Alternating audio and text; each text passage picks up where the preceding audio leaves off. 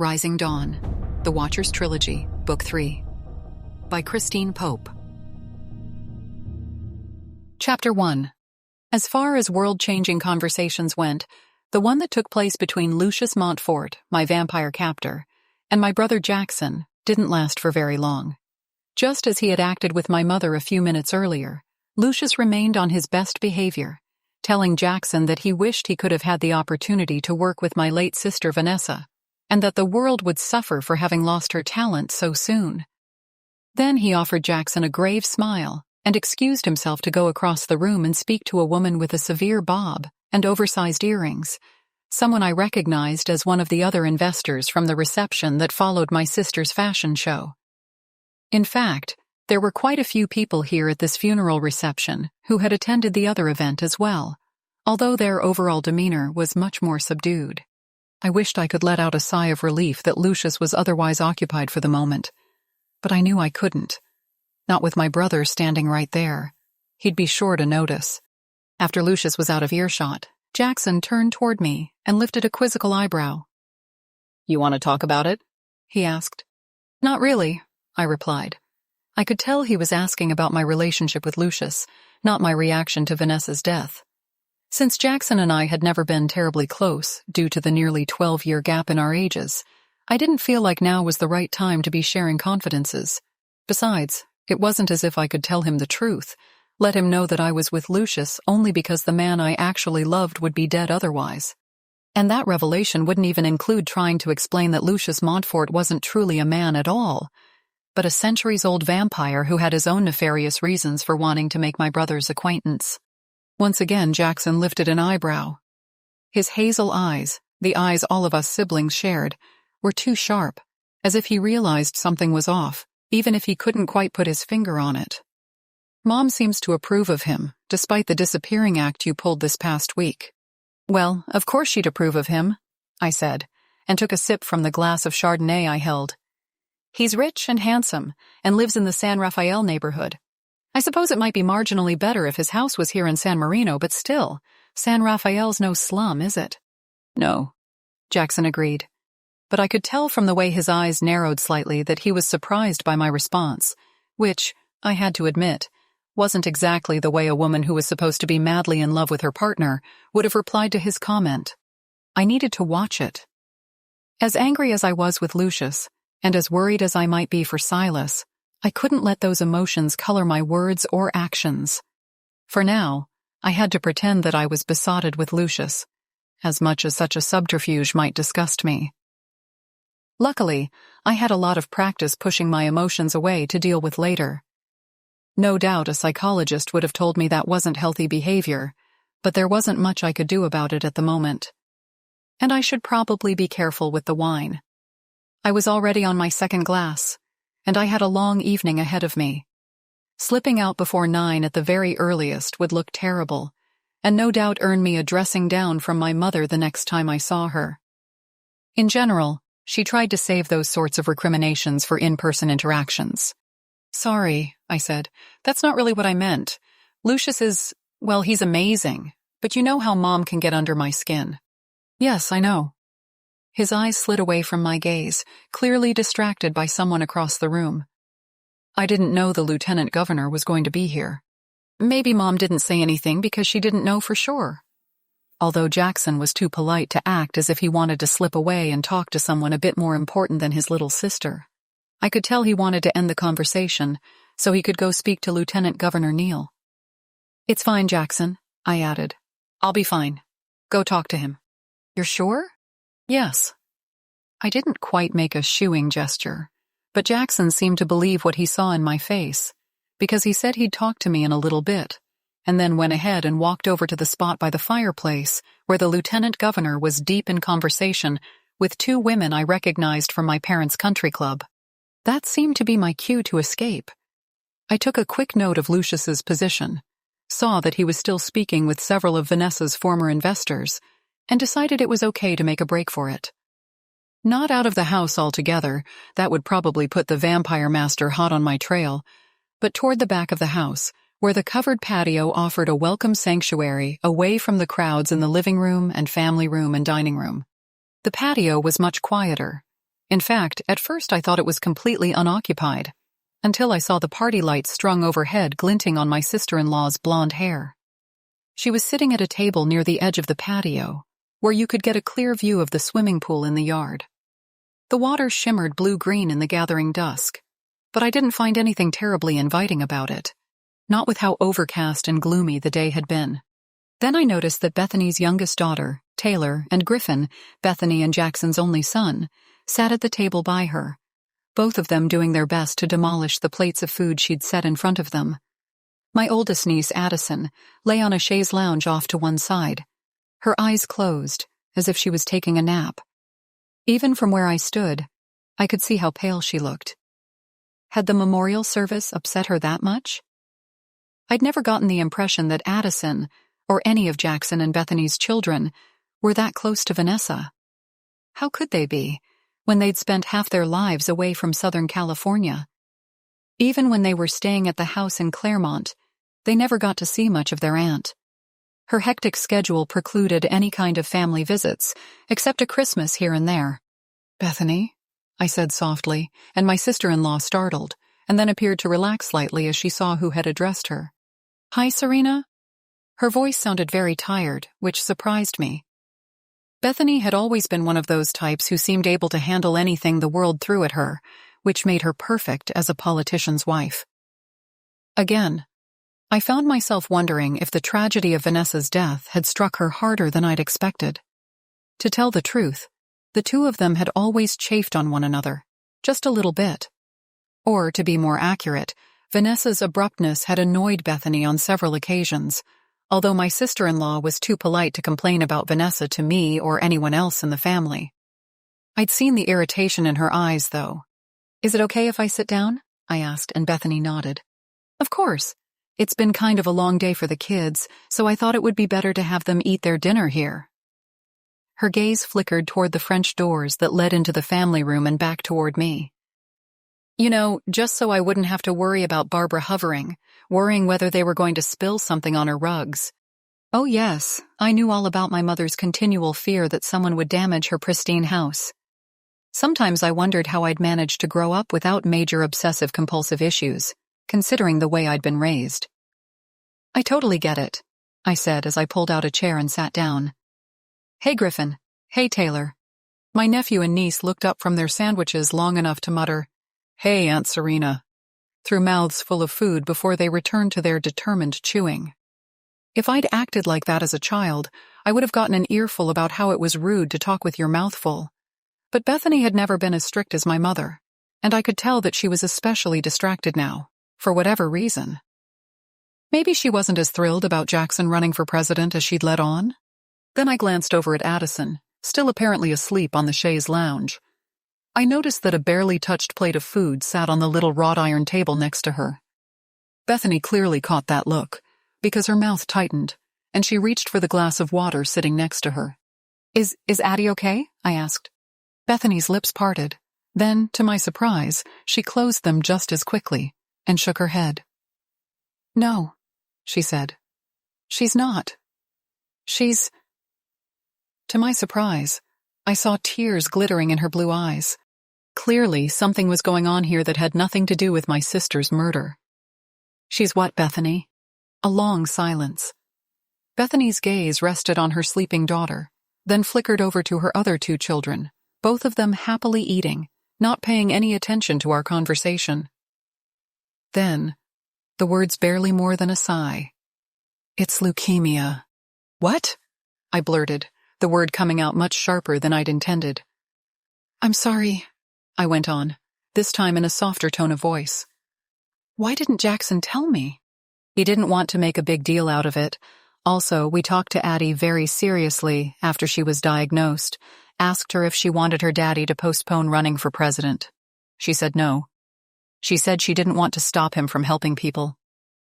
Bethany reached up to wipe the moisture away from the corner of her eye, a careful, practiced gesture, as if she knew exactly how to get rid of any pesky tears without harming her makeup.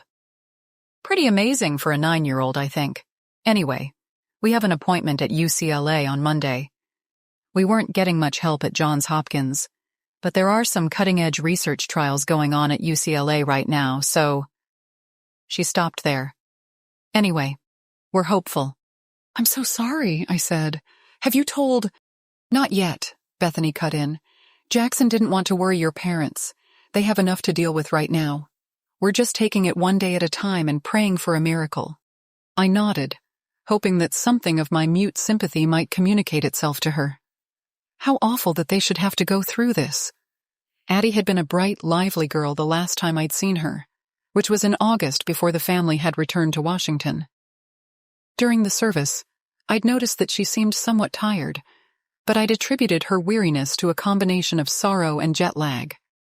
Now, though, I understood that the problem was much, much worse. Her very blood attacking her. Her blood. The thought made me go cold all over, even though gas heaters had been set out here on the patio to combat the chilliness of the early spring evening. I sent another quick glance at my sleeping niece, taking in the pallor of her cheeks, a thinness I should have noted earlier, but probably had overlooked because of my own grief and worry. And I thought of the visions that had haunted me, of my brother clearly in some sort of collaboration with Lucius, exchanging the secrets hidden within vampire blood for immortality, or at least a damn good imitation of it. At the time, I couldn't figure out how my upstanding brother would ever allow himself to get tangled up with someone like Lucius Montfort, but now I began to understand, and to fear. Jackson wouldn't sell out his own people for personal gain. But what if the antibodies contained inside vampire blood could somehow provide the cure for Addison's illness? What lengths would he go to save a beloved child? I wasn't sure I wanted to know the answer to that question. As I'd told Lucius, my visions didn't always come true, but they had a pretty damn good success rate. Never had I wanted to be wrong more than I did in that moment. But I could be wrong. It was entirely possible that the people at UCLA would be able to help Addie, in which case my visions were off the mark. If modern medical science couldn't cure her, though, what then? How desperate would that make my brother? And could I even blame him? I writhed inwardly, knowing that this frightening development would most likely only bind me closer to Lucius, to his ruthless ambitions. We're hopeful, though, Bethany went on, obviously not noting my abstraction, wound up in her own worries as she was. We've heard really promising things about the clinical trials they're holding right now, but we need to get Addison over there so they can evaluate her, see if she's a good candidate for their program. I'm sure it'll turn out fine, I said. I tried to make my voice as reassuring as I could, but I didn't know how successful I was. This day had been stressful enough, and now... "Ah, there you are," came Lucius's voice, and I looked away from Bethany to see the vampire come through the French doors and walk over to the patio table where my sister-in-law and I sat.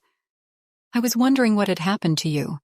Since Bethany was looking up at him, her expression frankly curious, I couldn't do much except make the necessary introductions. Bethany, this is Lucius Montfort.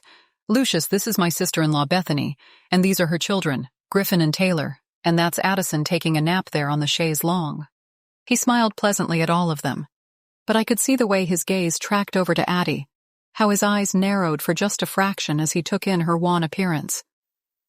It's very nice to meet you, Bethany. It's rather crowded inside, so I can see why you might want to take refuge out here. Yes, this is sort of a big gathering for the kids to handle, she said, smiling as well. The tense, worried woman I'd seen just a few moments earlier was now gone, replaced by the practiced friendliness of a politician's wife. Since there aren't any other children here for them to play with, I figured it was best to have them be out on the patio where they wouldn't get underfoot. Very sensible, he agreed. Then he looked over at me. Serena, I have that breakfast meeting tomorrow, so I thought perhaps we should go now. Of course there was no breakfast meeting. Lucius Montfort hadn't eaten breakfast in several hundred years. But I didn't contradict him. I guessed he was using this breakfast as a ploy so he could get me away from the reception. After all, he'd accomplished his primary goal of meeting my brother. No doubt he was tired of making small talk with people he didn't know and wanted to retreat to the sanctuary of his Gothic mansion in Linda Vista. I shot an apologetic look at Bethany, even as I got up from my seat. Of course, Lucius. I'd forgotten about the meeting. Are you going to be okay out here, Bethany? Sure, she replied. Although if you see Jackson, could you send him over? Absolutely. Another smile, and I waved at the kids. Since Taylor and Griffin had gotten to the dessert portion of their meals and were busy devouring some very messy cream puffs, I wasn't even sure they noticed me leaving, but it would have felt strange not to offer them sort of acknowledgement as I made my goodbyes to their mother. I already let your parents know that we needed to leave early, Lucius murmured in my ear as he guided me through the crowd inside. They're occupied now, so it will be easy enough to slip out. I'm not going to bail on my own sister's funeral reception, I began indignantly, only to feel him take my elbow in a grip of iron. I'm afraid I must insist, he said. Since I knew I couldn't make a scene in front of everyone, I gritted my teeth and let him lead me to the front door. As we went, I looked from side to side for my brother Jackson, but I didn't see him anywhere. Damn it. I could only hope that Bethany would understand I hadn't fetched him for her because he'd made himself scarce, not because I'd avoided helping her out. How my vampire companion had managed it, I didn't know, but the big, charcoal-gray Mercedes was already waiting for us outside the front door, the brown-haired semi-vive driver holding open the rear passenger door for us. Lucius helped me in and settled himself on the seat next to me. A moment later, the car pulled away from the house, moving toward the gates that would let us return to the outside world. Your niece, Lucius said abruptly as the car glided away and headed west toward Linda Vista. What's wrong with her? No way in the world was I going to tell him about Addison's leukemia. He would see that as a certain opening, an easy way to gain Jackson's confidence. On the other hand, I had to watch my lies. I had to make sure he still believed me, still thought I was now on his side. She's just tired, I said. Luckily, since we sat side by side on the rear seat, I didn't have to look him directly in the eyes as I told him that lie. Bethany said she had a touch of the flu back in D.C. before they came out here to California, and she still hasn't quite shaken it off. No, that was not the flu, Lucius said. He reached over to take my hand, cold fingers wrapping around mine. If anyone had been watching us, they might have said it was a gesture of reassurance. I knew better, though, knew from the way his grip tightened that he meant it very much as a threat. I held myself still and made sure not to react. He already had enough power over me. We vampires. We can catch the scent of your blood. If you're healthy, it's warm and appetizing, like a well-marbled steak. That child, though, her blood smelled more like meat gone rancid. It would have been nice if I'd known about that particular detail before I launched into my lie. Unfortunately, there wasn't much I could do about it now. It's probably just the meds they put her on, I don't know. The cold fingers clamped down on mine, and I had to force myself not to wince. Serena. Only he could turn my name into such a threat. I swallowed and glanced out the window. Not that I could see much. By that point, it was full dark outside, the houses slipping past us ghostly and insubstantial, save for the brief illumination of solar lights or other landscape fixtures. She has leukemia, I said flatly. Ah. The syllable was little more than an exhalation. Then he smiled. For some reason, his canines looked particularly pointed right then. That could be useful? She's a child, Lucius. Right then, I didn't care if he was offended by my tone.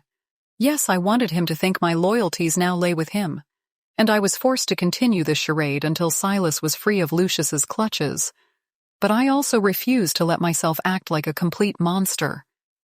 It would have been even more suspicious if I hadn't made some effort to defend my niece. A sick child, he said, voice mild, obviously not at all ruffled by my rebuke. One whose illness could be easily cured. How do you know that for sure?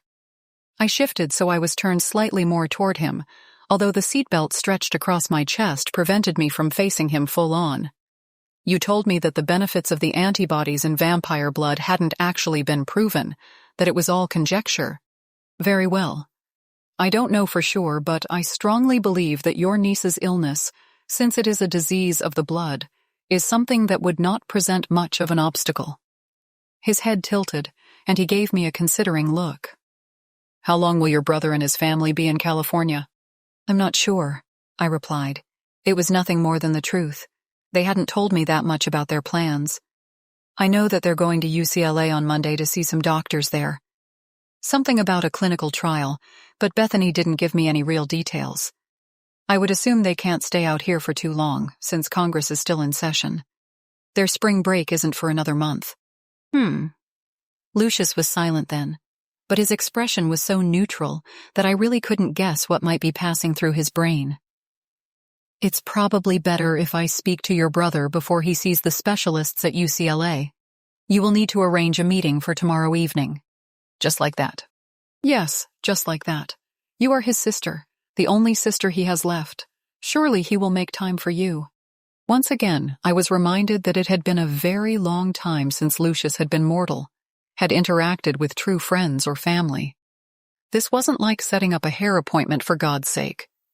I didn't know if Jackson had plans to come back and see my parents the next day, or whether he had some sort of activity planned for the kids while they were here in Southern California. Recalling Addie's pale face and limp form, I guessed they probably wouldn't be headed out to Universal Studios or the beach, but they could still have decided to go to the movies or a local park or something. Maybe, I allowed, but I don't know for sure. Call him. Now? Yes. He's going to think that's kind of strange, me calling him not even 15 minutes after I left the reception. Tell him you looked for him but couldn't find him. With that crowd, such an explanation will be plausible enough. I should have known that Lucius would continue to counter me at every move. Fine. This hill wasn't worth dying on. As he watched, I got my phone out of my purse, unlocked the screen, and went to my contacts list. I touched the phone icon on Jackson's listing, then waited as the phone rang. And rang. Of course he wouldn't answer it. He was at a funeral reception for his late sister. No doubt he'd turned off the ringer. Sure enough, the call went to voicemail.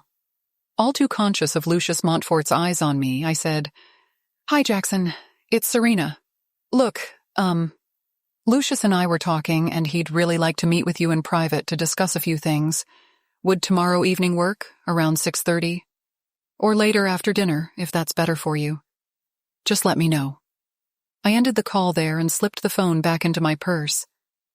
Was that okay? Yes, that should do very well, but if he doesn't call back within the hour, then try again. I'm going to sound desperate. That might work to our advantage. He'll want to know what's so important.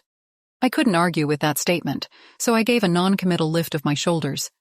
By that point, we had reached the neighborhood where Lucius's house was located. A few minutes later, we pulled into the driveway. The car stopped under the porte cochere on one side of the house, and the semi-vive who'd been driving came around back to open the door for us. He helped me out first, while I did my best not to shudder as I placed my hand in his. True, the man's hand felt normal and human enough, but I knew his mind was not his own, had been enslaved to Lucius Montfort's will God knows how many years earlier. We went in through the side entrance. My watch told me it was only a little before 9, and yet I was bone-weary.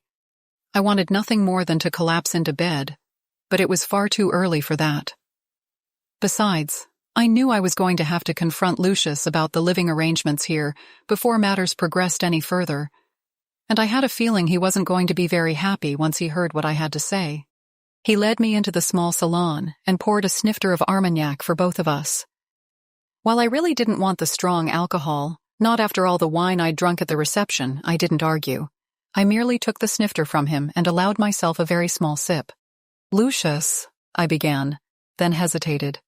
This was something I needed to hash out with him, but right then I didn't know how to broach the subject without sounding confrontational, or like I didn't want to be with him. Yes, both of those things happened to actually be true, but...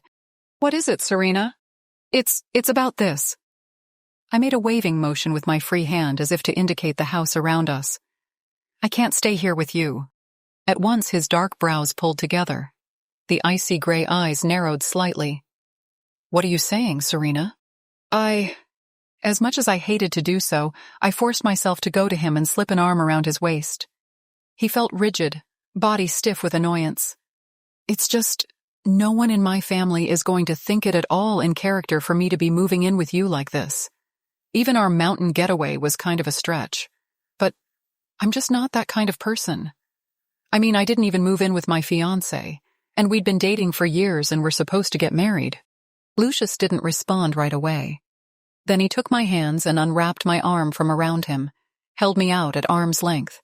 His eyes scanned my face, cold, unblinking. "People change."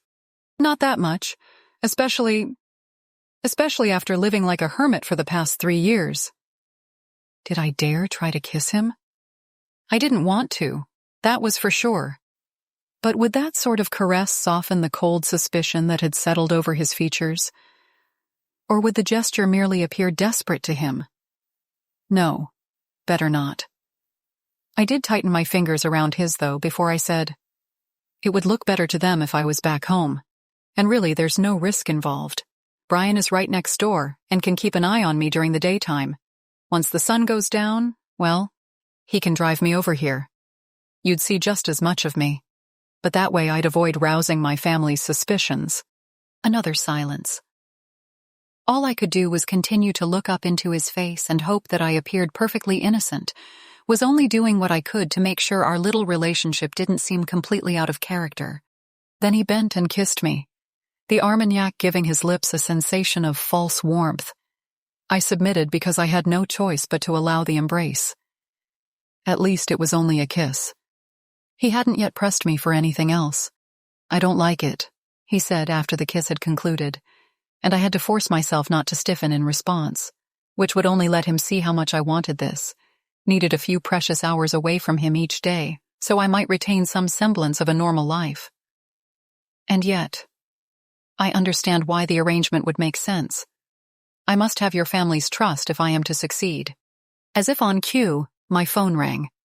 Lucius nodded at me, giving his permission, and I pulled it from my purse and checked the screen. Jackson. I tapped the phone to accept the call. "Hi, Jackson. Serena, I got your message. It sounded urgent." "Well, I suppose I was disappointed that I'd forgotten to mention it to you when I was at the reception. Are you free tomorrow evening?" "Actually, yes, because Bethany is taking the kids to visit her mother in Redlands. I had planned to do some work I'd brought with me, but it's fine if you and Lucius want to come over." A small pause, and then he added, "You want to tell me what this is about?" Not really, I thought. However, I only replied, "I think it's better if we discuss it in person. Does 7 o'clock work for you?" "It's fine." He still sounded somewhat mystified, but at least he wasn't asking too many questions. "Okay, we'll see you then." I ended the call and glanced up at Lucius. "We're all set." "Excellent. I will call for you at 6:30 tomorrow, and we'll proceed to your brother's home from there." "Call for me?" I stared at him, startled, then began, "You mean—" "Yes," he said. "I think you may be right. No point in creating a situation where people might ask too many questions." "No, we wouldn't want that," I said, maybe a little too quickly. I could only pray that none of the relief I was experiencing showed itself on my face. "Let us go get your things together, and I'll have Brian come to pick you up. I don't have to go right away." The last thing I wanted Lucius to think was that I looked forward to fleeing as soon as possible, even if it happened to be the truth. "No, I think this is better. After an event such as your sister's reception, it only makes sense that you would be tired and would want to go home early." "I suppose you're right." "I know I am." He kissed me again, and I responded with an almost natural amount of fervor. Let him think what he wanted. Right then, I supposed my gratitude flavored that kiss somewhat. I didn't know what was going to happen next, but I did know one thing. I was going home. Chapter 2. The door to the cellar opened. This time, Silas could tell right away that the person who stood there was Michael St. John, one of the vampires Lucius had made. His longish dark hair was slicked back from his face, and he wore a charcoal gray shirt and no jacket, which seemed to indicate that he was staying in for the evening. Maybe. "You've decided to let me go after all?" Silas asked. "Yes, that's it." The sarcasm was so thick in St. John's words you could practically see it drifting on the air. The vampire came farther into the room, and Silas noticed that he carried a bulky bundle of blankets. "I thought you might want these." Actually, Silas did want them. The cellar was chilly and somewhat damp.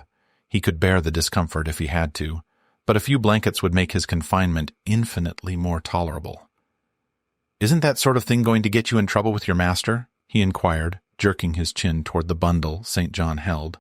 "Doubtful," the vampire replied. He came closer, then dropped his burden on the floor next to Silas. "He's not really the type to get his hands dirty. Now that he knows he has you safely locked up down here, he's probably not going to pay much attention to you. He'll have his semi-vives feed you, just because if you die on him, there goes Serena's cooperation.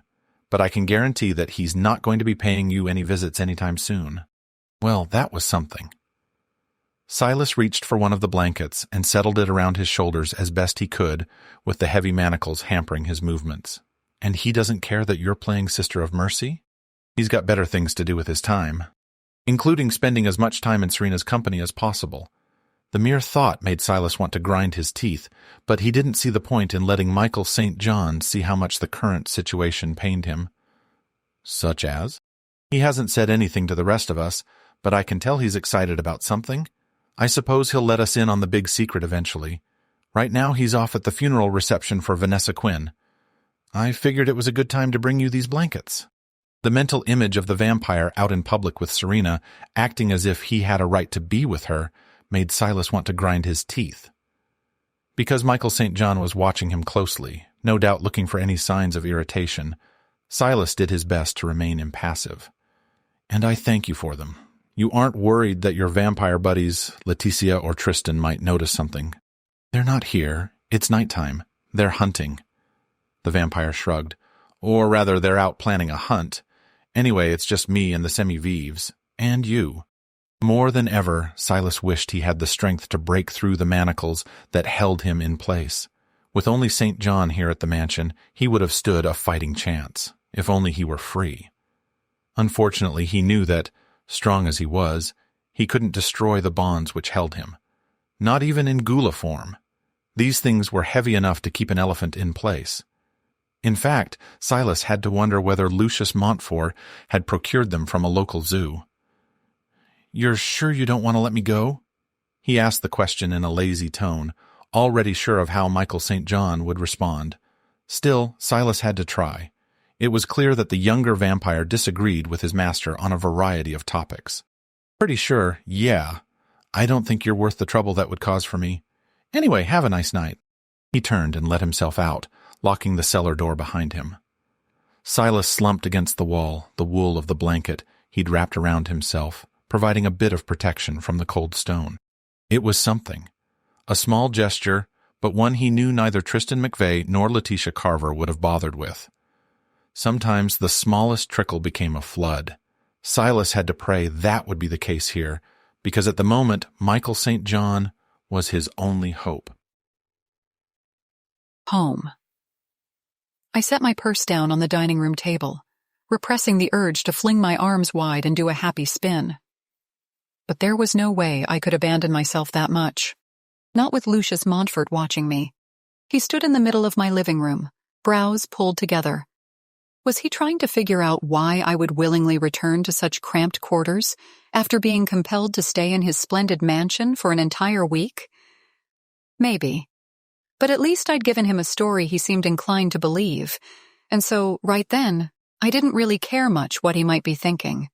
The condo felt warm and stuffy after being closed up for so long. I went to one of the windows, unlocked it, and opened it a crack. Not too much because the air outside was cool and damp, but just enough to freshen things up a bit. "Well, this is it," I said, somewhat lamely. "Would you like some water? I think that's about all I have on hand." "No," he replied at once. "I will be going soon, but I thought we should lay some ground rules." "Sure." My voice hadn't faltered, but inwardly I couldn't help wondering what kind of fresh nightmare he planned to inflict on me. However, he didn't seem to notice any reluctance in my expression. He went on. "Brian will get you at dusk every evening and bring you to my home. You will stay until at least midnight. Understood?" Yes. Since Lucius had already hinted at that sort of arrangement, I wasn't too taken aback by the request. "You will also not go out during the daytime, except to meet with members of your family as necessary. I will make an exception for them, because I don't want them to become suspicious, but you will not have lunch with your friend Candace or with anyone else." I wondered how he knew about Candace, since I was fairly certain that I'd never mentioned her to him. A stirring of unease went over me. The last thing I wanted was for my best friend to get dragged into this mess. I didn't know what I could have done to prevent Lucius from learning about her, though. With his lackey Brian next door to helpfully provide whatever information his master required, I didn't have to look too far to locate the source of that particular intelligence. "Of course," I said calmly. It's not as if I had some kind of fabulous social life anyway, and half the time Candace's work keeps her so busy that she doesn't have a chance to even get out for lunch. Good, Lucius said. Then let us hope that she is very, very busy at work and won't make any social requests of you. Do you have any work of your own coming up? I honestly didn't know because I hadn't had access to my phone until he returned it to me yesterday. Even then, I'd been preoccupied enough that I hadn't gone looking through the backlog of emails. Well, I have the one client who postponed. He hinted that he was going to try to get his manuscript to me next week, but he's so flaky that I'm just not sure.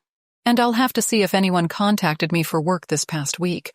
I didn't exactly have a chance to check my email. If Lucius heard the undercurrent of accusation in my tone, he didn't acknowledge it. Smoothly, he replied, "You can check now. It would be good if you had some work. It would make things seem more normal, so to speak. I'll do what I can." At those words, he came closer to me, reached out and touched my hair. By then, I'd trained myself not to flinch, to even smile slightly as he touched me. "I'm sure you will. I will leave you to settle in now. And remember that Brian is next door." That was all he said, all he needed to say. With his servant basically underfoot like that, I'd have a hard time trying to make an escape or attempting any activities that didn't fit in with Lucius's guidelines. Anyway, I was going to be very careful, because I didn't dare do anything that would raise his ire, not while he still had Silas as his prisoner. Having to play meek made my blood boil, but for now I had to work with the hand I'd been dealt. "But you're going to get me tomorrow night, right?" I asked, hoping I sounded completely guileless. "That is, to pick me up on the way to Jackson's house?" "Yes, of course." "Good." I smiled up at him and he bent and kissed me again. I had to respond, put my arms around him and hang on to him, trying my best to act as though I truly was saddened by the need to keep up appearances that had led to me returning home. Did he buy the act? It seemed so, because he stroked my cheek and said, "It won't be so very long, my dear. And then once I've spoken with your brother, we'll have taken the first step into a world where you and I won't have to live separate lives, where at last I'll be able to walk in the sun with you. I can't wait." His lips brushed the top of my head and he murmured, "Neither can I. Until tomorrow evening, Serena." He went to the door and I let him out, then locked up behind him and set the alarm system. Could locked doors and house alarms keep out vampires? I didn't know, although I guessed that Lucius could come in whenever he wanted, since I'd already invited him inside. But it would have looked strange to him if I hadn't engaged my usual security measures. But at least he was gone, and I was finally, gloriously alone. I wanted to hug every chair, every pillow.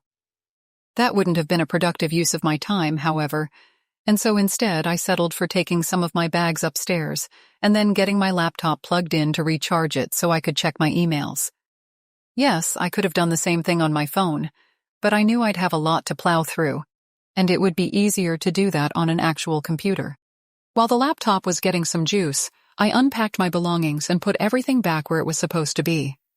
I noticed, however, that my notebook and sketchbook, which had been conspicuously missing from my bedside table and my office area, hadn't been included with the items Lucius sent home with me. Clearly he'd kept them, but to what purpose?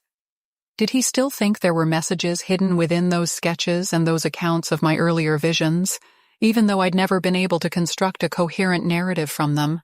Maybe. I had to admit that I hadn't been given the chance to go back and look at them after I'd experienced the visions that had upset me so much. It was possible I would have seen clues that allowed me to fill in the blanks. Whether there was any chance of getting the notebook and the sketchbook back from Lucius, that I really didn't know. Possibly after he'd met with Jackson, he'd be feeling mellow and more disposed to indulge some of my requests. I had no idea how that meeting was going to pan out either. Jackson was a very down-to-earth person, all about the here and now, and what he could do to effect sensible change. Right then, I wasn't sure I wanted to imagine his reaction to Lucius telling him that he was a vampire. Or maybe Lucius wouldn't be that blunt. He'd have to be, though, wouldn't he?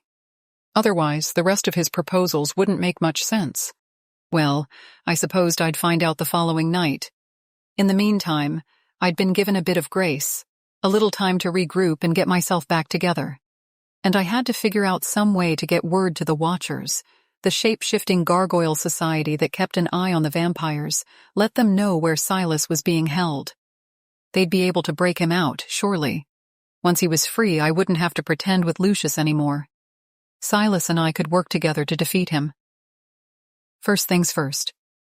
I settled myself at the laptop, opened it up, and waited to see how much of my life I'd missed during the previous week. A whole lot, it seemed, although nothing that couldn't be fixed with an apologetic email explaining why I'd dropped out of sight. Except for the emails from Candace. She tended to communicate that way, just because the asynchronous nature of the messages allowed her to get to them when her erratic schedule allowed for it. There were 5 emails from her, time-stamped Monday and Tuesday, when they'd suddenly stopped, probably because she'd at last seen the news stories about my disappearance and realized I wasn't around to answer her. Did I dare feed her the same bullshit story I'd given my family? That Lucius and I had fallen madly in lust with each other and had disappeared to his compound in the San Bernardino Mountains? I supposed I really didn't have much of a choice, since if I tried to come up with something more plausible, she'd figure out soon enough that my excuses didn't line up. And I honestly didn't know whether the news had run anything about my sudden reappearance. I guess that my parents must have said something to the Pasadena PD once I'd rematerialized, just so they could call off the search. But I didn't know whether that information had been passed along to the local media or not. I wrote an apologetic email, telling her what had happened, saying that I hadn't had the chance to get back in touch because of Vanessa's funeral, and all the claims on my time that sad event had involved. And then, just to forestall any requests to get together the following day, which was a Sunday and therefore a time when she might actually be available, I said that I would be spending the day at Jackson's house. Not a complete lie, although by necessity I had to make it sound as though I would be there a lot longer than currently planned. That done, I responded to my on and off again client and told him I would be available this week. Nothing else in my inbox seemed terribly urgent, which meant I could turn my attention to the really pressing matter, getting Silas back. Were there still watchers in the area? Did they know that I'd returned to my condo?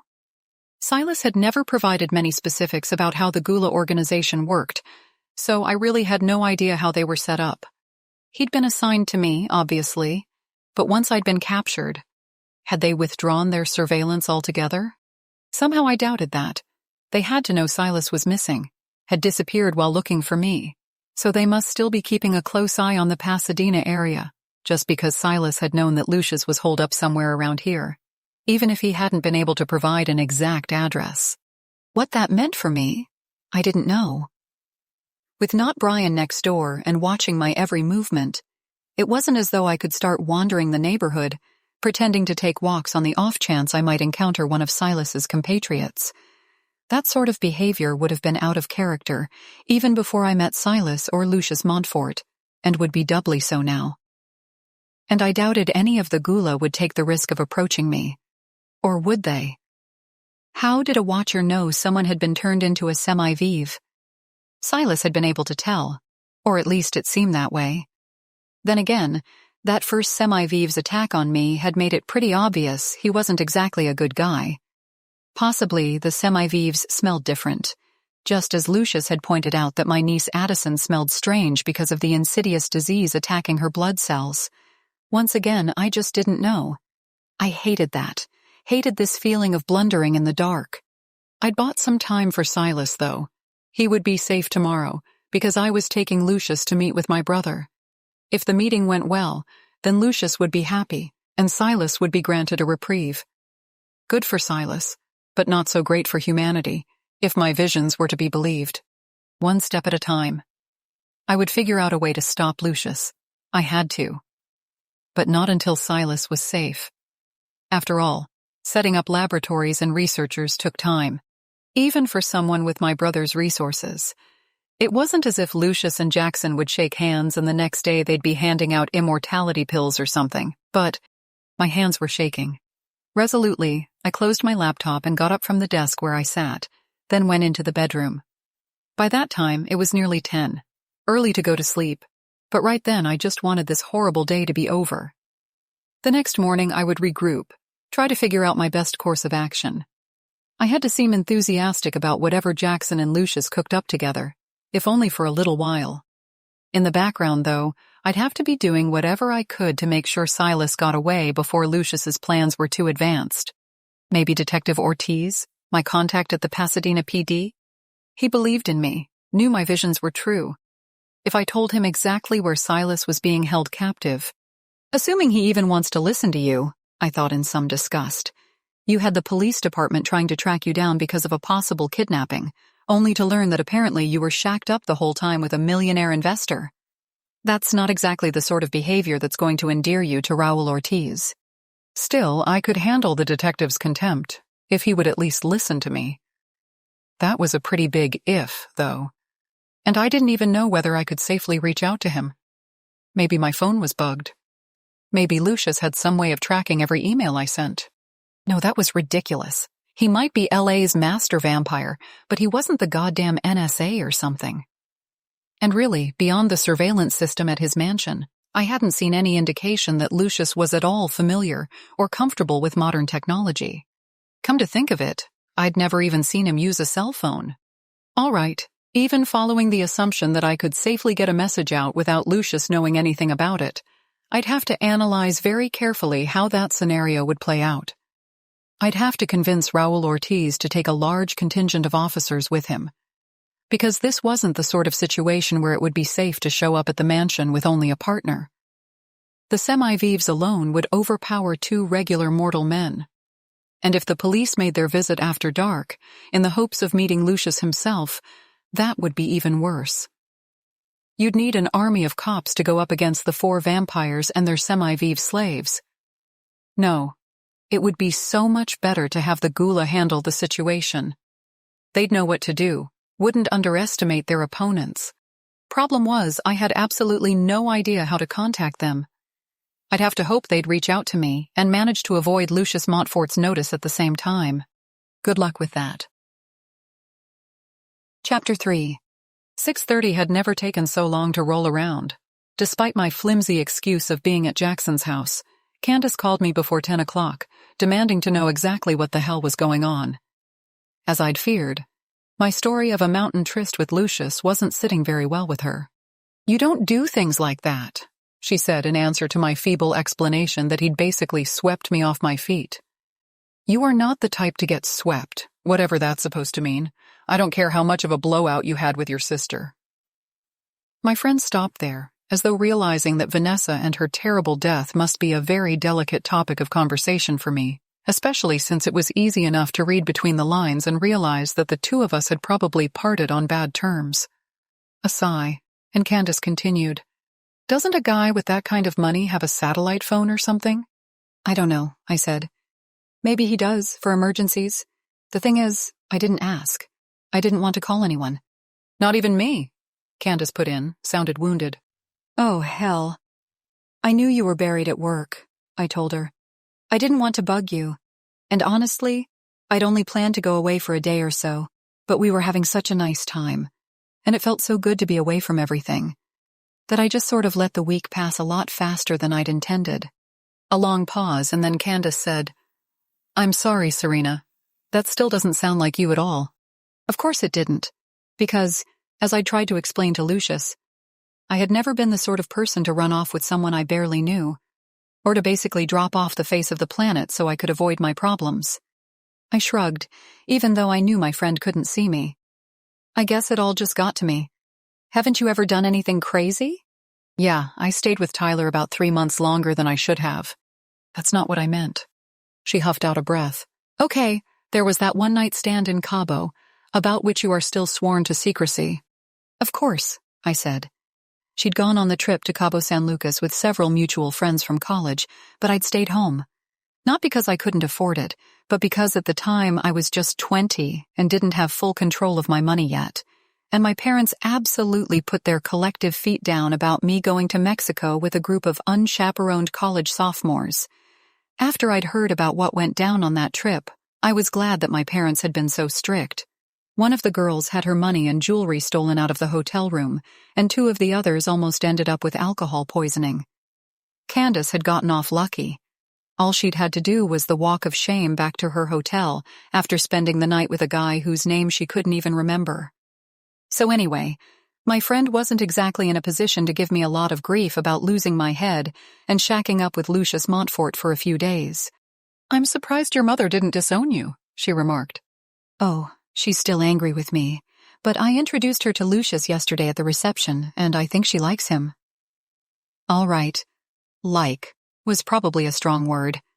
However, since he was handsome, wealthy, and successful, he ticked off all the line items for the type of person my mother considered a good match for her daughter, and that meant she most likely wouldn't give me too much grief over the disappearing act I'd pulled. Once again, Candace went quiet.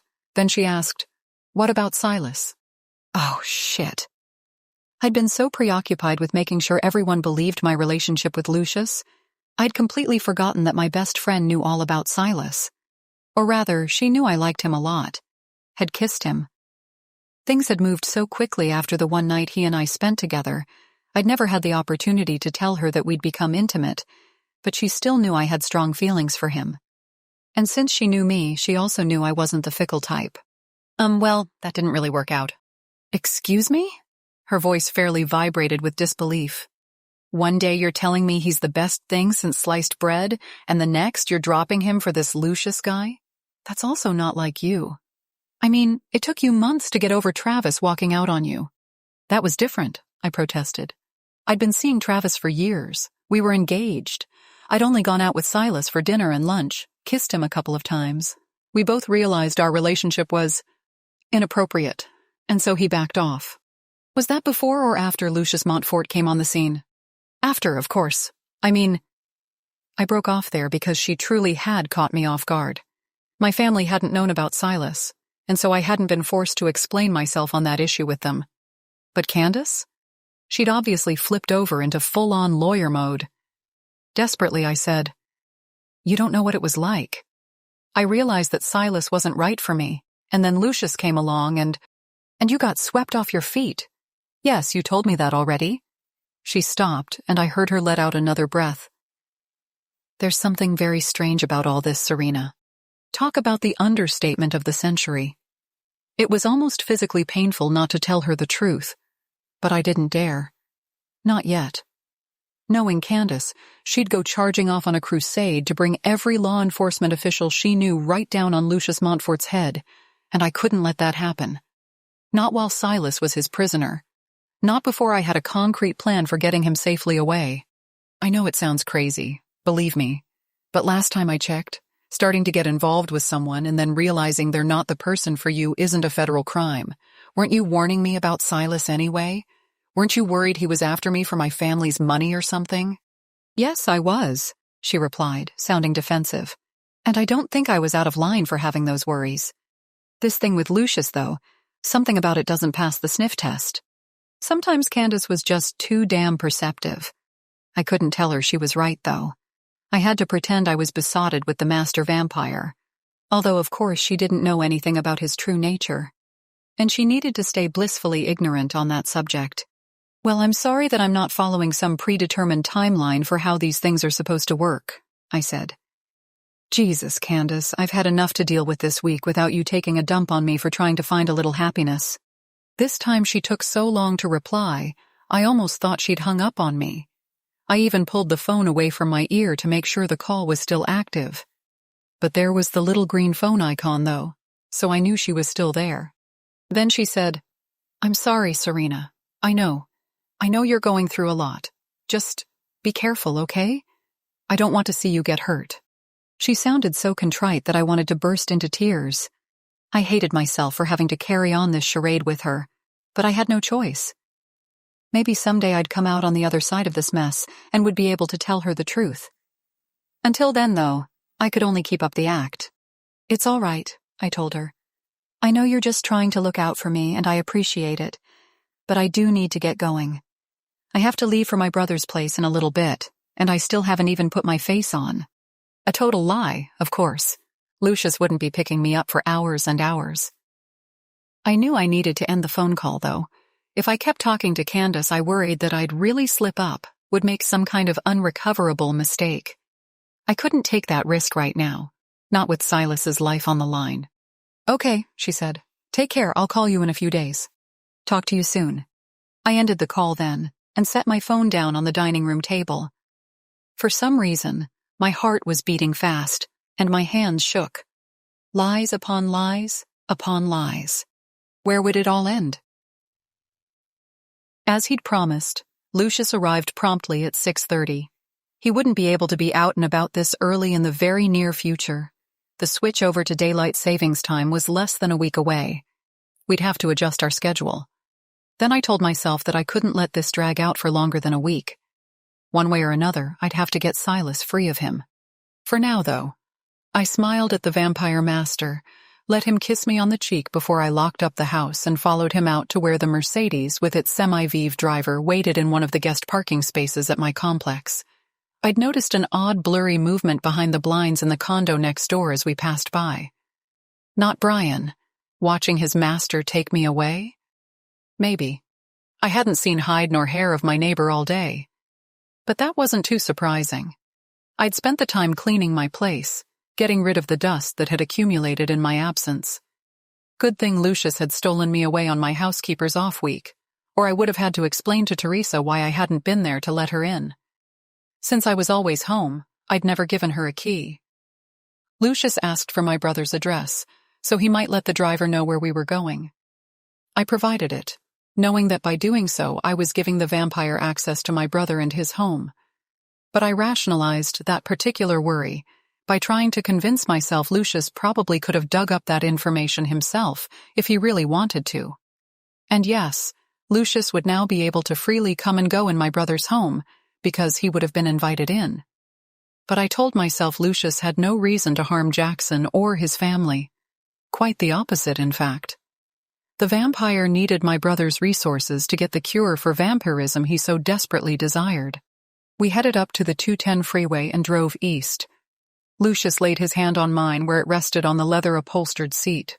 His fingers were cold, but by now I was used to that. I didn't flinch. "How was your day?" he asked, his tone pleasant. Was he hoping I would say that I'd spent the entire time pining for him? I wouldn't go that far, because I knew he probably wouldn't believe it. "Fine," I replied. "I did some housework." He frowned. "Don't you have someone who takes care of that for you?" "Yes, but this wasn't her week to come in. Things were dusty. It was fine." After lifting my hand to his mouth, he kissed my fingers. I made myself smile, even though I wished with all my being that I could pull away. "I don't want you to work too hard. I would hate to see these lovely fingers roughened with menial tasks." "Housework never killed anyone," I told him. "I didn't mind doing it. Really, I just dusted and vacuumed and wiped down the countertops. It's not as if I was on my hands and knees, scrubbing floors or something." I tilted my head at him and asked, "Who keeps that enormous mansion of yours clean?" "The semi-vives, of course," he replied as he released my hand. "I would not trust any outsiders to do the work. Those who are not on duty guarding the grounds take care of the house. It is an arrangement that works well enough."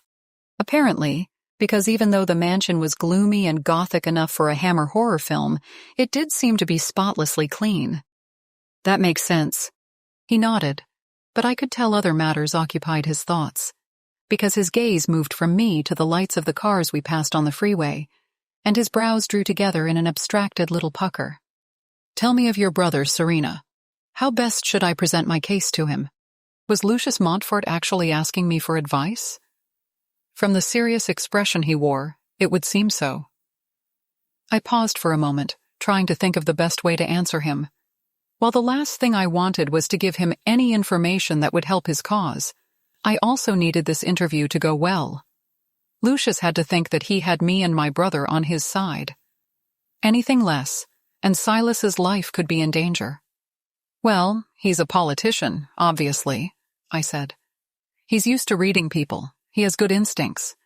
But unlike a lot of politicians, he's a fairly straight shooter. He doesn't like lies. I should tell him exactly what I am?" From the skeptical expression Lucius wore, I could tell he wasn't thrilled by that angle of approach. I actually did understand why he might feel that way, but I didn't see how we could get around it. "What else can you do? Your whole pitch is about using the special antibodies in your blood, isn't it?" "True." He was quiet for a moment, rubbing abstractedly at his chin. Right then, with the dimness inside the car helping to conceal the pallor of his skin, he looked far more human than usual.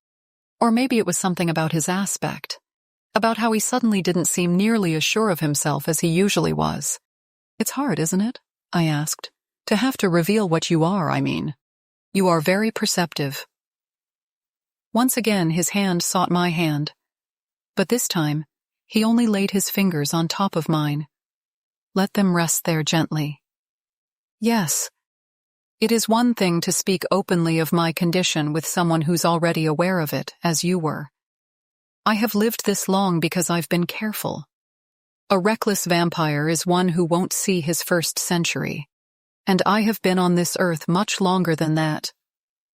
I know I must speak to your brother, because you have seen it is his resources that will end this curse and allow me to once more walk in the light, but—" "You'll be fine," I said, my tone perhaps a little too hearty.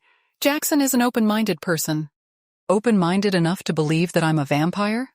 This question was delivered with a curl of the lip, and I couldn't help smiling slightly. "Well, it is rather a leap of faith, but I'll be there to back you up." "Ah, Serena." His fingers curled around mine, cool, strong. For some reason, though, I didn't feel like pulling my hand away. Was it only because he'd just shown me a rare moment of vulnerability? "I do consider you to be a great gift. I am so glad that you were wise enough to abandon your foolish infatuation with Silas Drake."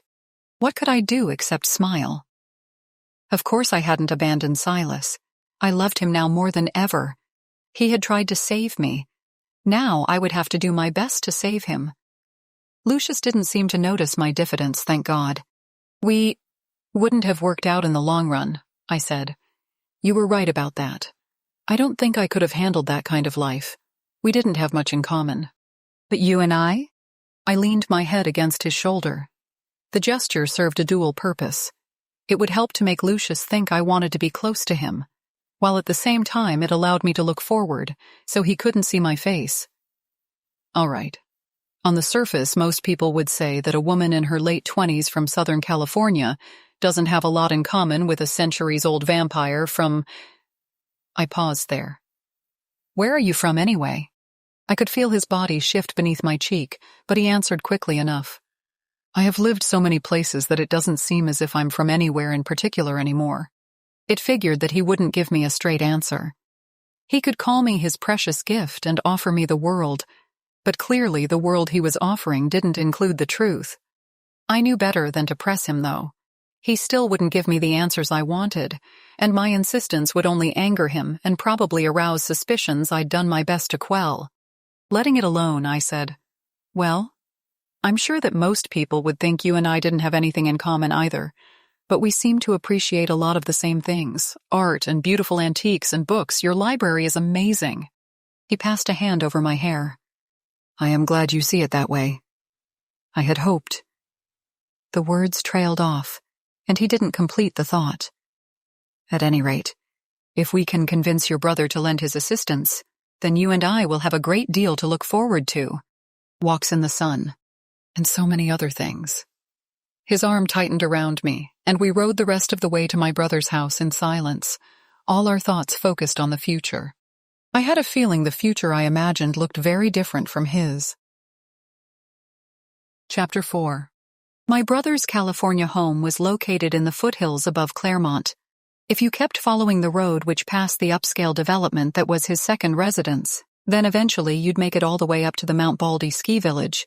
But at this time of year, the snow was nearly gone, except on the tallest peaks. We had to stop and give our name to the guard at the gated entrance, and when we pulled up into the sweeping driveway, 2 Secret Service agents approached the car. Lucius rolled down the window.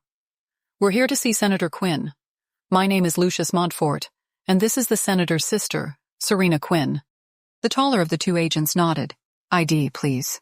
Lucius pulled a slim wallet from his breast pocket and handed it to the agent. The man inspected it closely before giving it back. His gaze moved toward me, but he didn't ask for my identification, since he knew what I looked like. "He's expecting you. Go on in." A pleasant nod, and Lucius pushed the button to roll the window back up. "He's well protected, I see." "Because he's officially running for president." I think he always had protection in D.C. because of some of the committees he's on, but he never had Secret Service protection here in California before. Ah. We both got out of the Mercedes. My driver will wait with the car, Lucius told the agents as we passed them by. Neither of them seemed to find this behavior at all out of the ordinary, because they only nodded and resumed their original positions near the walkway that led to the front door. As we approached that door, doors really, a pair of them set with beveled glass and nearly 10 feet high, I could feel my stomach start to clench. Yes, I'd sounded confident and ready for this conversation when I spoke to Lucius, but as the reality of the situation began to become more clear, I realized that I was going to have to walk in there and convince my brother, my pragmatic, practical brother, that the man who'd come here with me wasn't truly a man at all, but an undead creature who'd been born centuries earlier. I'd barely rung the bell before Jackson was opening the door. He smiled pleasantly at Lucius and me, but I knew that didn't mean much. His whole life was spent in letting people see only what he wanted them to see. Inside, he might very well be eaten up with curiosity as to the purpose for our visit, but he'd never allow us to see it. Instead, he said, "Lucius, good to see you again. Serena, come on inside. I thought we could talk in the study. It's a little friendlier in there." Having been to this house several times before, I knew exactly what he meant. It was a large place, 6 bedrooms and a corresponding number of bathrooms, if I recalled correctly, with high ceilings, a sweeping staircase off the foyer, and a whole lot of high-end art and furniture. Some might call it extravagant, when he had an equally large home in Alexandria, Virginia. But this had been his first house, the place where he'd been living when he married Bethany, where he'd brought his children home from the hospital. Since I'd been raised in an equally impressive residence, it wasn't until I'd seen our family through Bethany's eyes that I'd actually thought about how intimidating it would be to a small child to live someplace where you perpetually had to worry about mussing the shining travertine floors or getting sticky fingers on an expensive faux-finished wall. It was just part of being a Quinn, I supposed.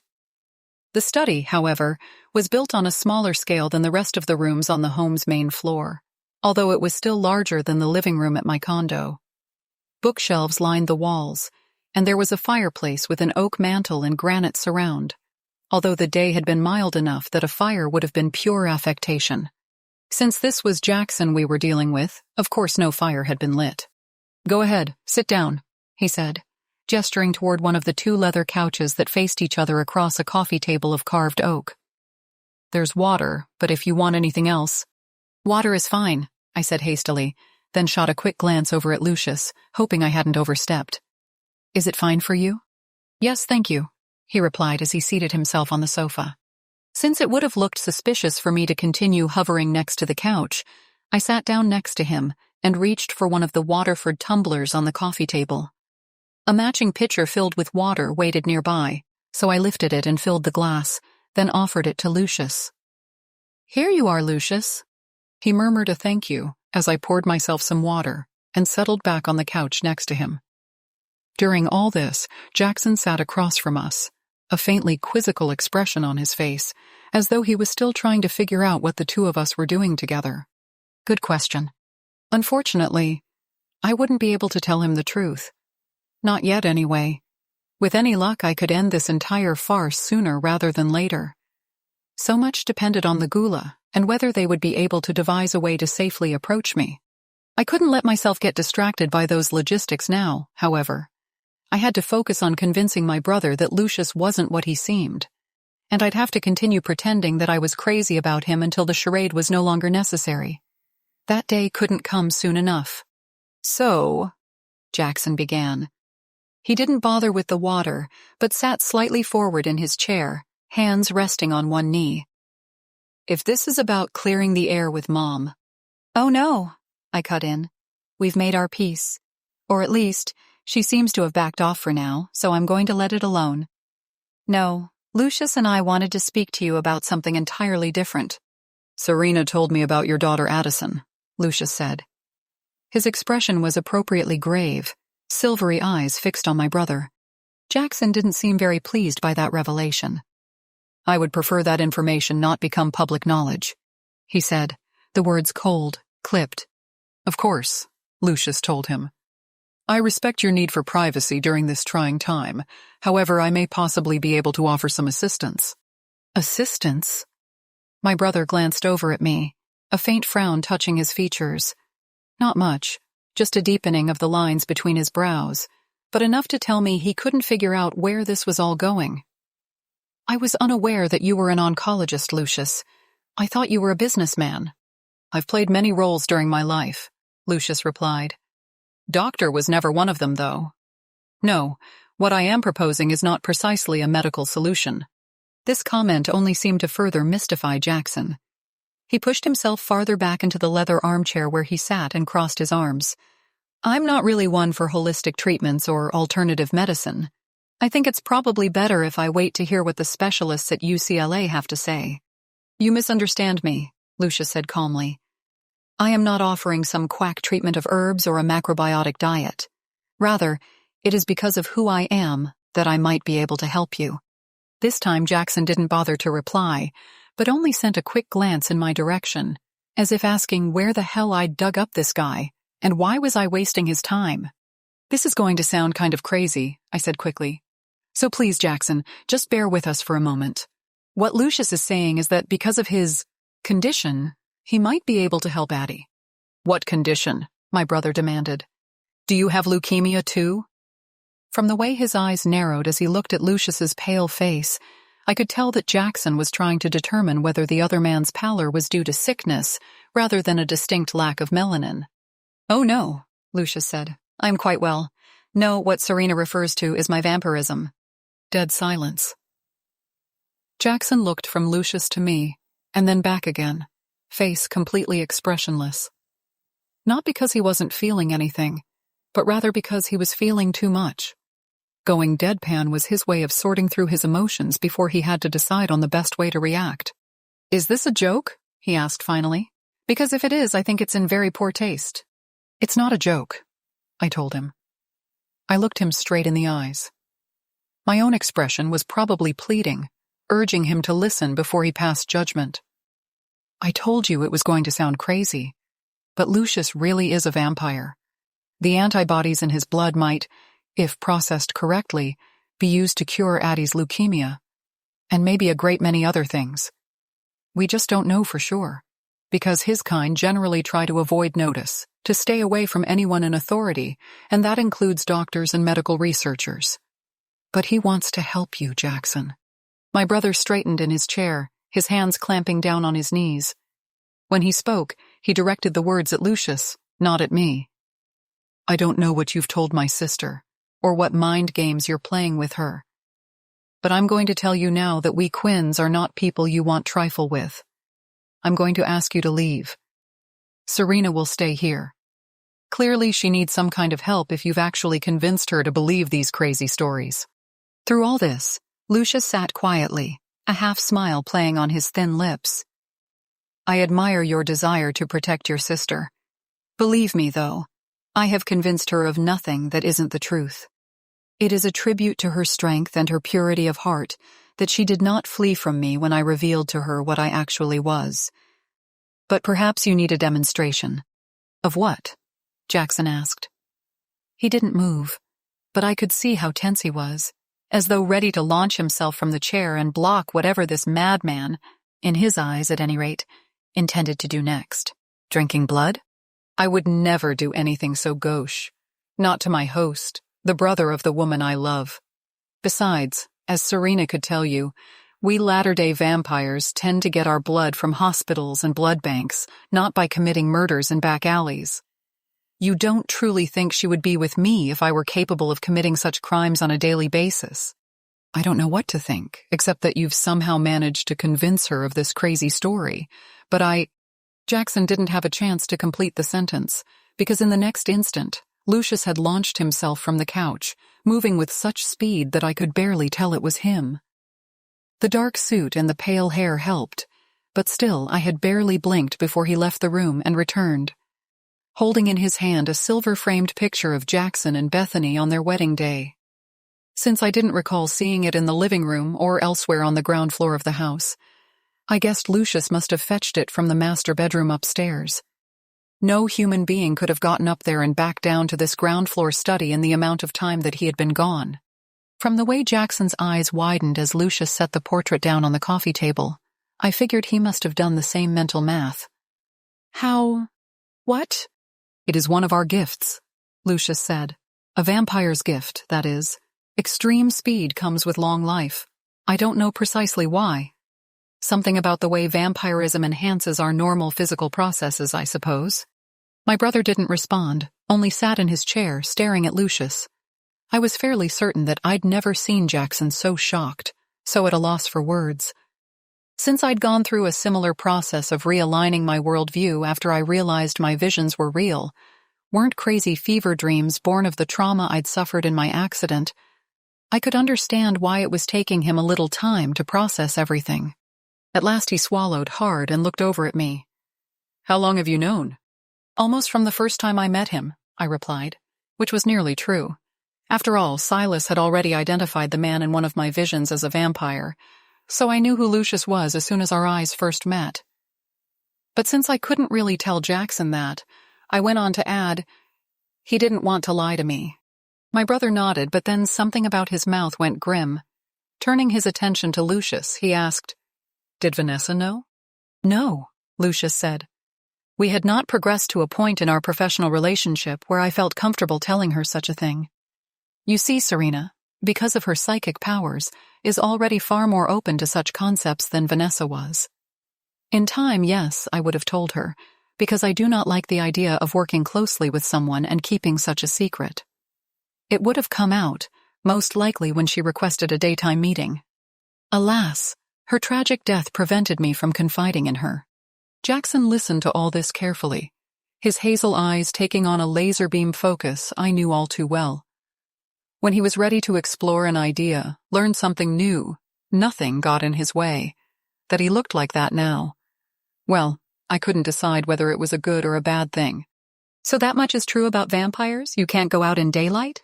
The touch of the sun's rays is harmful to us, and ultimately fatal if the exposure continues long enough. We do what we must to avoid it. A small pause as Jackson appeared to digest that information. I can imagine that might hamper your activities. Not as much as you might think, although it does help to live in a large city, where it is less likely that one's neighbors will notice anything strange about your patterns of behavior.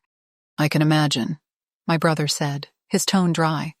This time he looked over at me. And you don't have a problem with any of this? Well, of course I did. I had multiple problems with it, but I couldn't tell Jackson that. It took a little getting used to, but I suppose in a way it was a relief. After all, a vampire isn't going to find anything all that strange about a psychic, right? I actually hadn't meant the comment as a judgment on my parents' treatment of me, or Jackson's for that matter. However, I could tell from the way my brother winced slightly that he thought I was casting some shade, even if the subcontext hadn't been intended. I suppose I can see that, my brother said, but neither of us expects you to accept every aspect of our relationship, Lucius said. Then again, having family members who oppose a connection for one reason or another is hardly something new. Our reason for being here is not to ask for your blessing, Jackson, but to offer assistance. It has long been rumored that vampire blood can provide its own set of beneficial qualities, apart from the obvious. But no one of our kind has had access to the sorts of specialists and facilities that could prove such a hypothesis once and for all. Jackson's eyes narrowed. But you think I can provide those things? You are a man of great wealth, Lucius said, almost carelessly. I myself am far from poor, but my holdings can't compare to yours. Above that, your position gives you the power to reach out to those who can help. I wouldn't begin to know who to ask to set up such a laboratory, but I have a feeling you do. A heavy silence fell. I could practically hear the wheels and gears turning in Jackson's head. How he was trying to decide whether Lucius was only offering empty promises, or whether there might be something to his statement that the peculiar qualities of his blood might provide a cure for a beloved child.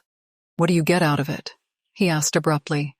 You can say whatever you like about blood banks and such, but I'm having a hard time seeing a vampire as a pure altruist. Oh, that I am not, Lucius said, the corners of his mouth lifting in one of his almost smiles. Yes, it would please me to help you, because that will please Serena.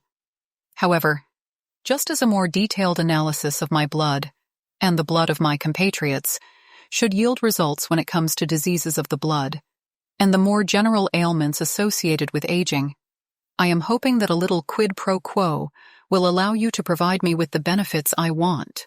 What would this quid pro quo involve? Jackson said. His voice was almost expressionless, but I saw how his jaw hardened when Lucius made it clear that Addie's cure wouldn't come without strings. Nothing too terrible, I assure you. It is human blood that keeps vampires alive, but precisely what is it in their blood that allows such a thing to occur in the first place? I am looking for scientists and technicians who can isolate that vital element and distill it. To what purpose? It sounds as if you're able to get by with purchased blood, so why do you need human blood analyzed? Why, to become more human again, Lucius said, eyes widening slightly, as if such a thing should be completely obvious. Believe me, the novelty of an existence spent entirely in the dark wears off after the first few decades.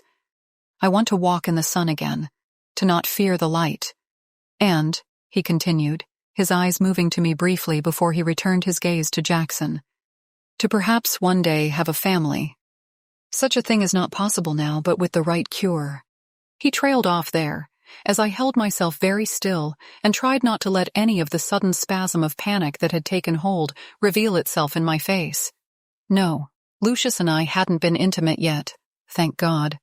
He hadn't even hinted at trying to make our relationship more physical, and I sure as hell wasn't going to bring up the subject, not when we were experiencing a fragile but effective detente at the moment.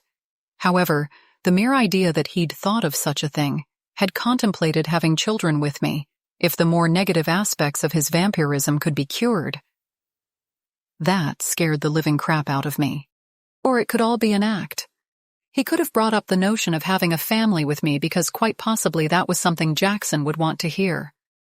My brother had never been happy about Vanessa's revolving door of lovers, had always hoped that one day she'd settle down. When my accident had sent me to near death, and then returned me to this world with the very unwelcome gift of seeing the future, he'd probably thought I was a lost cause when it came to ever having children of my own. Now, though, with Lucius mentioning that he hoped for a cure because he could then be able to father children, it put an entirely different spin on things. I see, Jackson said, which didn't tell me very much. His tone had been completely neutral. That is, I see how this could be a mutually beneficial project, but you have misgivings. I understand that. See the specialists at UCLA tomorrow. Hear what they have to say. It's entirely possible that they will be able to help you, in which case you won't need my assistance. Lucius shrugged then. To somehow who didn't know him very well, he looked entirely unconcerned as to whether or not Jackson would decide to go ahead with the project they'd just discussed, but I could see the tension in his neck and jaw. Despite believing that a future where he would be nearly human again was a foregone conclusion, thanks to my visions, he still wanted to hear from my brother that it would really happen. You think they won't, though, be able to help Addison? I am not a doctor. I assume your daughter has already seen doctors on the East Coast. Yes, Jackson said, the syllable short and clipped, as though he didn't want to dwell on those futile doctor visits any longer than he absolutely had to. A great many. At some of the world's best hospitals, they all said they couldn't help us. The people at UCLA. He paused there to run a hand through his hair, mussing the perfect razor cut. Well, we'll see. Of course. All I'm asking is that you consider my proposal, should the interview not go as you hope. I'll think about it. That's all I'm willing to commit to at the moment. I can't ask for anything more than that. Lucius took my hand and went on. I assume you didn't tell your wife that we would be visiting this evening. No, I didn't know why you were coming over, so I didn't see the point. She has enough on her mind already. Of course she does. We will go now, so there's no chance of our being here when she returns. I appreciate it, Jackson said, and I couldn't even tell whether he was being sarcastic or not. Still holding my hand, Lucius got up from the couch, which meant I had to rise with him. I'd remained silent during most of the conversation, since it was really the vampire who'd had to sell the idea of research into his blood. Now, though, I said, thank you for seeing us, Jackson. And really, think about what Lucius had to say. He only wants to help. I know, and I appreciate it. Did he, though? He was back to wearing the blandly pleasant expression I always thought of as his politician face, so I couldn't tell what he might be thinking. On the surface, Lucius's quid pro quo didn't sound so terrible. Just a little blood to analyze, so the researchers could isolate the element in human plasma that allowed the vampires to have such extended life, and then turn it toward making that life more normal. Since I'd seen such a thing in my vision, that surely meant it would come to pass. But then I thought of the warehouse I'd seen in my first vision while being held in Lucius's home, of the lines of people going inside while men in strange, plain uniforms kept watch. All those young, healthy people. No one under 20 or over 35 from the looks of them. Clearly they weren't there of their own volition, or the guards wouldn't have been necessary. Maybe they were all being compelled to donate blood, or possibly something far, far worse. I just didn't know. As Jackson and Lucius exchanged their goodbyes, I couldn't prevent a chill from running over me. No matter that my visions tended to come true the majority of the time. I had to make sure this particular one never came to pass, or I knew I would have the weight of many lives on my conscience. For now, though, I had to summon a smile and thank my brother, let Lucius curve his arm around my waist as he guided me to the car. The two Secret Service agents, who'd apparently been keeping watch on the front porch the entire time, regarded us with flat, wary gazes. I didn't acknowledge them, only climbed into the back seat of the Mercedes and waited for Lucius to join me there. He was quiet as the semi-Vive driver backed us out of the driveway. Once we were headed south on Baldy Village Road, however, he turned toward me, his smile one of triumph. "That was splendid, Serena," he said. His cold hand grasped mine, and he leaned toward me. "Now I am certain the future you saw will come true. We are so very close." I nodded and shut my eyes as he kissed me. I told myself I had done this thing to make sure Silas remained alive. But was that reason enough? Chapter 5. You ever find yourself questioning your life choices? Silas had been half dozing.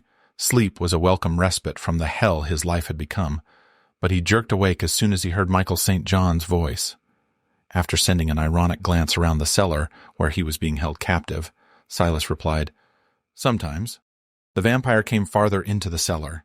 He had on a black leather jacket over a dark shirt and faded jeans, but that didn't tell Silas much about what was going on outside. Like Gula, vampires didn't feel heat and cold quite the same way as ordinary humans did, and so the clothing they wore was mostly affectation, rather than a response to the world's changing temperatures. Of course, it must be nighttime, or else St. John wouldn't be up and about, but that was all Silas could know for sure. "Lucius not home again?" he asked. The reason why Michael St. John continued to come visit him in his cell eluded Silas. Boredom? A perverse desire to engage in an activity that would surely annoy his master, should Lucius ever find out? Impossible to say. No, he left a while ago to pick up Serena. I don't know where they were going, though. It took a few seconds for those words to penetrate Silas's brain. Then he frowned. Lucius went to pick up Serena? She wasn't already here? No, apparently he sent her home last night. I don't know why. St. John's expression was guileless enough. As far as Silas could tell, the vampire wasn't lying. But what could this development mean? Clearly, she hadn't entirely escaped from Lucius's web, because he was going to fetch her. She wasn't a prisoner, though. Not a prisoner here, Silas thought then. It's not as if her condo is neutral territory, not with her neighbor turned into a semi-Vive. That arrangement would allow Lucius to still keep an eye on her, even if she isn't in his house. And that meant it would be much easier to get her away from him, take her north where she would be safe. Of course, the problem with that particular scenario was that Silas happened to still be locked up here. But perhaps one of the other Gula would see that she had returned home, would realize the safest thing to do was remove her from her condo. Whether they would risk such a thing while he himself was held captive by the vampire, that was more difficult to guess. They had already lost 2 of their own because of Lucius Montfort. It could very well be that the members of the conclave wouldn't make that call, not when they couldn't be certain of the outcome, and they would not want to endanger Serena. That realization offered some comfort. Not much, but a little. Surprised? Michael St. John said, correctly interpreting Silas's silence. Yeah, me too, but I've given up trying to ferret out all of Lucius's motivations. And yet you remain, Silas remarked. Well, of course I do. You ever hear of a vampire's fledgling just taking off into the great unknown? No, but then I would also have to admit that I've never met a fledgling quite like you. St. John shrugged. Is that a compliment? No, just an observation. Silas shifted his weight slightly. He tried to change his position every so often so that his limbs wouldn't get too accustomed to being in a particular orientation. Since the vampire seemed to be open to conversation, Silas decided he might as well try to see whether he would answer any more questions. Do you remember when Lucius made you? That question elicited a lift of an eyebrow. I wasn't aware that I was granting an interview. You're not. You don't have to tell me. I was just curious. Michael St. John came a little farther into the room and took a seat on a stack of empty pallets. He glanced toward the door and then back over at Silas. Yes, I remember. I was playing at a club in Los Feliz. You're a musician? Classically trained guitarist, actually. The vampire ran a hand through his hair, then shrugged. Anyway, I provided background music at a Mexican place. Good gig, 5 nights a week. Steady work, which is more than a lot of musicians in L.A. can say. That might have sounded like boasting, but even though he'd only lived in Los Angeles for a few years, Silas knew that what Michael St. John had just told him was nothing more than the truth. He inclined his head, and the vampire continued. So one night, this guy comes up to me and says he senses a real passion in my music, tells me that he thinks I have a real future. Another lift of the shoulders. To tell the truth, at first I thought he was gay, was trying to pick up on me. That's kind of the vibe Lucius gives at first, with those perfectly tailored suits and that not-quite-British accent of his. I assume that wasn't his intention, Silas said, his tone dry. In truth, it would have been much easier if Lucius Montfort's predilections lay elsewhere. Then he wouldn't have to worry so much about the vampire master's intentions when it came to Serena. Unfortunately, if Michael St. John's comments on the topics were even halfway accurate, then Lucius definitely had an interest in the psychic that was far from the merely cerebral. No, he said he had a business proposition for me, that he was opening a restaurant of his own and was scouting talent. He asked me to meet him at his house the next evening. It was a Monday, my night off, so I figured it couldn't hurt to talk to him, see what he wanted. If he tried to get physical, well, I thought I should be able to take him. If they had both been human men, and the odds at all even, then Michael probably would have been correct. He was slightly taller than Lucius Montfort, and a little more heavily muscled. No doubt he'd thought he would come out ahead in a physical confrontation, should matters progress to that level. What he couldn't have known was that Lucius was not an ordinary man, but a vampire possessed of unnatural strength and centuries of cunning. I assume it didn't turn out well? No. Michael St. John drummed his fingers on his knee, a nervous gesture. Silas wondered then whether the vampire still played the guitar, or whether he'd abandoned that pursuit as the long, weary years of unwanted immortality began to stretch before him. He talked about the club he was setting up, a tapas kind of place, and how he wanted to have background music there. We had a glass of wine, something Spanish. He said it was something he wanted to serve at his club. Then he gave me a strange look and asked me if I'd like to live forever. I told him that usually I didn't think much beyond the next week. He smiled, and then he lunged and sank his teeth into my neck. I could feel myself dying, literally. Everything was going black, but there was this one pinpoint of light, this one thing I could hang on to. I realized later that was Lucius, being my lifeline. I didn't want everything to end there. It felt like when I was a kid, and my parents took me to Santa Monica to swim in the ocean. Lucius was my buoy. I swam to him and he pulled me out of the water. Problem was, when I dried off, to continue the metaphor, I realized I was a vampire. It was the first time Silas had ever heard a vampire describe the process of being made into one of the undead. Although the Gula had contact with vampires, in general, it was only to face off before one or other of them ended up dead. Permanently dead, that is. Most vampires were not exactly in a confessional mood when they had dealings with one of the Watchers. What did you do? Well, I was pissed off at first. I didn't ask for any of this.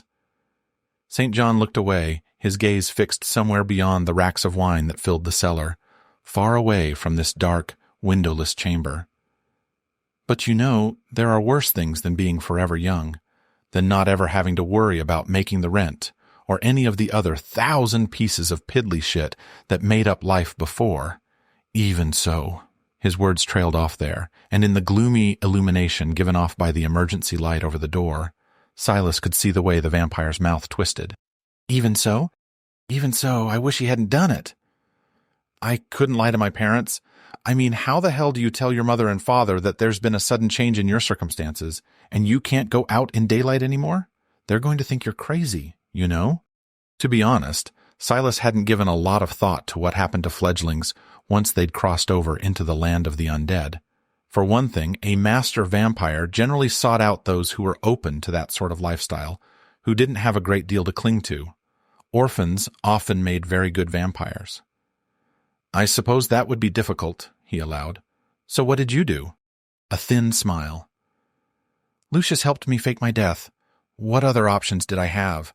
I was close with my family. They were proud of me for being a full-time musician, even though I wasn't exactly drowning in fame and glory. So I decided that Lucius was right, that it would be better for everyone involved if they just thought I was dead. With his resources, it was easy enough. He had my car totaled, and one of Letitia and Tristan's victims placed inside the burning wreck. The guy matched my general physical description, was wearing jewelry my parents would know was mine, so no one asked too many questions, no autopsy, no matching dental records or anything like that. That made sense. Silas had sometimes wondered how he managed to get a recent fledgling like Michael off the grid, so to speak. Both Leticia and Tristan had died at a time when records were far more haphazard than they were today, so covering up their deaths wouldn't be nearly as difficult. So no one ever knew?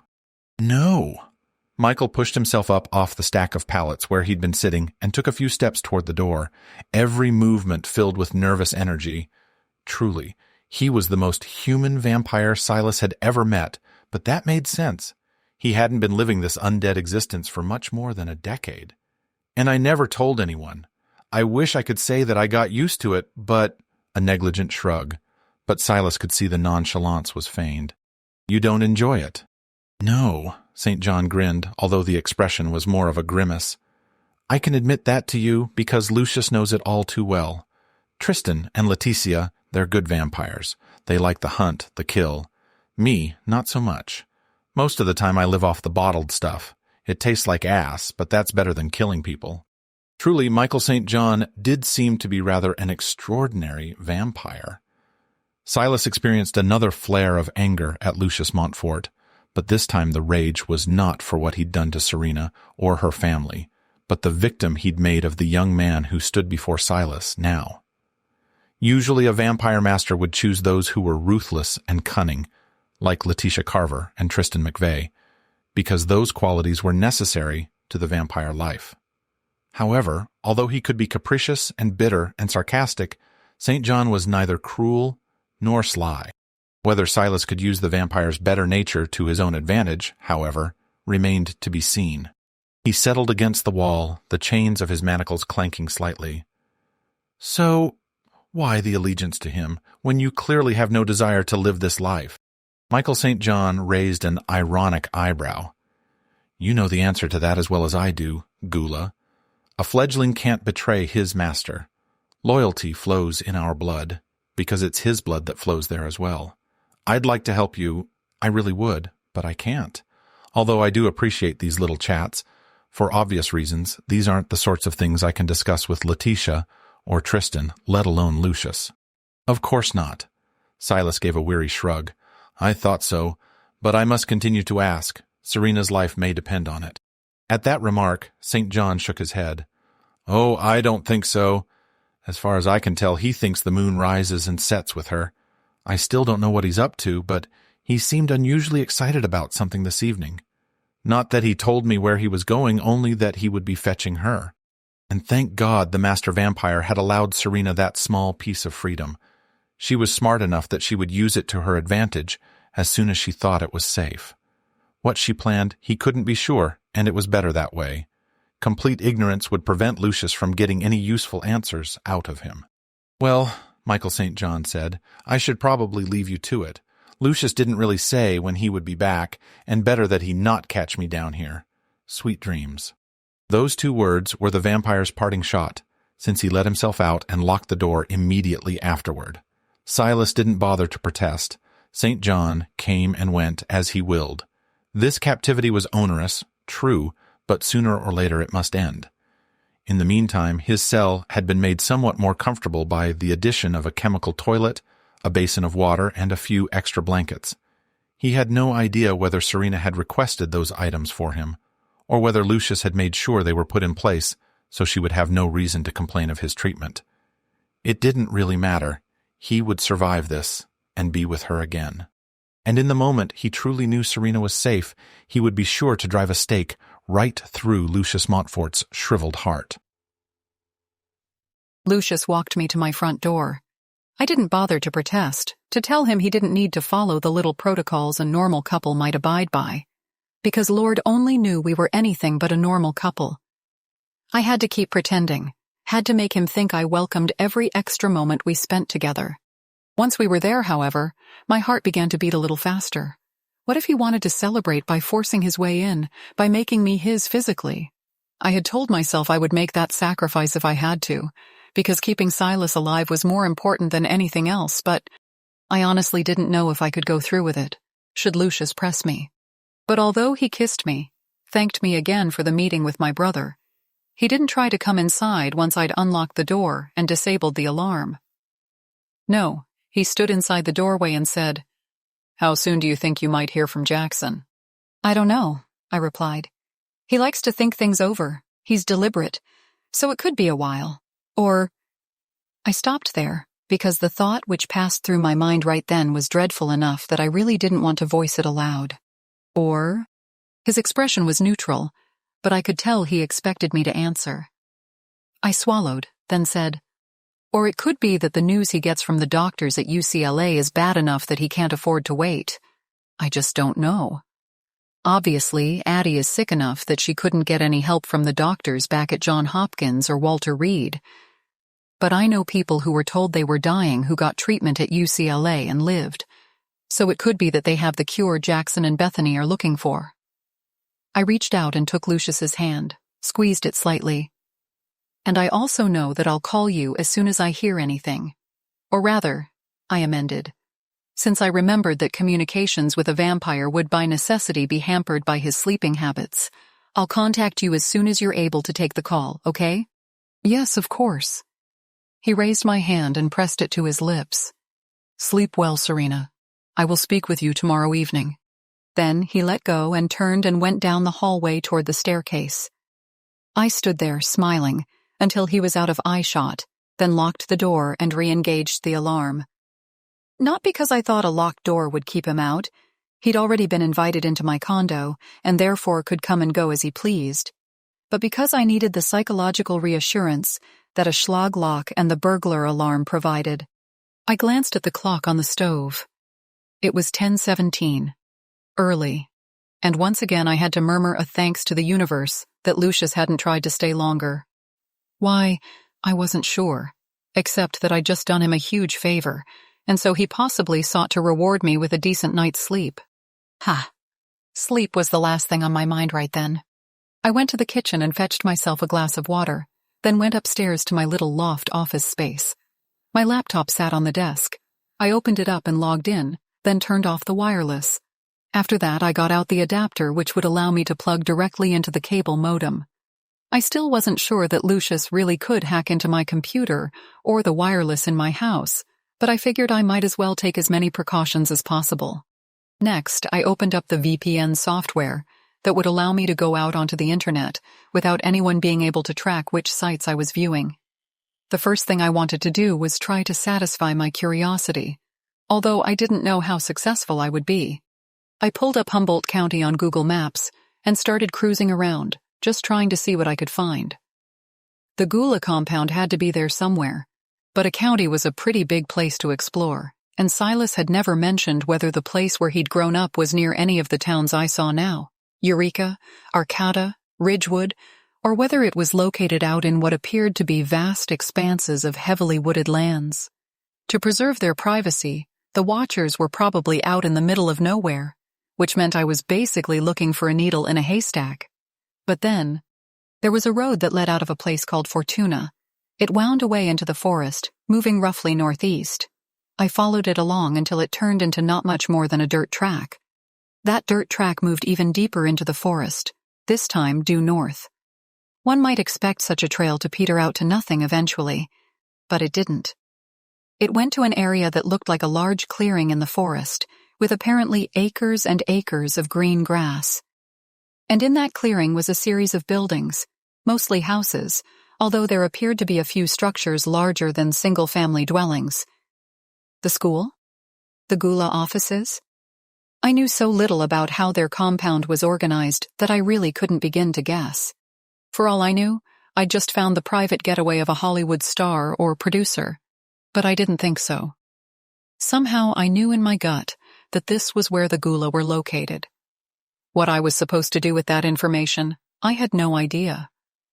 It wasn't as if I could get in my SUV and drive the 500-plus miles to that fly speck on the map, not with Lucius Montfort's semi-vive lackey living next door and watching every single move I made. Still, it somehow comforted me to see those tiny, indistinct shapes, to let myself think that was where Silas had grown up, that somewhere in all that green, so different from Southern California's golden brown hills, he and I might be able to make a future together. Out of nowhere, the window for my Messages app popped up. Serena Quinn, perhaps you should have been a private detective. I startled and nearly knocked over my glass of water. What the hell? No one should have been able to see what I was up to. Who is this? I typed back. My name is Felix. Perhaps Silas mentioned me. The name wasn't familiar. Then again, Silas and I hadn't been given much of an opportunity to really talk about the Gula before Not Brian kidnapped me and took me to his master. No, sorry, I wrote. He didn't give me a lot of detail. Understandable. We know that Lucius Montfort has allowed you back in your home. Are you well? I'm fine, I typed. So you have been watching my house? Of course, we're watchers. It's what we do. Even though I couldn't see the expression on this Felix's face, somehow I got the impression he was teasing me. Then come and get me, I wrote. I know where Lucius lives. I can take you there. We need to rescue Silas. A pause. Then the message came back. We can't do that. Not yet. We need to know what he's up to, why he finds you so valuable. What, other than my visions? Or maybe having a brother who's running for president? What does your brother have to do with it? I hesitated. After all, I'd taken for granted that this person was who he said he was. But what if he wasn't? What if he was one of Lucius's vampires? Not that any of them had seemed particularly tech-savvy either. Or someone he had working for him. How do I know you're really a friend of Silas? You don't, came the reply. Except that I know he was called to Paris by the conclave, only to cancel his trip when he discovered you had been taken by Montfort. Just as I know that one of our own, Emmanuel, was supposed to watch over you but instead was murdered by a gang of Lucius Montfort's semi-vives. Again, this is all knowledge the vampire master might also possess.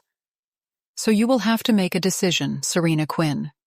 You will need to decide whether to trust me or to go blindly on your own.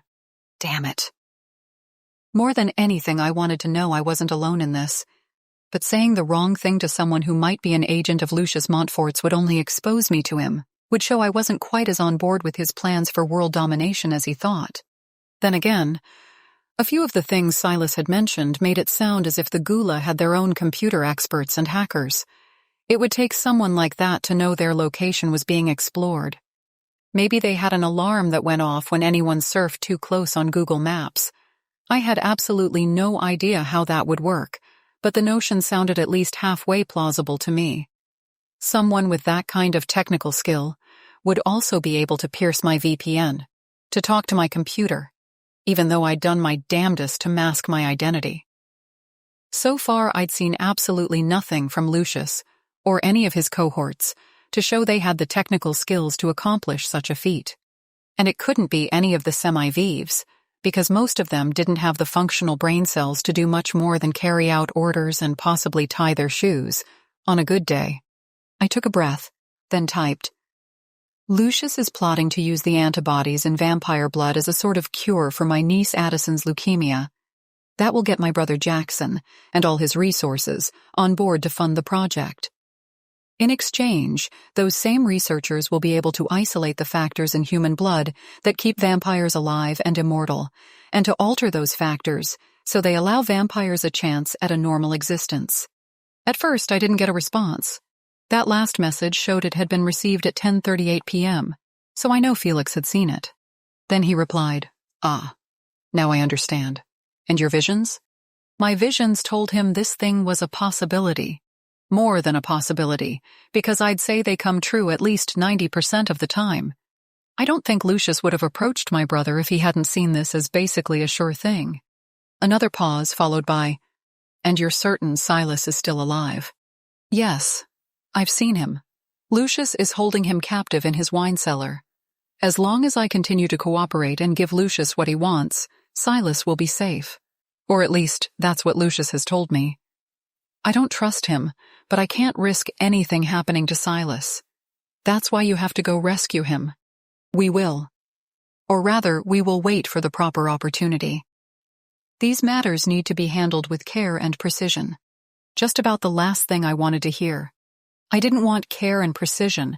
I wanted the Gula to go storming in there like a bunch of commandos and get Silas out. Because if he was freed, then I was free too. I could tell Jackson that Lucius was only using him to get what he wanted, namely immortality without the nasty side effects of vampirism, and then we could all go on with our lives. But then I thought of my niece's pale face, of her listlessness, when she had always been a lively child, bright and curious. Could I deprive her of a chance at a cure? I knew that vampire blood clearly had benefits for humans, or else I wouldn't have seen Lucius and Jackson talking about selling immortality in that one terrible vision. Damn it. So what is the proper opportunity, I typed. I don't know yet. We will have to wait and see. It is good news that Silas is alive, for we had feared the worst after what happened to Emmanuel and David. I didn't know who David was. Apparently, yet another body in Lucius Montfort's long list of victims. I will contact you again, Felix went on. For now, be careful. Be watchful. You are playing a dangerous game, Serena Quinn. Didn't I know it? Not that I had much choice. My heart had been given to Silas Drake, and now I could only continue down this path and pray that its end would see the two of us together, and not the dreadful future of my vision. I'll be careful. Good. Nothing after that. I wasn't expecting more, and yet I sat there for a few more minutes, staring at the screen. I didn't know this Felix person at all, and yet I'd been reassured by our conversation, by having the chance to talk to someone who knew the truth, who wasn't part of this whole elaborate charade. There was no one I could confide in, not even my closest friend. But this stranger had offered me a lifeline. Smiling slightly, I closed the laptop and went to get ready for bed. Chapter 6. I slept well that night, and it was heaven to wake up in my own bed, to follow my own routine in the morning, surrounded by my own house, my own belongings.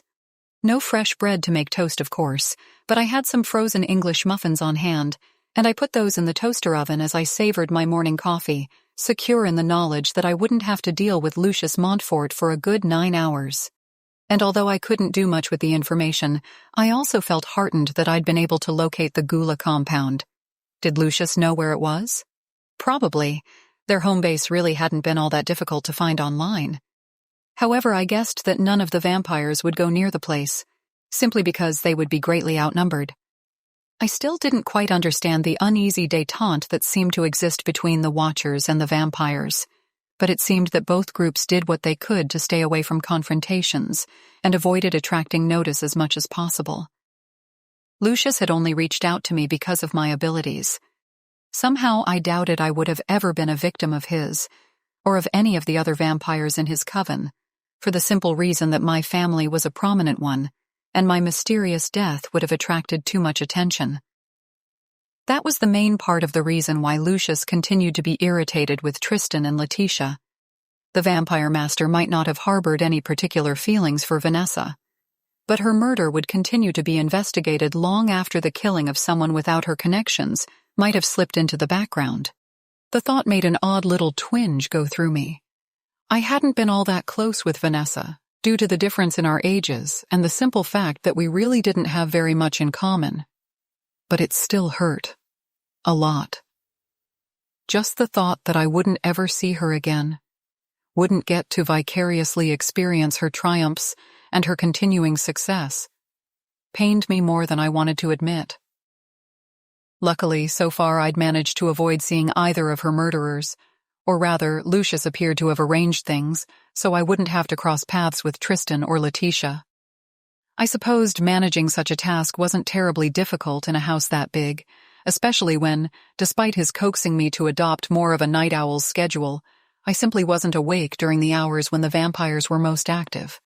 For now, though, I found it soothing to take a shower in my own bathroom, to prepare myself in a leisurely fashion for the rest of my day. Yes, I knew this calm would end, that Lucius would summon me to his home as soon as the sun set, but in the meantime I could pretend everything was back to normal. Or mostly back to normal. In the back of my mind, I kept fretting about what the doctors would say to Jackson and Bethany. I prayed, probably harder than I'd ever prayed for anything before, that the specialists at UCLA would turn out to be true miracle workers, and that they'd tell my brother and my sister-in-law that they had an effective cure for Addison's leukemia. Because if that turned out to be the case, then there was no way Jackson would go along with Lucius's schemes. There wouldn't be any point. And then I could tell my brother the truth, and he would help me free Silas. Or maybe that would be the signal the Watchers had been waiting for, and they'd rescue their captive compatriot. I really didn't care who stepped in and saved the world, as long as someone did. After my cleaning frenzy of the day before, the kitchen trash was full. I figured that taking the garbage to one of the dumpsters down by the garages shouldn't cause too much trouble. Even not Brian couldn't give me too much grief over performing such a simple chore, since I wouldn't have to leave the condo complex. As I was coming back up the stairs, however, I saw him waiting for me on the landing. A frown creased his sandy brows. "Just taking out the trash," I told him, figuring I might as well be proactive. "Oh." He glanced past me as though he expected someone to be there, who I had no idea. Did he think I was using taking out the trash as an excuse for an assignation down by the dumpster? Who would I even be meeting with? I noticed his front door was ajar. Inside, I could see Brian's big 17-inch MacBook Pro sitting open on the dining room table. From this distance, it was hard to see exactly what he was working on, but, judging by the combination of pictures and text, I guessed it must be a product brochure for one of his clients. "Back to the grind, huh?" I said, pointing toward the laptop. His frown deepened. "Yes, Brian, that is, I had some projects due this week, but—" "But?" He shrugged then, but I could tell something was bothering him. His speech and mannerisms were close enough to those of the old Brian that I didn't feel completely in the dark when it came to interpreting his moods. But that part of me, the design part, it's not working. I open projects I was working on, and I feel like I should know what to do, but I don't. Despite everything, I couldn't help but feel sorry for him. It wasn't his fault that Lucius had turned him into a semi-vive. I remembered what Silas had said about semi-vives losing any creative spark they might have had, which was why Lucius wouldn't have dared turn my sister into one of his half-living slaves. Her talent would have been gone, and such a loss would have been immediately apparent to anyone who knew her. "Do you want me to take a look?" I asked. I took a couple of design courses in college. The gratitude in his expression would have been almost comical if the situation hadn't been so sad. "Would you?" "Sure." I followed him into his condo, and he shut the door behind me. Nothing about the place looked any different from the times I'd been over there previously, but why should it? Brian was newly made a semi-vive, and so retained far more of himself than those who'd been Lucius's slaves for years. He wouldn't have made any material changes in the place where he lived. Doing so would have only drawn his partner Lewis's attention to a personality shift Brian had to try to keep secret for as long as possible. As I'd guessed, the project on the laptop's screen was a brochure for a new golf resort in Palos Verdes. Even though I wasn't an expert, I could tell that the layout looked clunky and pedestrian, with none of Brian's flair for combining fonts, or the little decorative motifs he used to make a project truly his. I also knew that I was out of my depth here. I was no designer. I knew just barely enough to tell his current project wasn't working. But there was no way I could figure out how to fix it. That assessment must have been obvious enough in my expression, because the corners of Brian's mouth turned down. That bad? I'm afraid so. I looked away from him back to the computer screen, but I had no words of wisdom to offer. When do you need to turn in your first comp? Friday. Well, that was better than having it due the very next day. It still didn't give us that much time, and I knew there was no way in hell I could possibly fix the layout for him. However, a sudden notion struck me. Why not subcontract it? What do you mean? I mean, put an ad on Craigslist, or post the project on Reedsy or something like that.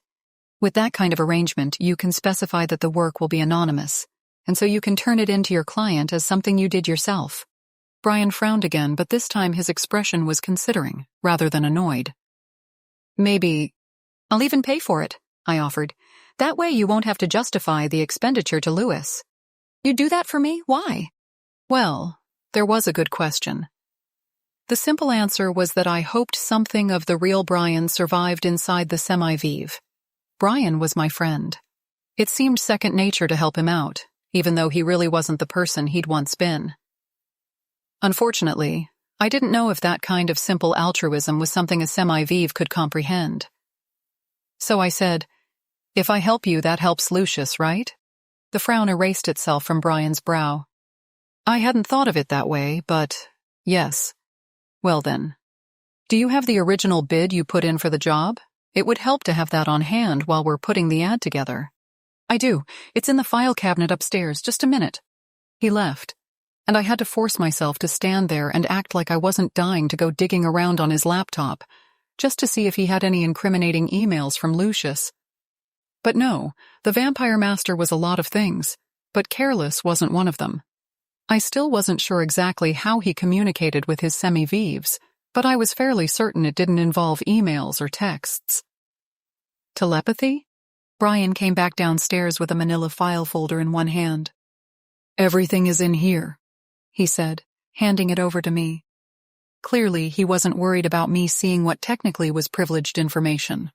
Luckily, the contract was very specific.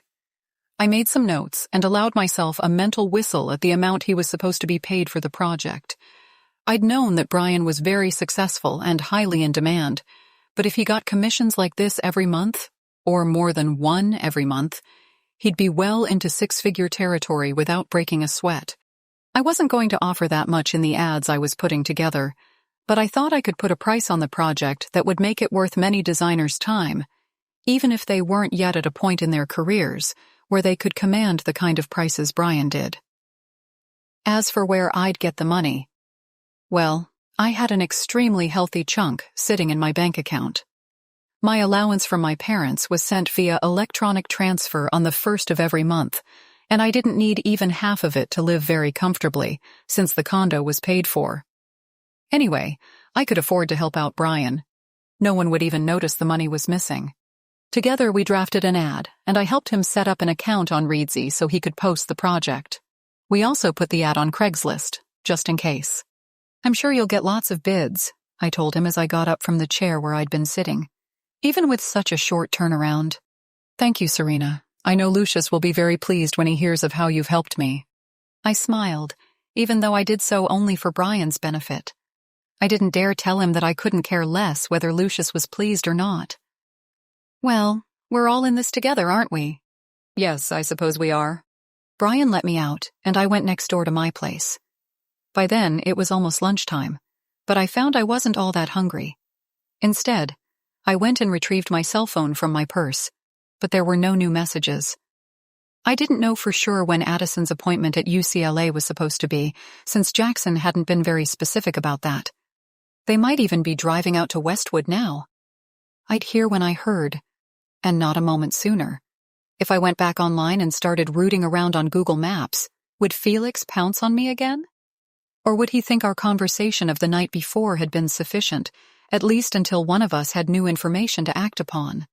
Even though I'd literally walked into my condo not 5 minutes earlier, I already felt restless, stir-crazy.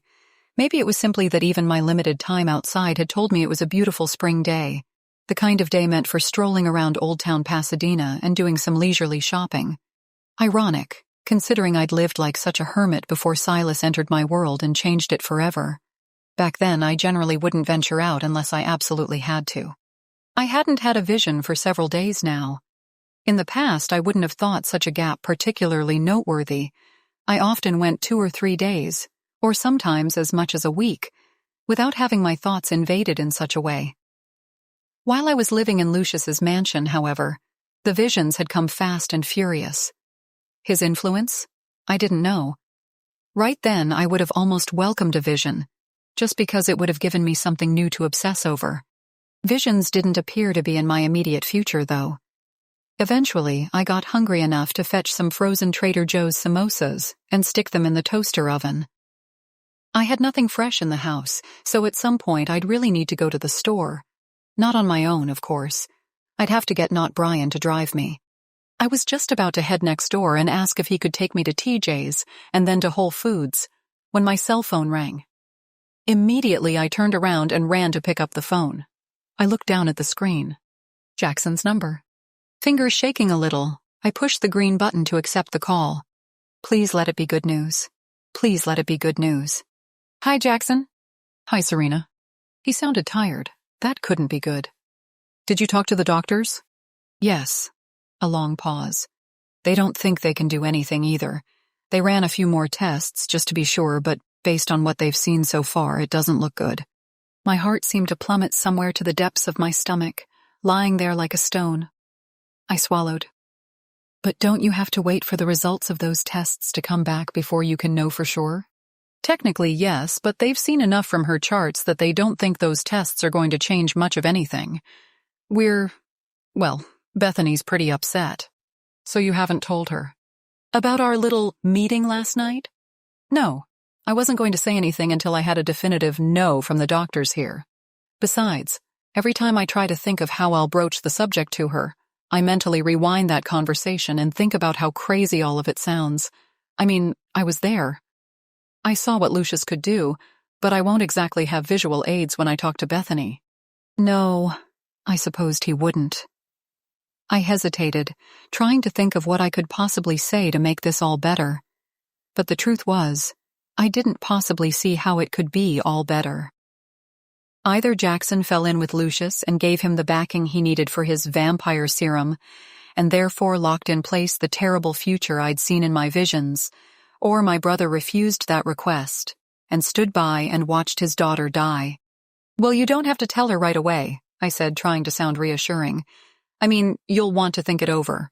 A long pause, one that made a nervous tremor go through my body. Then Jackson replied, "What's to think over? If I don't work with Lucius, give him the resources he needs to effect a cure, then we lose Addie." Shit. Never mind that I'd been thinking basically the same thing just a few moments earlier. Did I dare protest? Tell my brother something of what I'd seen in my vision of the future? Could he go through with this, knowing that even if he saved Addison and extended the lives of many other people who could afford it, of course, he'd also be committed to giving Lucius as much healthy blood as he required to create the serum that would make his vampire existence much more tolerable? I honestly didn't know. I wanted to believe he would do the right thing, but judgment often went right out the window when it came to dealing with a child's illness. Anyway, the question was moot, because I couldn't have him hold off on working with Lucius while Silas was still a prisoner. How long did it take to set up laboratories, hire researchers? If you were going through normal channels, probably months or even years. But Jackson knew the clock was ticking, that a cure had to be found sooner rather than later. There was always plenty of empty office and tech space in Southern California, especially out in the Inland Empire. Using his money and his clout, Jackson could probably have a working team up to speed within 10 days or less. Maybe much less if I knew anything about my brother. I know, I said. Did they? I broke off then, because how could I possibly ask my brother if the doctors had told him how long his daughter had to live? He seemed to guess, however, because he said, "We might have 6 months. Maybe. More like 3 or 4. I don't have time to wait. I just don't. Addie doesn't have that much time. You'll see Lucius tonight? Yes, I replied. He's sending a car for me, probably a little after 6, so I can talk to him when I see him. Good. Tell him I'm ready to go on this. Tell him I'll get him whatever he needs. Tell him... Jackson stopped himself there. I'd heard the tremor in his voice, knew how close he must be to losing it altogether. Just tell him I'm ready to go ahead. Okay, Jackson, I'll let him know. Thanks. Another one of those pauses. What he wanted to say, I didn't know, because when he continued, the words were innocuous enough. Anyway, I need to get going. Bethany took the kids down to the cafeteria for ice cream, but we need to get on the road back to Claremont. Are you going to stay here in California? I know your spring recess isn't for a month. Probably. I don't know. Nothing's been decided yet.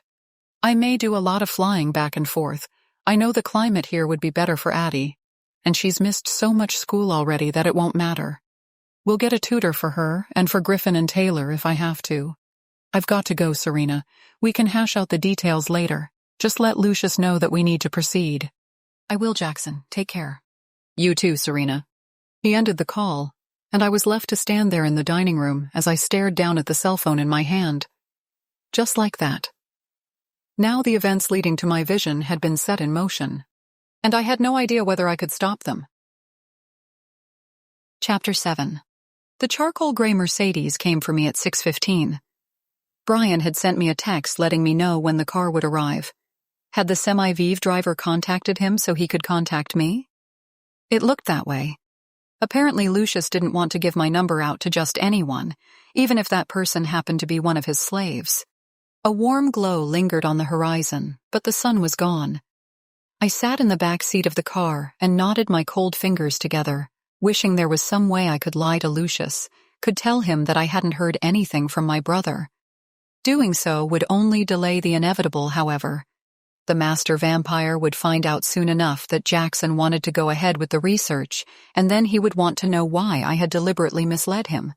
I really didn't see a way out. The mansion seemed nearly dark as we approached, although once we drove up to the porte cochere, I saw a few lights gleaming on the ground floor. Maybe the house always looked like that. After all, I was usually already inside when night fell. The semi-Vive driver helped me out of the car. This time, even though I generally avoided touching any of Lucius's half-living servants, I was glad of the assistance, of the man's steadying hand. Although I'd taken care in getting ready, had put on one of my favorite skirts and a ballet neck top, done my hair and makeup, I realized all those preparations had only been part of a vain attempt to give me confidence, to make me think I was prepared for this meeting. I wanted to turn and run. Instead, I walked calmly through the porte cochere and entered the house. Waiting just inside was Lucius, who offered me his arm. As I took it, he looked down at me and raised an eyebrow. "My dear, you seem somewhat agitated. We need to talk." Without missing a beat, he said, "You have spoken with your brother?" "Yes." "Ah, then it appears it's a good thing I decanted that 73 Bordeaux I had been saving. This way." He guided me into the dining room, where the aforementioned Bordeaux sat on the table, along with a covered tureen that turned out to contain coq au vin. After he'd pulled out a chair for me and had seated himself, he poured some of the wine into the wine glasses that had been waiting at each place setting. Although he lifted his glass, he didn't drink. "Tell me. They're still waiting on some tests, but the prognosis isn't good. Jackson said to let you know that he's ready to proceed." I sounded so calm, as though all this was happening to someone else's family. But that was the only way I knew to keep myself together.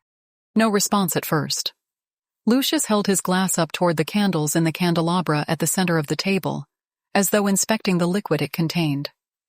The reflected light glowed within the dark wine, glinting in shades of bloody garnet. Then he said, "That is unfortunate." "Unfortunate?" I repeated, thinking that was the understatement of the century. I thought this was what you were hoping for. Contrary to what you might think of me, I certainly am not one to wish a fatal disease upon an innocent child. While I am glad of the opportunity to have this research finally undertaken, I would have preferred not to do so because a young girl has been stricken with such a malady. I watched Lucius carefully, but I couldn't see anything in his expression except a certain regret. If he was experiencing any triumph at the prospect of getting his own much-desired cure, he didn't show it. "So, Serena," he went on, "let us drink to your brother's people finding a cure quickly." I couldn't really refuse, and so I raised my own glass and clinked it gently against Lucius's, then sipped. So heavy and dark, almost port-like in its intensity, but with a dryness one would never find in that after-dinner liquor. The previous week I wouldn't have trusted the wine, decanted as it had been rather than being poured safely out of a sealed bottle. Now, however, I knew that Lucius had no need to resort to such tricks. He trusted me. After all, hadn't I just given him the keys to the kingdom, so to speak? "That is something worth drinking to," I said. "Jackson said to let him know what you think you will need." "As to that, I am not a scientist."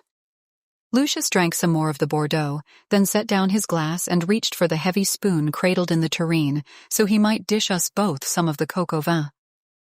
He would know better, or at least he has the means to hire consultants who can tell him what kind of researchers we need, but surely hematologists and virologists and a number of technicians and project managers and QA people and, well, at that point my imagination ran out because of course I'd never worked in a lab of any kind. Jackson probably had only a hazy idea as well, but he would be able to hire managers to handle all those logistics for him. As to how long it might take before they found a cure, who knew? The scene in my vision seemed to have taken place in the near future, but even a few years from now was too long if the timeline Jackson had given me was at all accurate. "He'll get people on it right away," I said. "He actually has a staff that works for him full-time here in California, managing his own trust. They're completely separate from the staff in Washington, D.C., so I assume he'll have someone from the California group go scouting for a building to lease, that sort of thing." Lucius' lip curled slightly. Yes, I suppose he would want to keep these activities as separate from his official duties as possible. But he still plans to continue his run for president? As far as I know, yes. The family already discussed it. Addison doesn't want her illness to prevent him from running, or at least that's what Bethany told me. Of course, that was before the meeting with the doctors at UCLA. Jackson said his schedule was going to be up in the air, because he still has almost a month before Congress has its spring recess. But I think he's going to try to keep things appearing as normal as possible. If any of his possible opponents get a whiff of any of this, there's going to be blood in the water. The half-ironic twist remained on Lucius's mouth. Yes, politics is rather a blood sport, isn't it? I didn't exactly shudder, but a tremor went through my body. Yes, that was a good phrase for it. Always having to watch everything you said and did, keeping the trash locked down so no one could go rooting through it, making sure there wasn't a single word or interaction that could be held against you.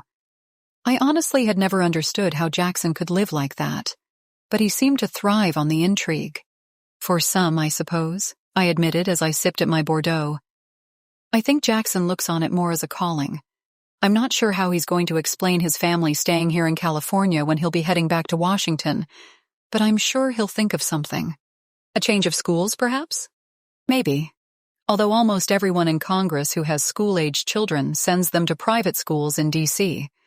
There are a few who have tutors, and a couple whose families have stayed in their home states to avoid disruption. That's a lot easier to pull off when you live in Maryland or even Connecticut or Rhode Island, though. Flying back and forth to California eats up a lot of time. Well, as you said, I'm sure he'll come up with a plausible explanation. Now eat your coq au vin before it gets cold. This last was delivered so gently that it was barely an admonishment, but I went ahead and picked up my fork. Despite my jumpy nerves, I was hungry. There wasn't a lot for me to eat back home. I really would have to set up a shopping trip with Brian in the very near future. As I cut off a piece of the rich, wine-braised chicken, Lucius said, "That was a very kind thing you did for Brian this afternoon." I paused mid-bite, then remembered to finish chewing. "It's nothing." "I don't think so. You saw that he was suffering and proposed a clever solution." Lucius stopped there for a moment, elegant fingers playing with the handle of his fork, although he didn't raise it to his mouth. It is one thing I do regret about making my semi-vives. This loss of self, of the creative spark within a person. Unfortunately, there doesn't seem to be any way around it. For them to follow my command, they must give up a good deal of their individuality. "How many of them do you have?" I had to hope the question sounded innocent enough to him. What precisely I would do with that information I didn't know, but it always helped to know how many enemies you might be facing. A shrug. 12. They perform an assortment of duties for me, but that is a good number to have on hand. Enough so they are not spread too thin, but not so many that they become difficult to keep track of. Lucius seemed very mellow this evening. I thought I understood why. He could relax about getting his serum, because Jackson had agreed to fund and staff the project. In the Vampire Master's mind, he was probably already looking ahead to those walks in the sunshine. Walks he would want to take with me. I told myself that nothing had been set in stone yet, that the future was fluid and therefore could be changed. But I still could feel a tremor of disquiet move through me. This would have been a lot easier if I'd known the Gula were going to arrive on scene at any moment and take Silas away. Felix had advised patience. Unfortunately, I was feeling anything but patient right then.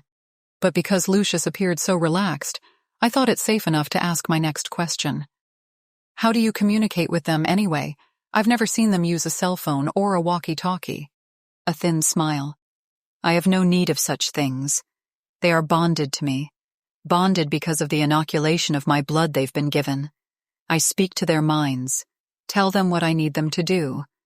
It's in the same way that they report to me. This comes to me more as impressions than discrete thoughts, but our communication works very well. After all, vampires have been making semi-vives for centuries, long before cell phones existed. I supposed I should have thought of that. Lucius's explanation told me why the semi-vives never seemed to speak very much, why they appeared to come and go by instinct, even when following orders I had never heard.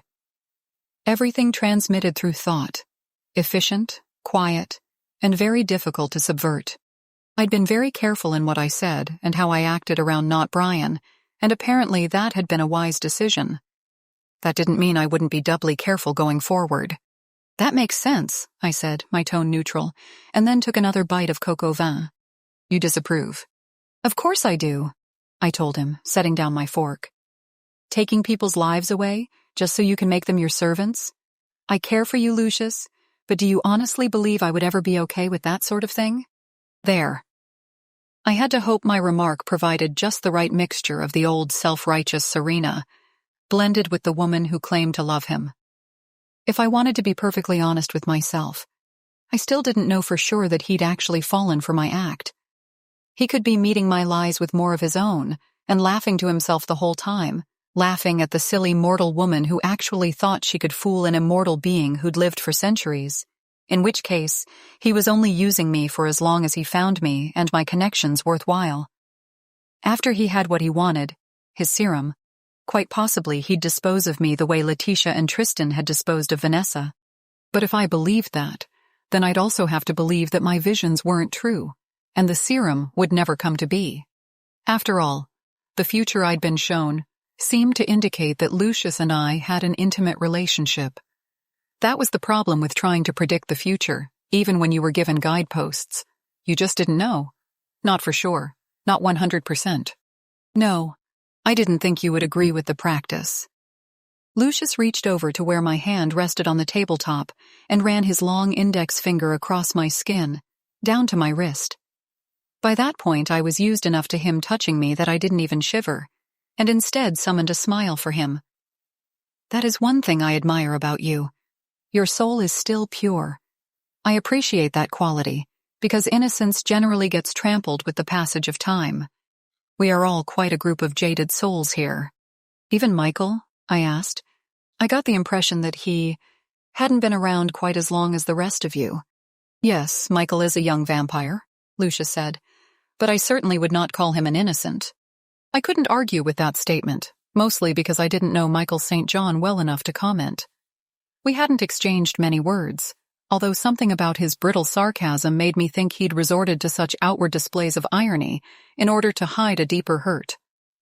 I suppose no vampire can be innocent, I said.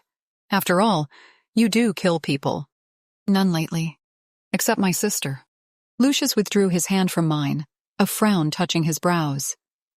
I've already told you that I don't agree with Tristan's and Letitia's actions, but they have touched no one since. And The words drifted away as his frown increased. He reached for his glass of Bordeaux, took a large swallow. Would you believe me if I told you I hadn't claimed a life in more than a year? My first instinct was to say no. I didn't believe him. Such a response probably wouldn't elicit a positive response, and so I only lifted my shoulders. Do I have any reason not to believe you? No. This is the truth, Serena. As I told you before, bottled blood has little savor, but it does keep us alive. I grew weary of the killing, weary of the hunt. When I learned of your existence, however, the silvery eyes brightened, and I had to force myself not to look away. That gave me something to look forward to. Meeting you, that is. Which is why you sent one of your semi-vieves to manhandle me on the street and try to kidnap me, I thought sourly. I wouldn't bring up that ancient history, though. Throwing it in his face would only show that I really wasn't on his side after all. A woman who was truly in love with him would have let it go. Well, I hope I was everything you expected, I said lightly as I picked up my fork once again. Everything and more. When I first saw you at the reception following your sister's fashion show, you took my breath away. He continued to watch me, and I felt the blood rise to my cheeks. I also couldn't help the sensation of unease that began to fill me. No, he hadn't said or done anything remotely threatening, and yet once again I wondered how long he was going to play this game, of being passionate and romantic, but never requiring anything more of me than a kiss and the occasional caress. I also couldn't help wondering whether this was yet another one of his ploys, that toying with me in such a way satisfied him more than actually taking me to bed. Well, if that was the case, he could continue to play cat and mouse for as long as he wished. The uncertainty was still far preferable to the alternative of having to be intimate with him just to keep Silas alive. I made myself look at the vampire and prayed I was a good enough actress that he wouldn't see anything except admiration and love in my eyes. I'm glad you found me then. Oh, yes. I knew I must have such a prize. He smiled, and I forced myself to smile in return, even though inwardly I writhed. A prize. Yes, something to be captured and owned. Even if I had never met Silas, had never loved him, I knew that sort of comment would have prevented me from ever caring for Lucius Montfort. You need someone who will appreciate you, not turn away from you because your gifts were something he couldn't accept. Obviously, he was talking about Travis, the boyfriend, well, fiancé, who dumped me after my accident, once he realized my brain wasn't ever going to be exactly the same again. Yes, Travis was a jerk, but I'd gotten over it. Anyway, Silas did appreciate me, accepted my psychic talent as just another part of me, like my brown hair or hazel eyes. Moreover, my gula didn't expect me to be anything more than what I was. He didn't want anything from me, only wanted me. Maybe that was part of why I loved him, because of that acceptance. Talk about pure souls, his truly was. But I couldn't talk about Silas. I had to pretend that he'd been relegated to a neglected corner of my brain, just as he'd been relegated to captivity in the wine cellar somewhere below my feet. When I was alone, then I could think of him, of the depths of his dark eyes, the way his heavy hair fell against his cheeks, of how strong he was, of how safe I'd felt in his arms. Around Lucius, I needed to act like Silas didn't exist, or I might betray how much I truly did care for him. Well, it seems I've found him, or he's found me, I said, and reached for my glass of Bordeaux. Yes, Lucius said firmly. You have. Never forget that, Serena. We are meant to be together. The universe wants us to be together. Never doubt that. Oh, I don't, I told him, and smiled before taking a sip of wine. So the universe wanted us to be together? Considering everything I'd gone through because of the accident that had almost killed me and its aftermath, I had a few bones to pick with the universe, thank you very much. Anyway, Silas had been assigned to watch over me, had come to love me first. So if I really wanted to believe in the universe's wishes, I'd say that my watcher had the original claim on my heart. We were both quiet for a few moments after that, as I went back to my neglected coq au vin, and Lucius poured himself more Bordeaux. The food really was excellent, and I wondered where he'd gotten it. "I need to go to the store tomorrow," I said abruptly, and he raised an eyebrow. "Indeed? Well, I just thought I should tell you," I continued, knowing I must sound like an idiot. "So you can let Brian know? After the week I spent here, I don't have much left to eat at my place." "Of course, it's a reasonable request." His inflection was so neutral that I couldn't really tell what he might be thinking. I also worried that he might use my empty cupboards as an excuse to get me to return here. After all, why waste time and energy shopping when I could stay here at the mansion and have gourmet takeout brought to me every night? Apparently, the need to make my family think that his and my relationship was a perfectly normal one was more important than having me here at his side every waking moment, because Lucius seemed content to leave it at that. He went on to ask me where he thought my brother might set up his lab, and whether it would be a good idea to be introduced to the project manager as an investor in the project, so he might come visit when he wished. I pointed out that he would have to time his visits for after-work hours, considering how he couldn't expose himself to the sun, and for a moment he looked almost disappointed. Then he brightened, however, and said, "I will request that your brother hire enough staff to have 2 shifts. That way, someone will always be working during the times that are more convenient for me to make an inspection." In a way, that made more sense. Time was of the essence here. Having double shifts would allow the work to continue at a much faster pace. Cost wasn't a factor, so I doubted Jackson would raise any objections. For all I knew, he'd already thought of that kind of setup. "I'm sure that won't be a problem," I said. "Of course not," Lucius replied and smiled. For some reason, his canine teeth looked very sharp in the glow of the candlelight. "Now that we have your brother on our side, nothing can stop us." Chapter 8. No sign of Michael St. John this evening, which meant... what? That Lucius was staying in tonight, and therefore the younger vampire wouldn't have the opportunity to come down to the cellar and speak with his captive. Most likely. That also meant Serena must be here as well, because Silas couldn't imagine that the vampire master would stay home alone, not when he had his prize to share his meal with him. What a counterfeit that was. Yes, to pass in regular company, vampires could eat and drink and use the bathroom to eliminate the waste their bodies couldn't really process. But the whole thing was a sham. Only one thing sustained them. Just one. To occupy himself, Silas had experimented with pulling on the manacles that bound him to the wall. As he'd feared, they wouldn't budge at all, or rather the steel bolts had been driven so deeply into the concrete that he couldn't get them loose, no matter how hard he tried. However, he'd felt the heavy cuffs on his wrists begin to slip up his hands. Maybe it was only that the air down here was so very cold, and so his hands and fingers were slightly shrunken compared to the state they'd been in when he was first brought to the cellar. Whatever the reason, he thought he might be able to pull his hands free, if he was given enough time to accomplish the task. He had to be careful, though, because if he yanked too roughly, the manacles would abrade his skin, and he would begin to bleed. The vampires would smell the blood. And he really didn't want to think about what would happen after that.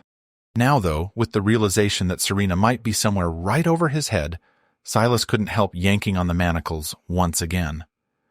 They bit into the widest part of his hands, just below his thumbs, but it did seem as if they'd moved a fraction of an inch.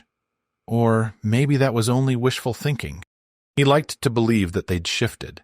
He imagined himself pulling free, slipping into gula form so he would be at his full strength, then roaring into Montfort's mansion.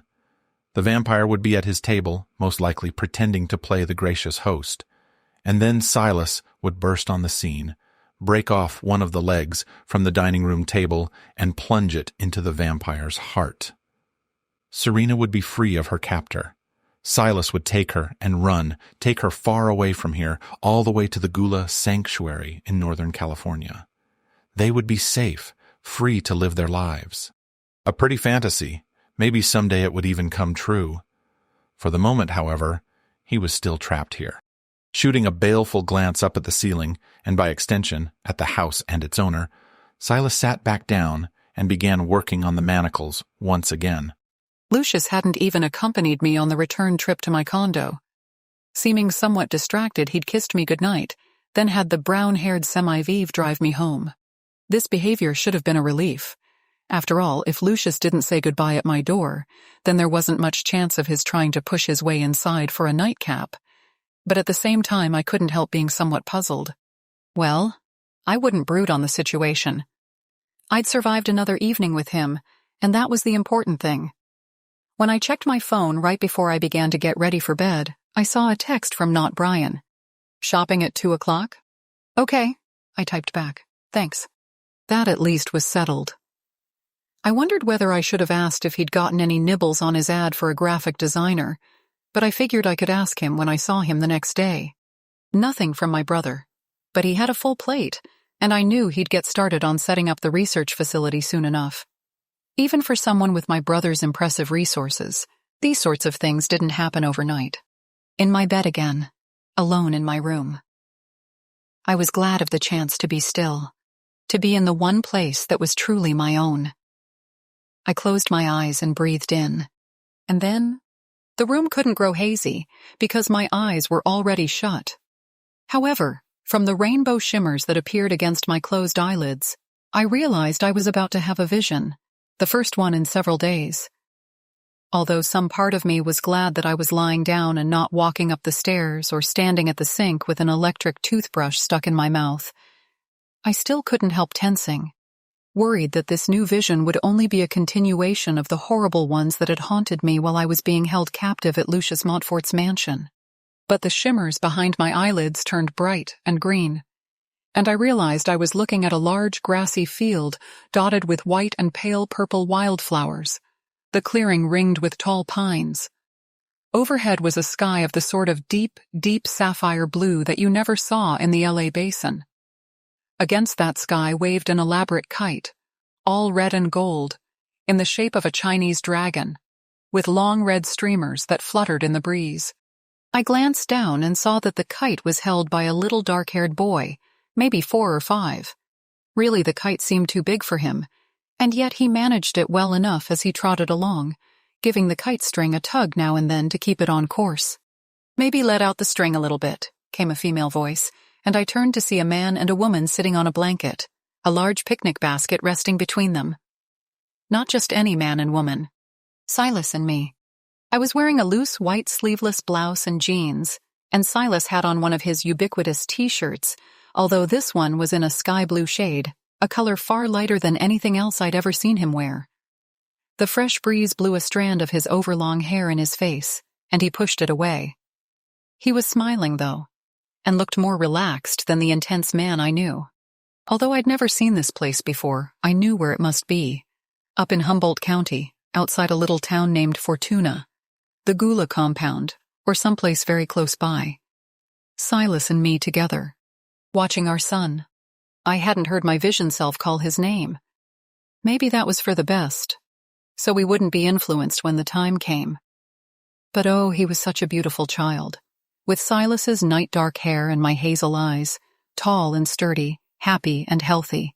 And he was with us, which meant the Gula blood had bred true. We'd been allowed to keep him.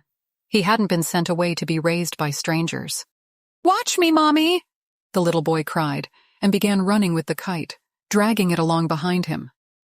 As I watched, I worried he might stumble on the uneven ground, might trip and fall, since all his attention was fixed on the kite, and not where his feet were going. But he charged ahead steady and sure, strong little legs moving in a blur. In the vision, I laughed and praised him, and Silas leaned in to pull me close, to give me a fierce hug. Shimmers danced behind my eyelids, and the vision faded. When I opened my eyes, I realized I'd been weeping, tears trailing down from the corners of my eyes to dampen the hair at my temples. I wanted it to be true. God, how did I want it to be true? And yet, which was my future? The nightmare of the visions where I'd been with Lucius, or this seemingly picture-perfect family trio, in a future where clearly both Silas and I had survived, and been lucky enough to have a Gula son. I sat up in bed and rubbed at my eyes, wiping away most of the tears. The room wasn't completely dark, because some faint illumination from the little salt lamp nightlight in the bathroom made its way in here. My hand went out and rested on the empty part of the bed to the right of me, as though searching for the man who should be sleeping there. Crazy, I knew, because Silas had never actually been in this bed with me. Still, right then I wanted him more than ever. Needed him. After clenching the sheets in my hand, I let go and brought my knees to my chest, hugged them against me. Even though the room was warm, a shiver went through my body. Never before had I experienced a set of visions that showed me two different versions of the same future. I didn't know what to make of it, except to think that perhaps everything hinged on whether or not Silas was freed. No, that didn't make sense.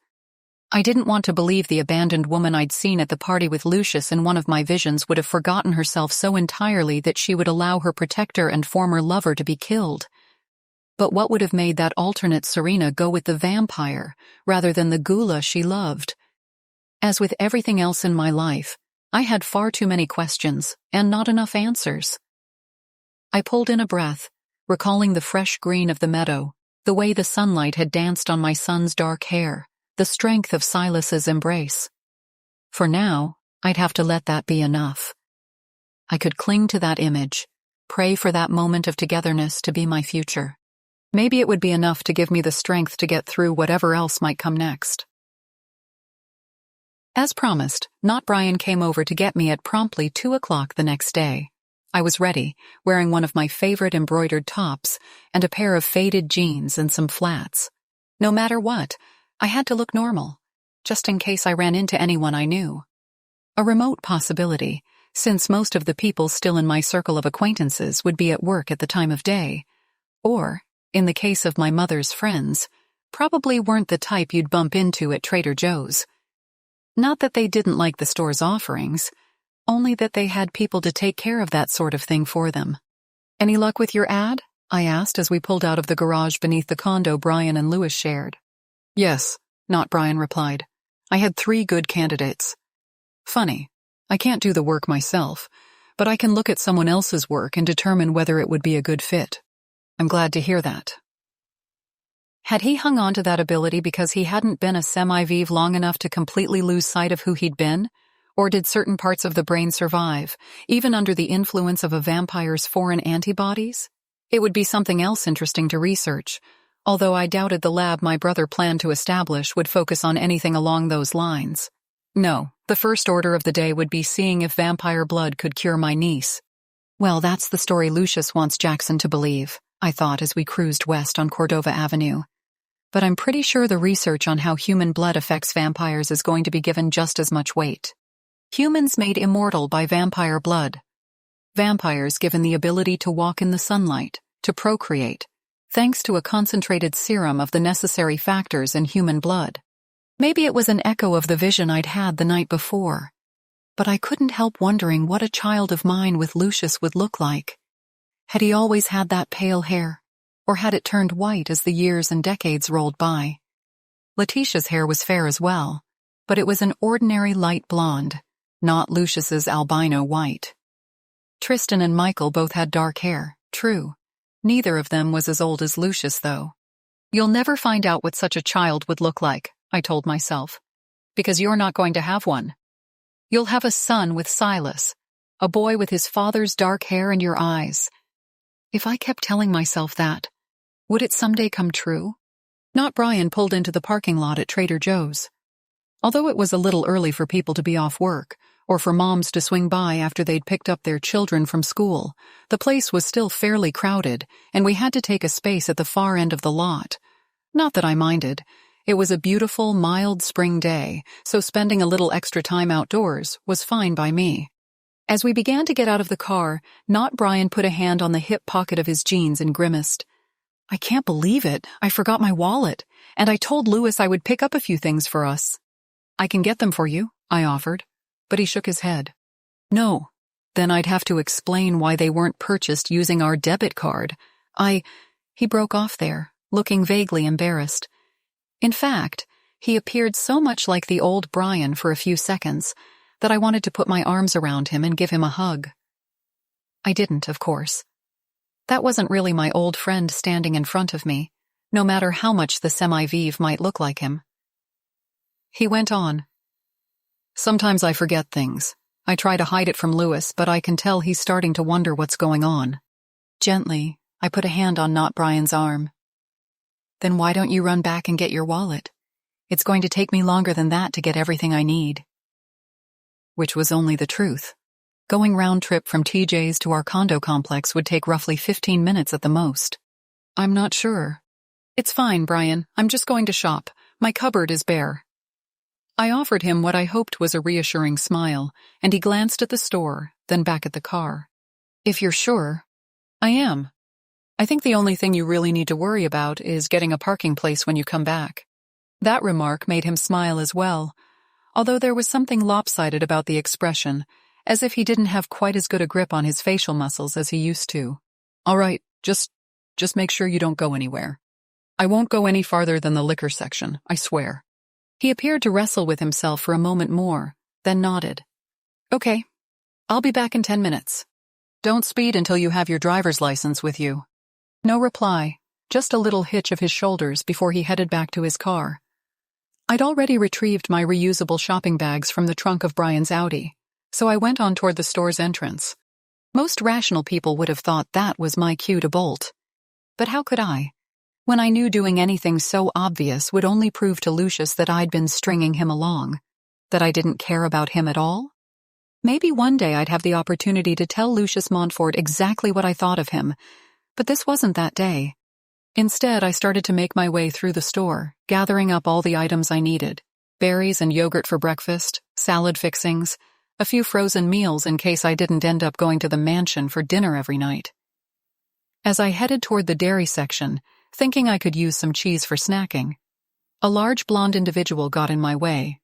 "Excuse me," I said, angling my shopping cart so I could maneuver around him. Tripping over people was sort of an occupational hazard at Trader Joe's. "Serena Quinn." Startled, I looked up at him. Bright blue eyes bored down into my face. He was handsome, with almost model-perfect looks. Certainly someone I'd remember meeting, even if he wasn't really my type. I'd always gone for the darker guys. "Do I know you?" He smiled. "We met online the other night. My name is Felix." That revelation made me want to gasp out loud, but I knew better than to do anything that might attract attention. Right now, we just looked like a couple of acquaintances who'd bumped into each other at the store. Keeping my voice down, I asked, "What are you doing here?" "I was sent. We're getting ready." I glanced around, but luckily, no one seemed to be making a beeline for the dairy section right then. Still in an undertone, I said, "To bust out Silas?" "Yes." "So you know where he is?" "Yes." "How?" "I'm not at liberty to go into that." He might have been a ghoul, but he talked more like a Navy SEAL. Looked like one, too, with his short-cropped fair hair and the muscles that bulged out from under his t-shirt. "When are you going to rescue him?" "Soon. I can't tell you more than that. My superiors wanted me to see for myself that you're all right." Those shocking blue eyes scanned me up and down, but there was nothing prurient about his regard. More like he was checking for any obvious signs of abuse. "I'm surprised to see you here by yourself. I wasn't expecting to be able to approach you." My semi-vive babysitter forgot his wallet. I told him to go get it, that all I'd be doing is shopping anyway. "He trusts you that much?" "Apparently everyone thinks I'm madly in love with Lucius Montfort." "But you're not." "No. I'm just doing what I have to in order to keep Silas alive. The sooner you can free him, the sooner I can stop playing kissy face with that ghoul." To my surprise, Felix chuckled. "I can see why Silas likes you. Well, we'll do our best, Serena. Now, though, I think I had better disappear before your semi-vive comes back. Try to act as if nothing untoward has occurred." "No problem." And it wouldn't be. My heart might be racing at the prospect of Silas regaining his freedom in the very near future, but lately I'd become the queen of pretense. Not Brian would never notice anything. Felix inclined his head toward me, then walked on by, headed in the opposite direction from where I'd just come. I gathered my breath and went over to the liquor section, thinking that it couldn't hurt to have a couple of bottles of wine on hand, or maybe more like 5 or 6. That was where Brian found me a few minutes later, apparently weighing the merits of 2 different bottles of Pinot Grigio. He glanced down at my nearly full shopping cart and nodded, as though reassuring himself that all I could have been doing for the past 10 minutes was grocery shopping. "Hey," I said, "I'm almost done. Do you want me to just hang out here while you get the things you need? Sure, it won't take me very long. Sounds good. I smiled, and he went off toward the frozen foods section. Then I let out a breath and clutched the handles of my shopping cart. Help was coming. I only had to hang on for a little while longer and pray that Silas would be all right. Chapter 9. After I returned home and put away my groceries, I got out my phone to check for any messages. For some reason, I was halfway expecting to hear from Felix. He'd been able to message me on my computer, so I didn't see why he couldn't send a text to my phone. Nothing from him, though. There was, however, a voicemail from Jackson. A fairly lengthy one, actually, letting me know that a combo office/lab space had been rented out in Rancho Cucamonga, and that a project manager was already on board and taking care of the rest of the hires. They should be up and running within the next few days. He'd need a sample of Lucius's blood, and, ideally, the blood of all the vampires, so that their similarities and differences could begin to be logged and tracked. That was moving fast, even for Jackson. But I thought then of my niece's pale face and listless behavior, and a chill went through me. We didn't have a lot of time.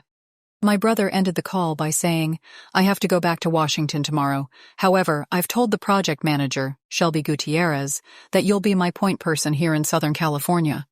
Go ahead and get in touch with her when you have the samples. I figured you'd want to handle that part of it, since I can't really see Mr. Montfort allowing outsiders to come to his house and collect blood samples."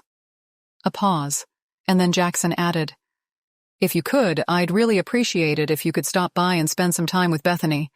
She's having a hard time with this, but there's a vote on Thursday in Washington that I can't miss. Take care." I set down the phone, taking note of the time. 3:30. A while yet before Lucius would send the car to pick me up. I didn't like the idea of having to collect the vampire's blood, but I knew Jackson had been right about that. No way would Lucius allow an LVN or other medical personnel inside his house to handle the task. All right. How hard could it be? I could always look up the technique on YouTube. We'd need supplies, though. Needles and syringes, rubber straps to increase the blood flow to the areas where I'd be collecting the samples, alcohol swabs, culture bottles. I really didn't feel like going to a medical supply store. After my accident and extended hospital stay, I'd had enough of that sort of thing to last me a lifetime. I could ask Brian to go, however. It wasn't as if he could refuse me. Not if I told him the supplies were specifically intended for a project of Lucius's. And his leaving me alone in Trader Joe's proved that I wasn't about to bolt, even if my babysitter went out of range for a while. A text seemed easier. I composed a list of the necessary items, then sent it over to not Brian, with the addendum that I was feeling a little tired, but knew I'd be up late at Lucius's place, and would he mind terribly if he ran the errand without me? I got a no-problem text only a minute later. Good. One other thing taken care of. After that, I didn't have much to do except wait. I checked my email, only to find that my flaky client had postponed yet again. Thank God. In the back of my mind, I'd been trying to come up with excuses for blowing him off until all this was settled, but now I didn't have to worry about it. Yes, maybe I should have cut him loose anyway. It wasn't like I needed the money. And yet I couldn't quite bring myself to do that. Pretending that I had clients and work to do made me feel as though I was still somewhat connected to the real world, even if tenuously at best. If I admitted to myself that, one way or another, I probably wouldn't be taking on another freelance project ever again, then I'd commit myself to a life separate from everyone else, whether as Lucius's captive lover or Silas's partner in the world of the Gula. About 45 minutes later, Brian dropped by with the supplies. I could tell he was curious, but, like a good little semi-vive, he wasn't going to ask questions about his master's private projects. A pang went through me as I contrasted his current behavior with the old Brian, the real Brian, who always had what seemed like 100 questions about everything. "And now I have to get back and pretend I was working all day," he said. "Luckily, my subcontractor sent me some comps just before you texted me, so I have something to put on the screen and pretend is mine." His tone was almost rueful, and I could tell on some level the subterfuge bothered him, even if the semi-vive part of his brain knew it was necessary in order to keep fooling Lewis for as long as possible. I hope it all looks good. I think it does, he said. But I want to take another look at everything before I submit any feedback. Good afternoon. He let himself out then, and I locked the door behind him. Was it that I had simply gotten used to the differences in not Brian's personality, or had he somehow become more like his old self? I guessed it must be the former, since Silas had made it sound as though the semi-Vives would continue to deteriorate a little more each week and month as time wore on. Lord knows the ones working for Lucius around his property didn't seem to have much personality at all. It wasn't the sort of question I could ask the vampire. I also didn't know if there was any chance of a semi-Vive returning to himself once the vampire who'd made him was killed. Maybe a stake to Lucius Montfort's heart wouldn't just solve my problems, but Brian's as well. I prayed that would be the case. The last thing I wanted was for the semi-Vives to perish at the same time as their master. They didn't deserve that. Since the time when I'd be in his company was quickly approaching, I pushed those thoughts about Lucius out of my mind. I couldn't be anything except helpful and sweet and encouraging around him, and that sort of facade was a lot more difficult to maintain when you were secretly contemplating different ways to drive a sharpened stick into someone's heart. I also couldn't let myself dwell for too long on the imminent attack by the Gula in order to rescue Silas. How many of them were even in the area? Clearly, the higher-ups in the Watchers organization had decided that they needed reinforcements, or I doubted Felix would have been sent down here to Southern California. Enough of that. I couldn't seem nervous or fidgety or preoccupied.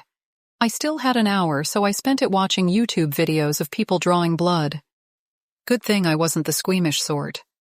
The sight of blood had never really bothered me, although I'd seen enough of my own spilled during the accident that I was okay with never repeating the experience. Then came the knock at the door, and the brown-haired semi-Vive waiting to drive me to the mansion. I took my bag of supplies with me, and once again followed him down to the Mercedes. 15 minutes later, I was at the mansion. This time, it wasn't Lucius waiting for me, but Michael St. John. He offered me a smile I didn't believe for a second, then said, "Good evening, Serena. You're looking very lovely tonight." Which was a pile of crap, and from the ironic smile Michael wore, he knew that as well as I did.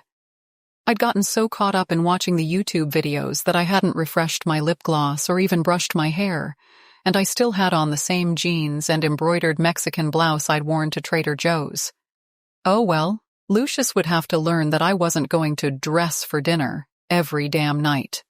So I only smiled sweetly in return and said, "Thank you, Michael. But where's Lucius?" "He's in the library. Come along." I followed him, even though I knew the way well enough. As we walked, I wondered what had Lucius so preoccupied that he hadn't been there to greet me. Or maybe this was another one of his subtle little mind games, his way of showing me that I wasn't quite as important to him as I might think.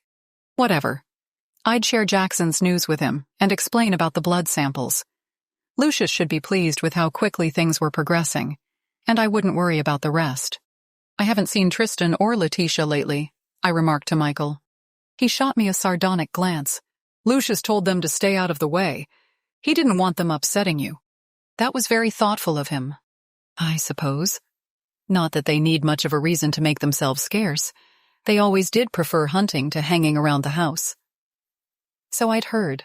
I wouldn't comment on Michael St. John's remark, mostly because talking about the two other vampires only made my suppressed rage come welling up again. I hid it as best as I could around Lucius, and of course I couldn't say anything about the two vampires to Jackson, since he and the rest of my family still believed that a would-be robber had killed Vanessa. And as much as my brother wanted to find a cure for his daughter, I kind of doubted he'd be okay with being in bed with the person connected to her real murderers. We stopped at the open door to the library.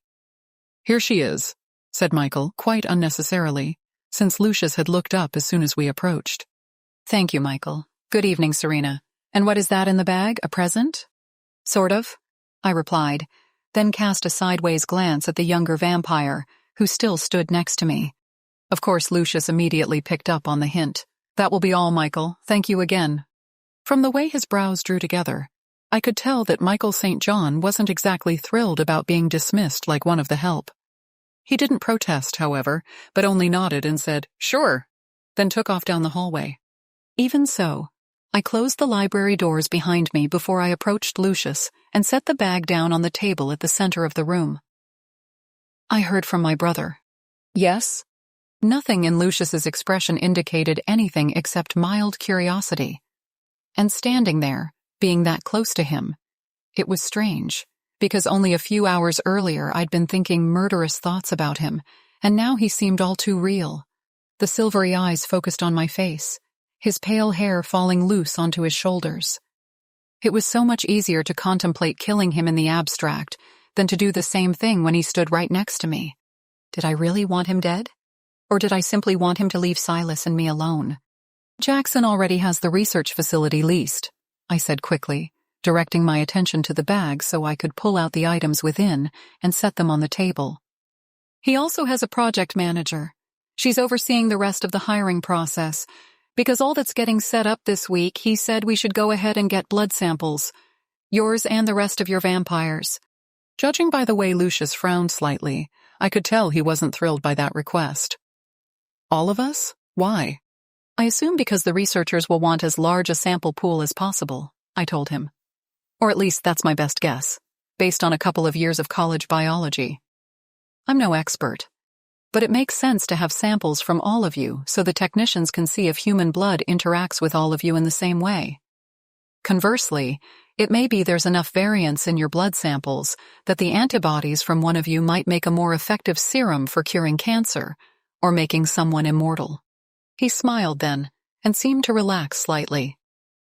Of course, I am not one who is well versed in the sciences, but it does make sense that there might be minor variations among us. A pause, and the silver-bright eyes glinted down into mine. You will be the one to draw our blood?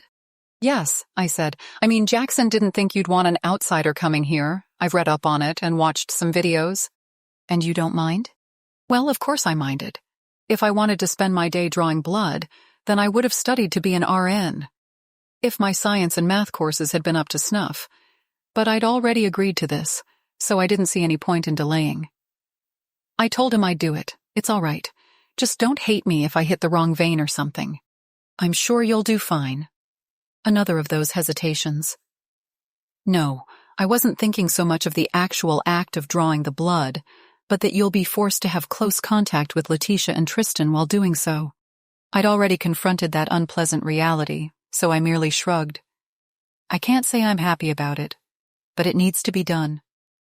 I know you've told them to stay away from me, and I appreciate that. But I also can't let my anger get in the way of trying to find a cure for Addie. No, I suppose you wouldn't. You do tend to put everyone else first. His tone had softened, and the way his eyes held mine made me want to look away. I couldn't, though.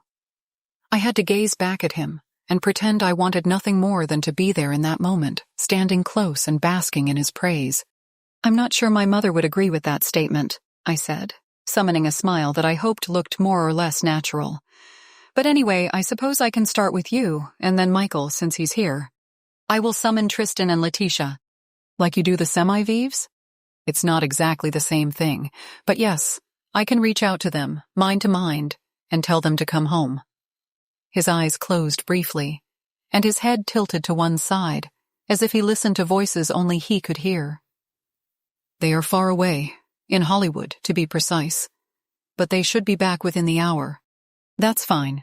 That'll give me time to do you and Michael. Lucius's eyebrows lifted, and I added hastily, Get your blood drawn, I mean. I assumed that was what you meant. Well, let us get started. He pulled off the dark jacket he wore and tossed it onto a nearby armchair. Deftly and quickly, he removed the cufflink from his shirt cuff and then rolled up the sleeve. Watching him, I couldn't help but be uncomfortably reminded of when he'd done the same thing in my vision of that future party, even though now I'd be taking his blood, rather than adding something to it. His arm was very pale. I could see the blue veins standing out in the crook of his elbow, although they weren't as prominent as they'd been in my vision. Well, give it time, I told myself as I got out the rubber strap and tied it off just above his elbow. A few years of administering serum shots, and I'm sure he'll end up looking like an extra from Trainspotting. It was good that I could find his veins so easily, though, as it made the task at hand a little less fraught. I tapped my finger against his skin, feeling how cool it was under my fingertip. It seemed strange and somehow intimate to touch him there. We'd kissed, and once he'd lain on top of me while he forced his mouth on mine, but we'd always been fully clothed. The only places we'd touched one another's skin had been on our hands or our faces, but I didn't want to think about that. Instead, I worried my bottom lip with my teeth as I cleaned his arm with an alcohol pad, then took one of the hypodermics and pressed it against his skin. Just the slightest bit of resistance, and then the fine needle sank into his vein. Immediately the syringe began to fill with deep, garnet-colored liquid. It looked like normal blood to me. I didn't know why I'd expected it to shimmer, or maybe be purple or green. He's not Mr. Spock, I thought wryly, as I pulled out the needle and immediately put a cotton pad on Lucius's arm. Vampires don't bleed green. Can you hold that while I put this down and get some first aid tape? I asked. Certainly. Lucius pressed several fingers against the cotton pad. I honestly hadn't been sure how vampire blood would react to this sort of procedure, whether it would continue to flow even when pressure was applied to the site of the wound, but I didn't see any signs of it soaking the cotton. I plunged the hypodermic into the sample bottle and pushed down on the syringe to empty it. Then I picked up the tape and pulled off a few pieces so I could secure the cotton pad to Lucius's arm. After I was done with that, I got out one of the labels Not Brian had bought for me, wrote Lucius Montfort 3/9/2026 on it, and affixed it to the bottle. Very efficient, he remarked, as he watched me put the sample of blood into a little padded plastic case. One would think you'd done this many times before. Thank you, Tube. God knows I've given blood enough times, but it's a whole different deal when you're not on the receiving end. Still, you impress me, Serena. An unwelcome flush touched my cheeks, but I busied myself with getting out a fresh hypodermic and syringe so I could take Michael's blood next. Well, thank you. Maybe I have a backup calling in case the whole copy editing thing doesn't work out. Lucius began to roll his sleeve back down. My dear, you didn't need those copy editing jobs before, and you certainly don't need them now. Something about those words rankled. Maybe need isn't the right word. I never wanted to be a lady who lunches like my mother. I don't want to be some idle rich girl. A pause as he reinserted the white, gold, and diamond cufflink into the sleeve of his dark shirt. Then he said, You are certainly not idle. Your visions have helped people. And now you are assisting with a project that could change the world. Too bad there was the very distinct possibility I could change it for the worse. Yes, I wanted a cure for Addison, but I didn't want to think about all the people who might be forced to contribute blood to give vampires a chance to live a normal life, nor the way the 1% might buy their way into immortality. To be honest, the older I got, the less comfortable I felt with my family's wealth. Jackson spoke like a man of the people when he was running for office, but he still hadn't hesitated when it came to using his own considerable resources to get this research project up and running. It wasn't as if Joe Blow down the street could have managed the same thing. You're quiet, Lucius said. Am I? I guess I was just thinking about the research facility, I lied. Tomorrow I'll need to meet with the project manager, get these samples over to her. Speaking of which, here's your next patient. I glanced over at the door to see Michael St. John leaning up against the jamb, looking as if he hadn't a care in the world. Maybe he didn't. Lucius hadn't given any sign that he'd summoned the younger vampire, but I supposed he didn't need to. Just a little thought bat signal sent out, and all of the vampire master's fledglings would come running. Michael's gaze moved toward the table, to all the supplies I had laid out. Playing doctor? Serena has need of a sample of your blood, Lucius said. Please roll up your sleeve, Michael. One dark eyebrow lifted, but the vampire did as instructed, and came toward the table where we stood. As he walked, he unbuttoned his cuff and pushed up his sleeve. His skin was pale too, although nowhere near as white as Lucius's. I didn't know you were a nurse, Michael remarked as he held out his arm to me. I'm not, I said shortly. Something about Michael St. John always seemed to rub me the wrong way, like he was trying desperately to find something to mock about everyone and everything he encountered. Maybe it was just a coping mechanism, but I found it tiring. His veins weren't as easy to locate as Lucius's had been. I tapped here and there on the inner crook of his elbow, trying to ignore the smirk he wore. Finally, I was able to find a vein that looked viable, so I tapped it again for good measure before poking the hypodermic through his skin. He winced slightly. I noticed how he didn't watch as the syringe filled with blood. A vampire, squeamish at the sight of blood? Or maybe it was just his blood in particular, rather than blood in general. At any rate, Michael didn't speak as I finished taking the sample, then handed off the syringe to Lucius so I could place a cotton pad on his arm and tape it down. I noticed that Lucius went ahead and emptied the sample into another bottle, then placed a label on it, and wrote down Michael's information in block caps as precise as an architect's. Good. One less thing for me to do. Anything else? Michael asked as he rolled his sleeve down. Urine or stool samples? A sly smile. Semen? I tilted my head in annoyance, even as Lucius said smoothly, No, Michael, that's all for now. Good, because losing that blood's made me a little hungry. Not tonight, Michael. Although Lucius's tone was mild enough, I could see the way his silver eyes narrowed at his fledgling. Michael put a hand to his chest. You wound me, Lucius. I know we're still on lockdown. I was thinking more of a double-double and some animal fries. A curl of the lip, and Lucius said to me, Michael has never quite gotten over his addiction to In-N-Out. Well, I can't really blame him for that, I said. Have you ever had a double-double? Of course not. I may eat regular food from time to time, but that diet certainly doesn't include fast food. You don't know what you're missing, I said with a grin. I've tried to tell him that too, but he never listens. Enough, Michael, that will be all. With a negligent lift of his shoulders, Michael turned and left the room. Lucius shook his head. Sometimes it is very difficult to tell when he is being serious and when he is simply trying to bait me.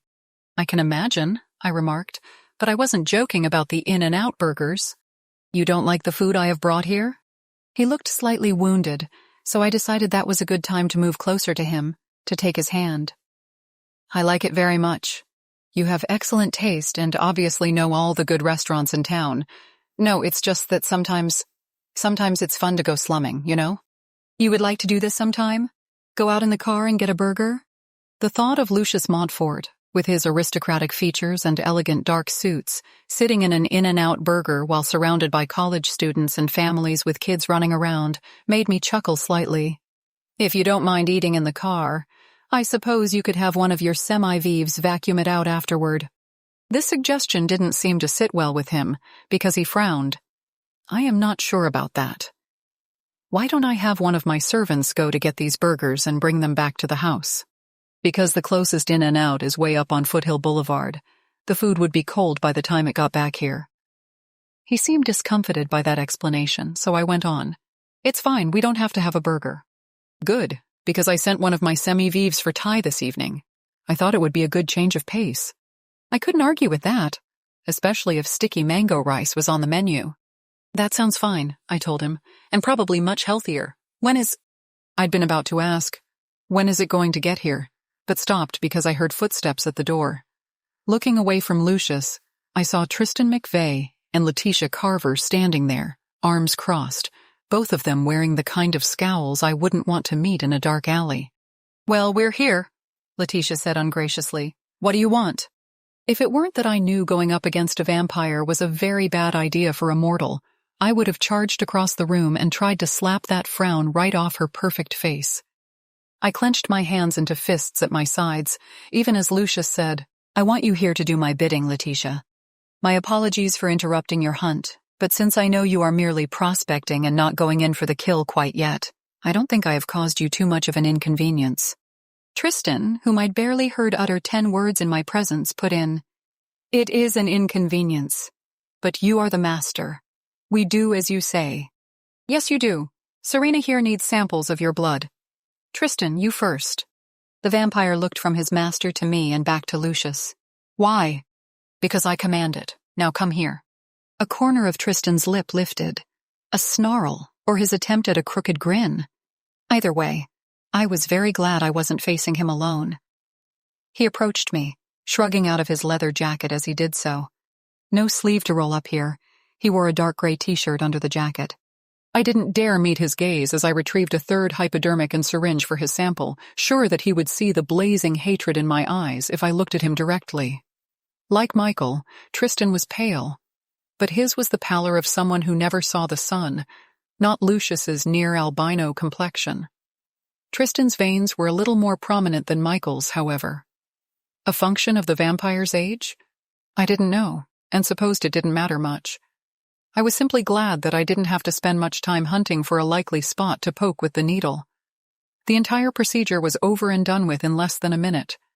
This time Lucius also stepped in to take the syringe away from me and deposit its contents in a sample bottle so I could apply the cotton to Tristan's arm.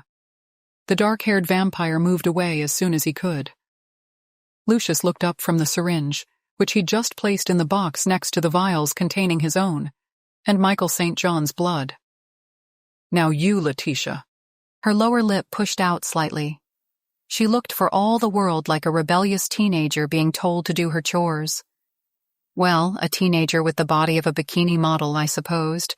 Just like the last time I'd seen her, she was wearing a tight-fitting dress that revealed an insane amount of leg, only this dress was a shimmery dark silver rather than red. "Do I have to?" "Since I just told you that you did, yes, you have to. Come here." She stepped closer. I'd never been this near her, and now I could see the utter perfection of her fair skin, the long lashes coated with mascara. Her hair hung nearly to her waist, fine and pale as cornsilk, and how I wished I could grab one of the nearby chairs, break off a leg, and stab it through her chest. I wasn't sure why the sight of her enraged me so much more than Tristan's presence had, except that there was something about her attitude which seemed inherently hostile and yet at the same time superior, whereas Tristan appeared mostly bored. Unfortunately, it was not the time to seek revenge for Vanessa's murder. One day, maybe. Once he was free, Silas would probably be all too happy to wipe this nest of vampires off the face of the earth. For now, though, I still had to play the role of Lucius's complicit partner. "Let's try your left arm," I said, and she thrust it toward me, nearly striking me in the chest. Lucius said mildly, "Play nice, Letitia." She let out a huff and didn't reply, only stood there as she stared into the middle distance, purposely not meeting my gaze. Fine by me. I didn't want to have to look her in the eyes. And I didn't mind smacking her arm a little harder than I needed to in order to make a vein pop up. Her mouth tightened, but she didn't say anything, no doubt not wanting to risk her master's ire. Another vial of deep red blood, and I was done. Lucius took it from me and wrote out the final label as I taped some cotton to her arm. "How long do I have to keep this thing on?" she asked, looking down at the crook of her elbow in disgust. "Until it stops clotting," I said. "Judging by how quickly everyone else has bounced back, no more than 10 minutes. It won't get in the way of your clubbing." "Like you'd know anything about that," Letitia retorted. Her scornful gaze took in my faded jeans and loose blouse, my almost non-existent makeup. "Probably not," I admitted. "I generally have better things to do with my time." "Ladies," Lucius cut in, "thank you, Letitia, and Tristan. That will be all. You can go back to your clubbing." "We will," Tristan said. "Come along, Letitia. We still have most of the night ahead of us." They went out, Letitia with a decided flounce that would have earned her a lecture on her attitude if she'd been my mother's daughter. I had to laugh at myself. The thought of my mother getting in Letitia's face was somewhat amusing, but I knew it would never happen. Thank God. I didn't want that vicious bloodsucker going anywhere near anyone else in my family. "What now?" Lucius asked. He held the box with its bottles of blood in both hands, as if it was some kind of royal present. "That needs to be refrigerated. We can store it in the fridge here, and then I'll take it home with me and put it in the refrigerator there. I'll have to put it in a cooler when I transport it to the lab, since it's probably at least a half-hour drive from here." I paused, frowning slightly. Jackson told me it was in Rancho Cucamonga, but he didn't give me the exact address. He's kind of distracted, but I'll text him and get it from him. "Good. In the meantime, let us take care of our precious cargo." Lucius led me out of the library and down the hall toward the kitchen. The last time I'd been in this part of the house, I'd demanded that not Brian take me to see Silas. Had Brian ever told his master about my request? I didn't know, and I didn't dare ask. And I made sure to not even glance at the door to the wine cellar as we headed toward the refrigerator. In there were packs and packs of blood. I tried not to look at them as I set the little box with its own vials of blood on the top shelf.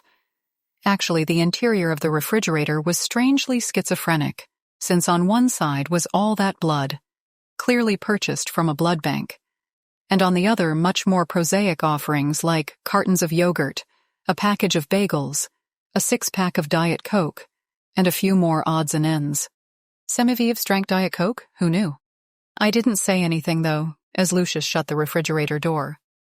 Well, that's done. I hope the procedure didn't ruin your appetite, since our dinner has arrived. No, I'm still hungry. His eyes met mine. Good, as am I. Chapter 10. She was up there. Silas knew it. His kind had a decent internal clock, and so even though the cellar had no windows, he knew that night had fallen, and that meant Lucius would have summoned Serena to his presence.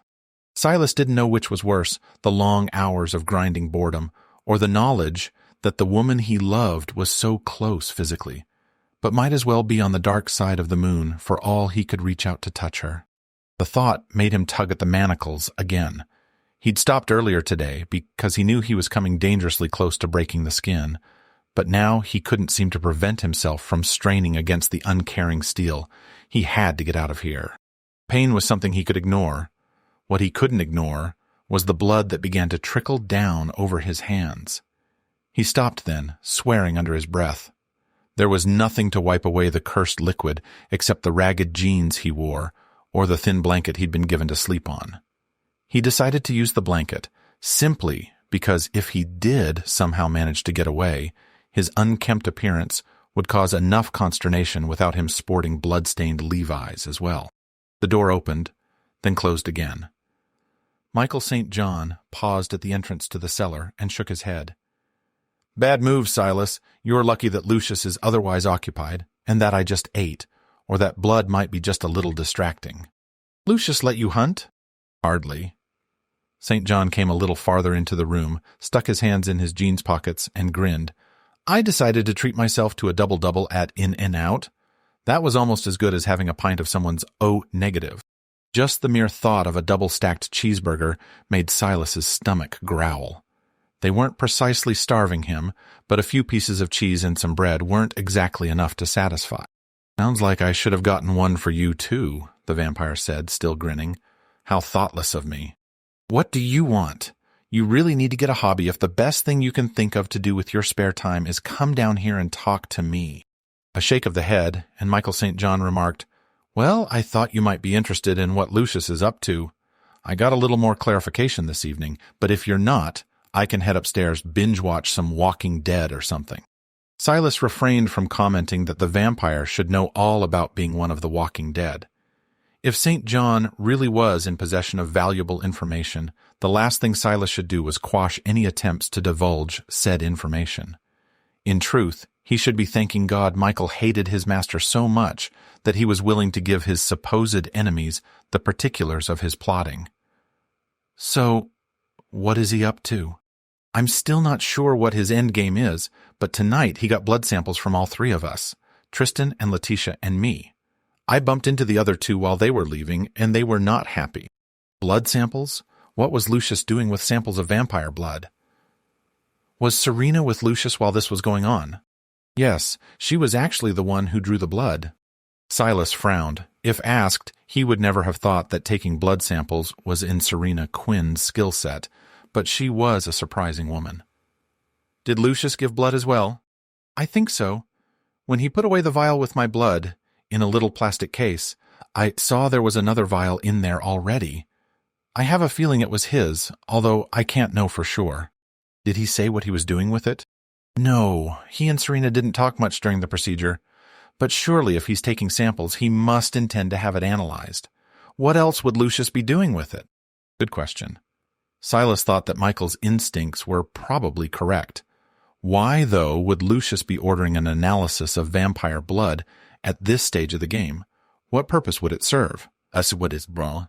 More than ever, Silas wished he'd had the chance to talk to Serena, if only for a few minutes. She would have told him what was going on. Unfortunately, he hadn't seen her since a few days earlier, when she'd stopped in on her way to her sister's funeral. She'd made sure he had water, wasn't being mistreated, but he'd been able to tell from the stiff, formal way she spoke, and the way her eyes didn't quite meet his, that she was only stealing a few minutes with him. Lucius had her on a very tight leash, even if he had given her the freedom to stay at her own home rather than here in the mansion. And Lucius has said nothing to you. To me? Michael St. John chuckled. I'm usually the last to know anything. He and Serena left the house last night and went someplace, but I don't know where. I don't dare ask the Semivives, since they'd only tell Lucius that I'd been snooping. Yes, although the Semivives worked in this house and probably performed certain menial tasks on behalf of the other vampires who dwelled here, their true allegiance was to Lucius and Lucius alone. They would feel it their duty to inform their master that one of his fledglings had been asking too many questions. And of course you can't follow him. No, I'm not that stupid. St. John paused and ran a hand through his shaggy dark hair. I don't even know why I'm telling you all this, except what? Dark eyes met his. They were slightly narrowed, as though the vampire had stopped to try to analyze his motivations and still wasn't quite sure what they might be. Except that whatever Lucius is plotting, I'm pretty sure I won't like it. The food was still very warm when the Semivives set it in front of us, proof that whoever had gone on the takeout run this evening truly had gotten there just as Lucius and I were finishing up with our little blood drive in the library. It had been a while since I'd last eaten Thai food, and the savory yet delicate aromas awakened a hunger I hadn't even realized had been lurking. We ate in the small game room, which apparently was Lucius's choice of venue for meals with me. Or rather, it appeared that he chose this space when he was feeling mellow, when he didn't have a reason to try to make me feel powerless or insignificant. Of course, he wouldn't have any need to do such a thing now, not when everything seemed to be going his way. Tomorrow I'd deliver the samples and the research would begin. Maybe. I didn't know if Jackson's project manager, this Shelby Gutierrez, could actually get a team together in that short an amount of time. What I did know was that pretty much everyone my brother worked with tended to be hyper-competent and an overachiever, which meant that Ms. Gutierrez had fairly good odds of having everything up and running by the time I made it out to Rancho Cucamonga the next day. Lucius dished up cashew chicken and rice and used a pair of tongs to set several egg rolls on my plate. I noticed he'd chosen a dry rosé for our meal, probably so the wine wouldn't compete with the delicate flavors of the food. As I took a sip, I tried very hard not to think of Silas, chained up in a cellar somewhere below my feet. All I wanted to do was get up from the table and run down to see him, but since I didn't have the keys to unlock his manacles, and certainly wasn't strong enough to yank them out of the wall, the most I'd accomplish with such a stunt would be to let Lucius know exactly where my true loyalties lay. That was a good evening's work, he remarked as he drank from his own glass of rosé. Yes, it was. I hope that 4 samples will be enough. A faint line appeared between Lucius's brows, here and gone before I could barely register it as a frown. It will have to be. The nearest vampire coven to Los Angeles is in San Francisco, and I very much doubt they would appreciate being asked for blood samples. It would be considered a gross invasion of their privacy. Do you know them? I asked, intrigued despite myself. I knew so very little about this strange supernatural world that existed alongside the real world, the only world I'd known, up until a few weeks ago. Not really. Nicholas Fielding heads the vampire coven there, and has reigned in that city since sailing ships brought immigrants there from around the Cape of Good Hope. His coven is slightly larger than mine. I think there are 10 of them altogether, unless they have lost some of their number to the Gula. Lucius's mouth curved slightly, but it wasn't from amusement, more like contempt. Nicholas tends to be a careless master. That is part of the reason why I decided to come to Los Angeles.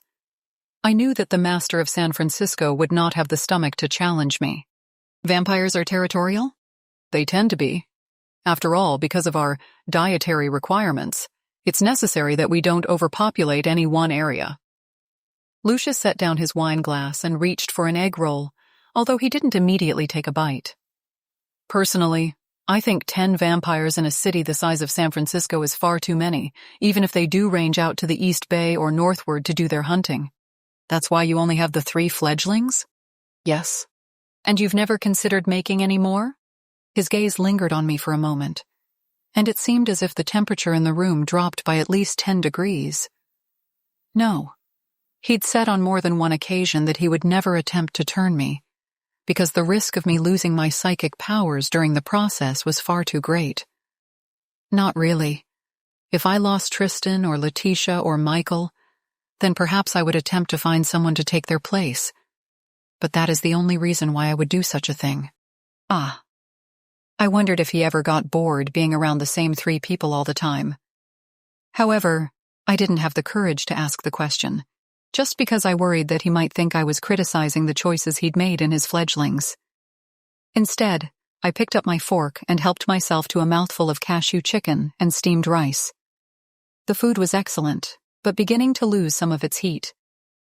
I needed to eat more and talk less. Apparently, Lucius wasn't bothered by such concerns, because after taking a single bite of his egg roll, he set it back down. It's always a balancing act, deciding how many to have in one's coven, but I tend to err on the side of caution. Tristan and Letitia have been with you for a long time. Yes. What happened to the fledglings you had before them?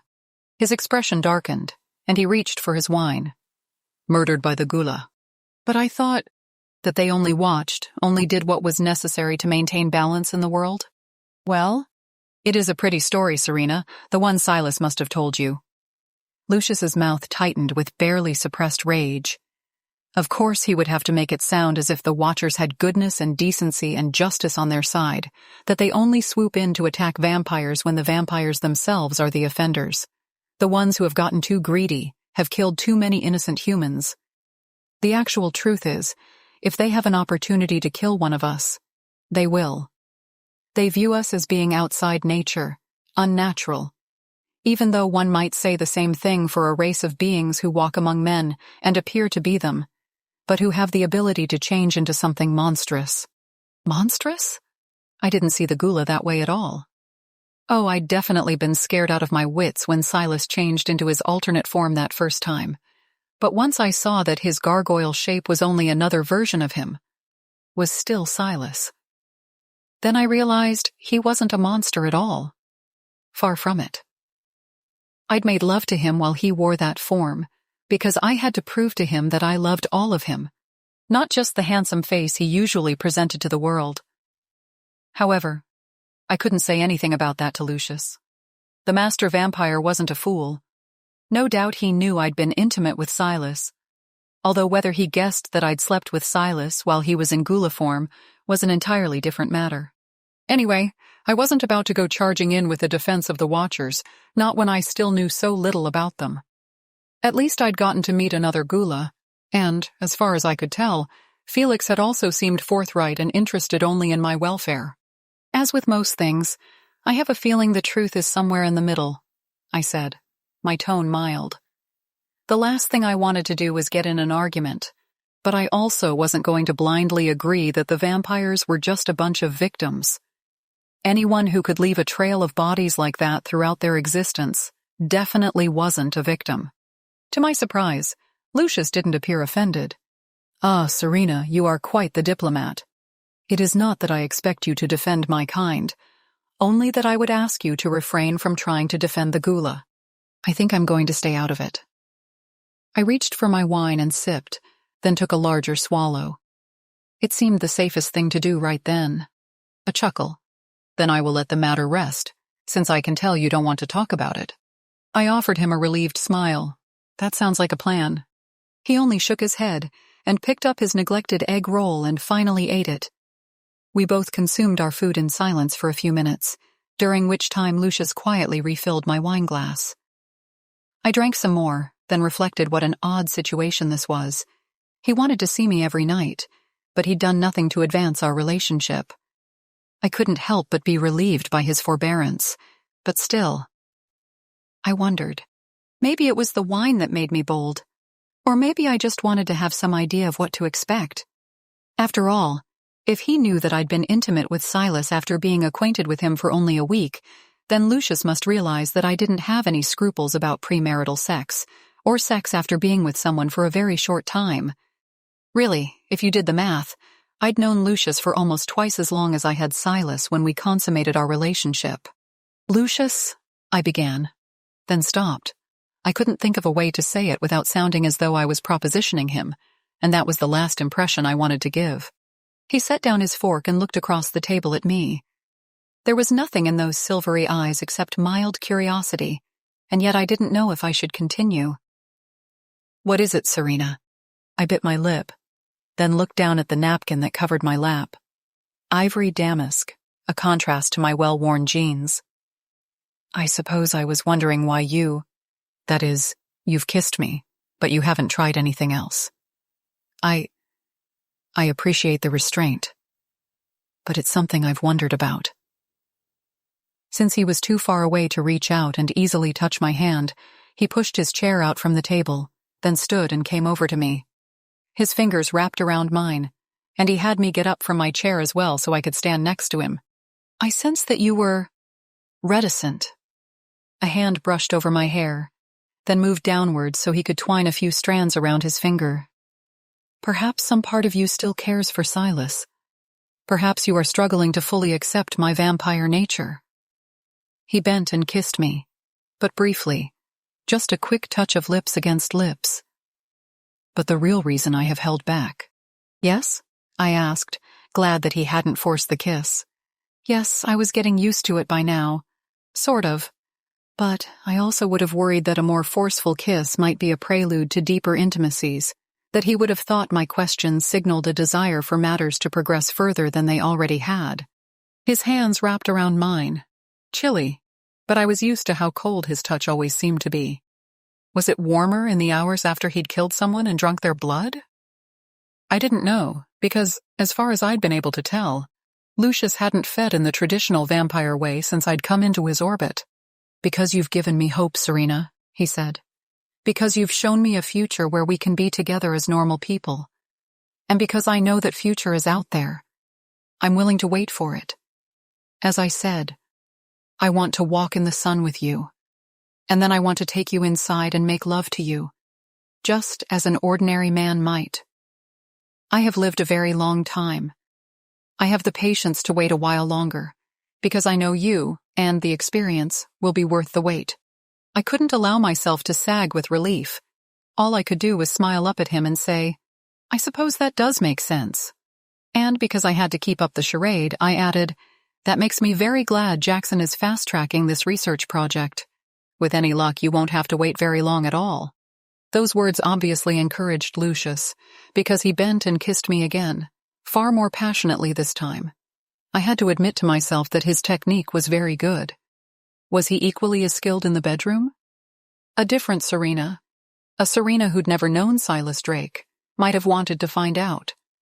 As it was, I could only be glad that Lucius had set this arbitrary deadline for the consummation of our relationship. The ticking clock that seemed to dominate my world had just gotten a little louder, though. As much as I hoped that Jackson's researchers would find a cure for Addie, that meant they'd also be searching for the magic bullet which would make vampires more human. Once they succeeded, I would have run out of excuses. My only hope was the Gula, waiting and watching for the perfect opportunity to free Silas. They had to succeed. Otherwise, the future I'd seen in my visions would most certainly come true. Chapter 11. Sometime during my dinner with Lucius, Jackson had texted me the address for the research facility in Rancho Cucamonga, along with a number where I could reach Shelby Gutierrez. The next morning, I got in touch with her and set up an appointment for 1 o'clock that afternoon. The blood samples had been safely stowed in my refrigerator overnight, and Lucius had already given instructions to Brian that he was to drive me wherever I asked him to. Luckily, Lewis and Brian had an ice chest stored in their garage, so I just borrowed that to transport the blood. Since it was a warm day, I put it in the back seat of Brian's Audi rather than the trunk, so it could take advantage of the air conditioning as we drove. Neither of us spoke much on the drive. I kept quiet because I didn't have any idea how much the semi-vive knew, and I didn't want to let something slip that might make Lucius angry.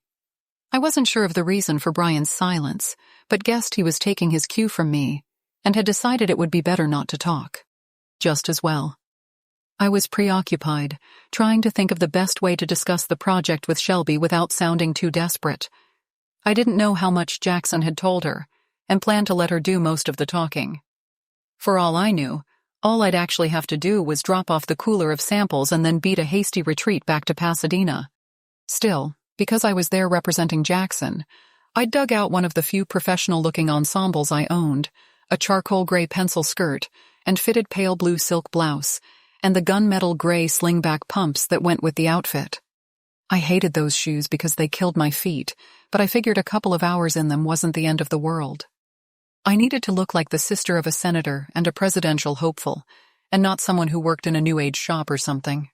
The research facility was located in an office park, one of those ubiquitous multi-story developments that had been built in the boom times of the early 2000s, before the stock market crashed and the real estate market collapsed with it. Ever since then, property managers had had a devil of a time keeping them even partly occupied. No wonder Jackson had found a site for the research project so quickly, and probably at a bargain rate. I told Brian to stay in the car. The old Brian, my friend, would have asked me why he couldn't come along. The semi-vive Brian, however, only nodded and turned down the AC somewhat so it wouldn't tax the engine too much as he sat there and idled. There was no lettering on the door to show what the office suite was being used for. Just the number, the one Jackson had given me. Still, I knew this was the place, because as soon as I stepped inside, a slim woman in her late 30s, wearing a lab coat and with her dark hair pulled back in a ponytail, approached me. "Serena Quinn?" I set down the ice chest I'd been carrying and extended a hand. "Yes, you must be Dr. Gutierrez." "Shelby, please." "Of course." I stole a quick look around. A receptionist's desk had been set up in that front room, and there were even potted palm trees standing guard in the corners, but I didn't see anyone else around. "I figured ancillary staff would be last," Shelby said. Her manner was very businesslike. She was attractive in a thin, strained sort of way, as though she never quite got enough sleep and was always focusing on the next problem to be solved. Her glance moved to the ice chest that sat on the commercial weave carpet next to me. "Are those the samples?" "Yes. Let me take them." She bent and grasped the cooler by its handle and lifted it. "Come on back so you can see the rest of the operation." That sounded good. I'd take mental notes, give Jackson a report. He should know what he was getting for his money. We went down a short hallway, past what appeared to be doors to a restroom and a storeroom. The corridor ended in a pair of metal doors, the glass in them half covered by stickers with the biohazard warning. Apparently, Shelby wasn't particularly worried about biohazards because she breezed right through the doors and led me out into a large, open laboratory with multiple work tables, numerous computers, and an assortment of scientific equipment I barely recognized. Test tubes and pipettes, sure, but also larger glass beakers and autoclaves and Lord knows what else. Well, that was the whole point of hiring Shelby Gutierrez, so she'd order the necessary items and hire the essential personnel so we could hit the ground running. Not that I really wanted them to run too fast, not after what Lucius had told me the night before. I wondered if there was any way to ask Shelby to focus on isolating the factors in the blood I'd just brought and worry about the analysis of human blood later. The problem was, I really had no idea how much Jackson had told her, and so I worried about making a misstep and blurting out more than I should. My brother had said he was trusting me to handle this, but he hadn't given me a whole lot of guidance. "Here we are," she said, stopping in front of a large industrial stainless steel refrigerator that occupied an alcove at the back of the room. She set down the cooler, then carefully drew out the plastic box with its precious cargo of blood samples. Yes, if something happened to them, I supposed I could get Lucius and Company to provide more. But I really didn't want to go through that all over again, at least not before I absolutely had to. I assumed at some point I'd have to supply another round of vampire blood, just because of the nature of the tests that would have to be performed. That evil day could be put off for as long as possible, though. I'm not sure how much Jackson has told you," I began, but Shelby waved a hand. "All that has been handled," she said smoothly. "I know that time is of the essence. The entire team will be ready to start tomorrow morning." "But," she arched an eyebrow at me, "I know this research is of a delicate nature. Senator Quinn has provided me with very detailed instructions. I do appreciate you bringing the samples to me personally, but there's very little else you need to do, except wait for us to provide results, which we plan to do as soon as is feasible. given the constraints of the scientific method. "Oh," I said flatly. I supposed I should have been relieved that I didn't have to explain anything to her, didn't have to pick and choose when it came to deciding what to say. Even so, I felt oddly deflated. Maybe I just pumped up this little errand in my mind to make me feel as though I was more important to the project than I really was. In the end, though, I was only the messenger.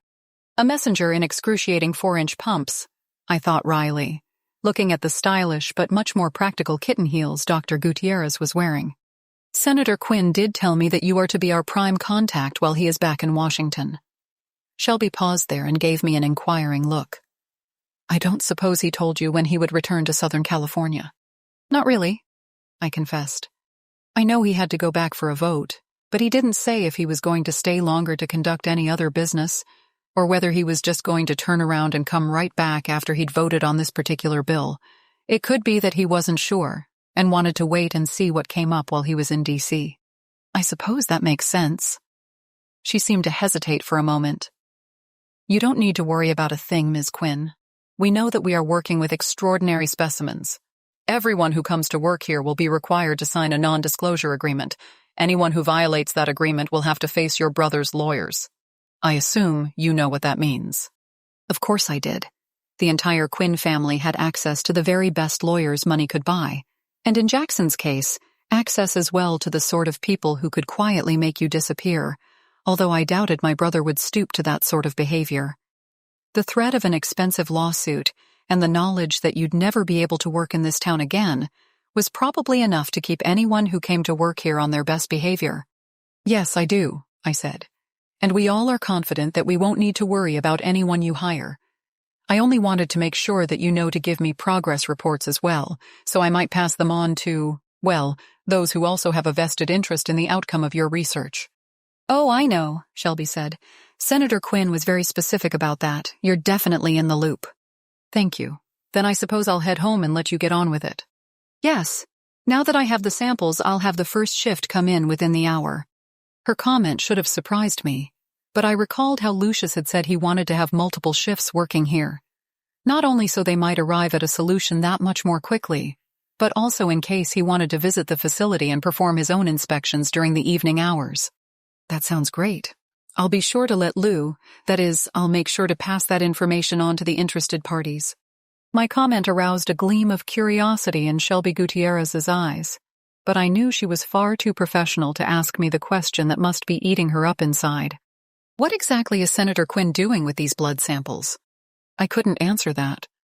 She hadn't said word one about vampires, which meant that my brother probably hadn't given her any information about the actual source of the blood her team would be testing. How long he planned for this subterfuge to go on, I didn't know, but it was Jackson's place to tell her the truth, not mine. Since clearly our business was done, I thanked Shelby for her time and headed back out to the parking lot, where Brian now waited outside his car. I supposed my errand had gone on for a little too long, and he'd decided it was better not to overtax the engine by sitting there and idling with the air conditioning on the whole time. "We can head back now," I told him, and he nodded.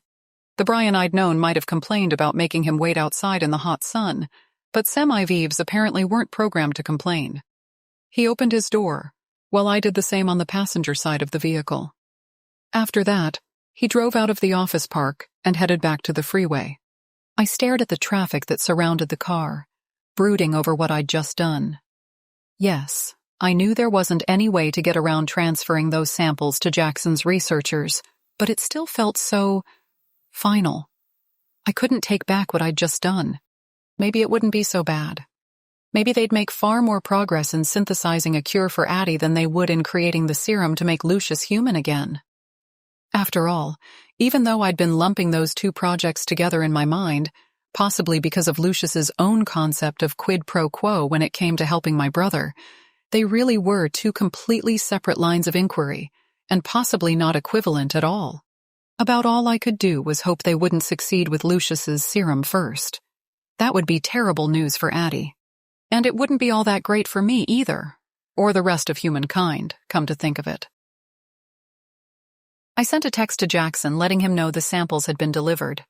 After that, I got online, once again deploying my VPN and zeroing in on the Humboldt compound by way of Google Maps. Yes, you could call it my version of the bat signal, since I desperately hoped that Felix would get the hint and message me again. But I also wanted to see if I could get close enough to locate the meadow from my vision. If I could prove that was real, then it meant the vision could become reality as well, that what I had just done hadn't irrevocably set me on the path to a future I didn't want to see come to pass. Of course, there was no street view available for a location that had no streets. All I could do was focus on the satellite imagery and get as close in as the website would allow me. I saw vast tracts of forests that seemed to spread for miles. Crazy to think that all this unspoiled wilderness lay in my own home state, a place I tended to view as completely paved over and wall to wall with people, since that was a fairly accurate description of the greater Los Angeles area. Even on the drive out to Rancho Cucamonga, though, I'd seen the foothills and mountains rising up behind the suburban sprawl, and knew that we still had our open areas here. Nothing like this, though. I moved my fingers on the trackpad, now heading north and east, since there were only hills to the west of the Gula compound. All I saw was more forest, and I let out an exasperated sigh. It was possible that the clearing I'd seen was miles and miles away from the Watcher's homestead, although it seemed strange to drive that far just for a picnic. Or maybe that green meadow only existed inside my head. My messaging app pinged, and a little window appeared in the lower left-hand part of my laptop's screen. Snooping again? Felix? Of course, although it was someone at headquarters who alerted me to the intrusion. I'm in the field down here and don't have access to all my regular equipment.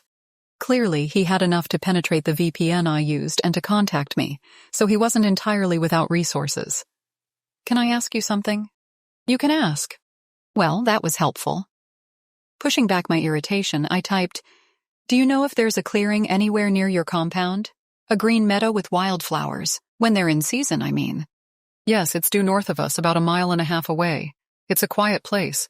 A lot of the Gula kids go to play there. Why?" "Nothing. That is, I think I saw it in a vision. I just wanted to make sure it was a real place." "Oh, it's real." The relief that swept through me was so intense, I could only be glad that I was sitting down.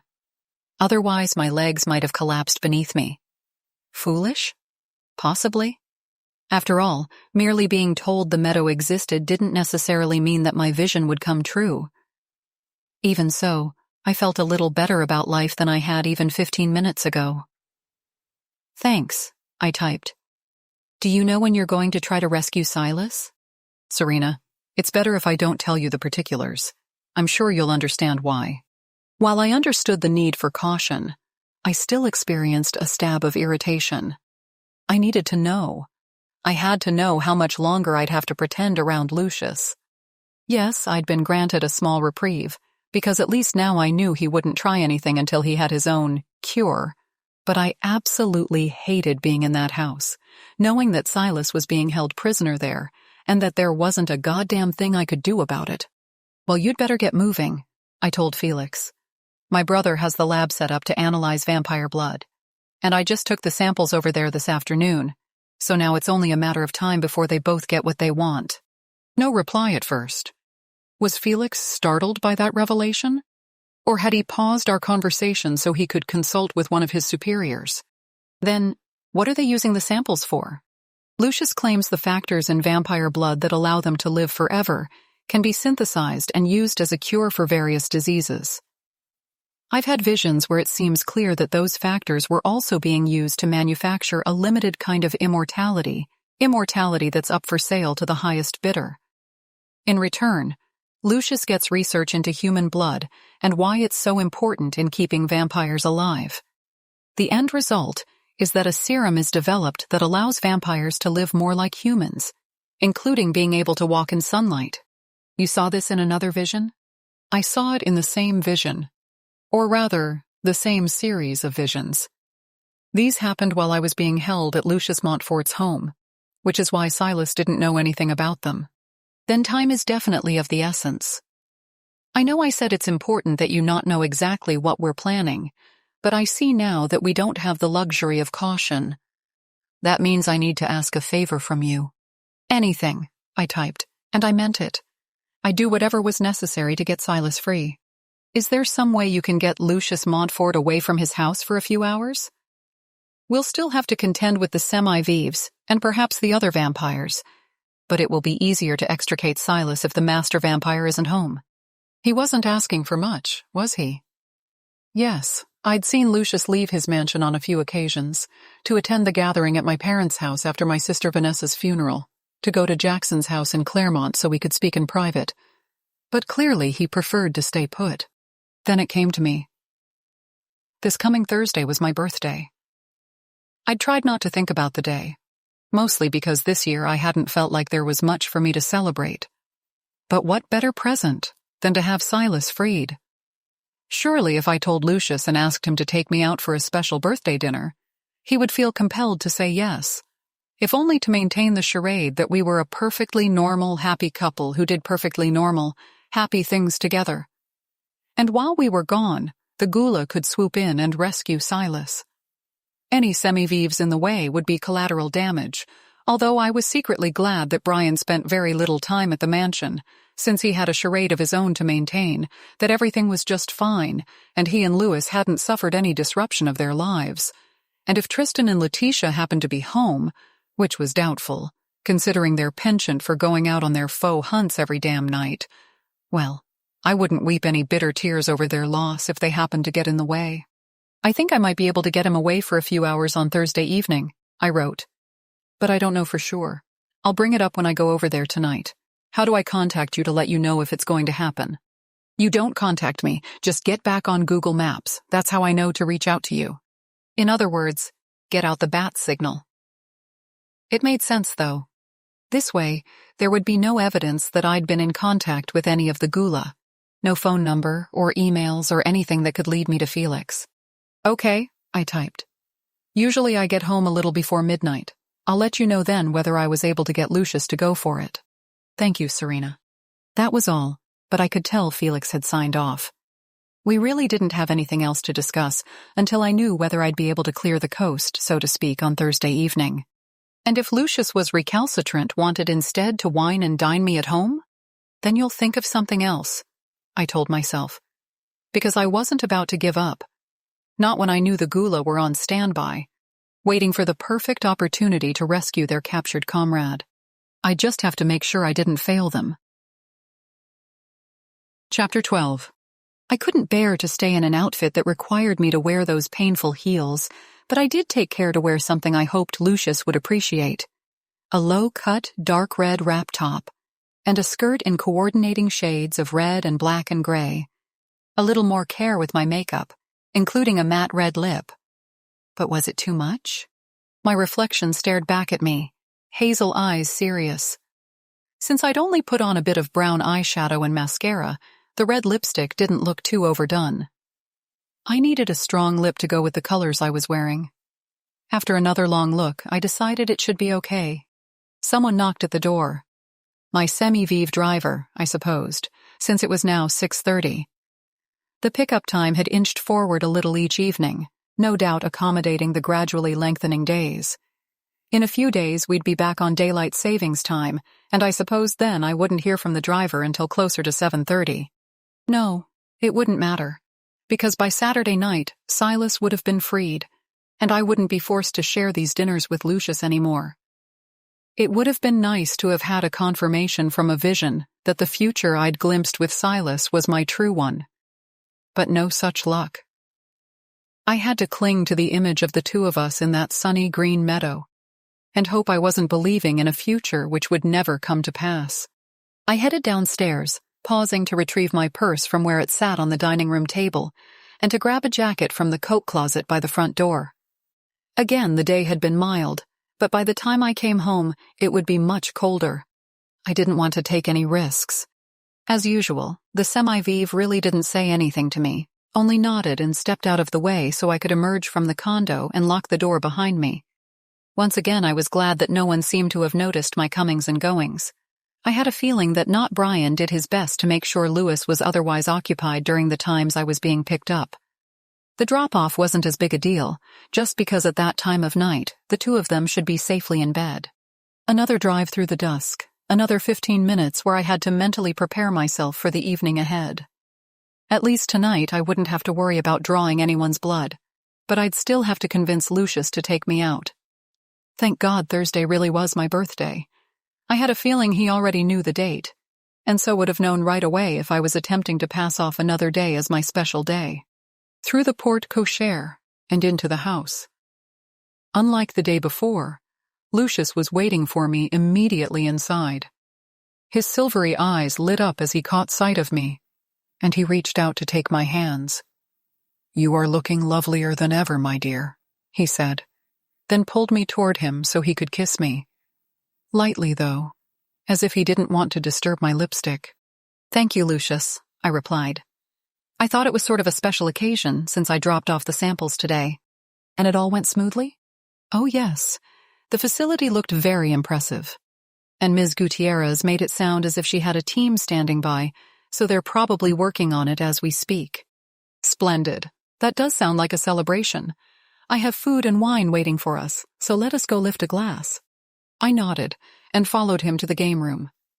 As he'd promised, a meal already appeared to be ready to go, although I couldn't tell what it was, since all the dishes were protected by silver covers to keep in the heat.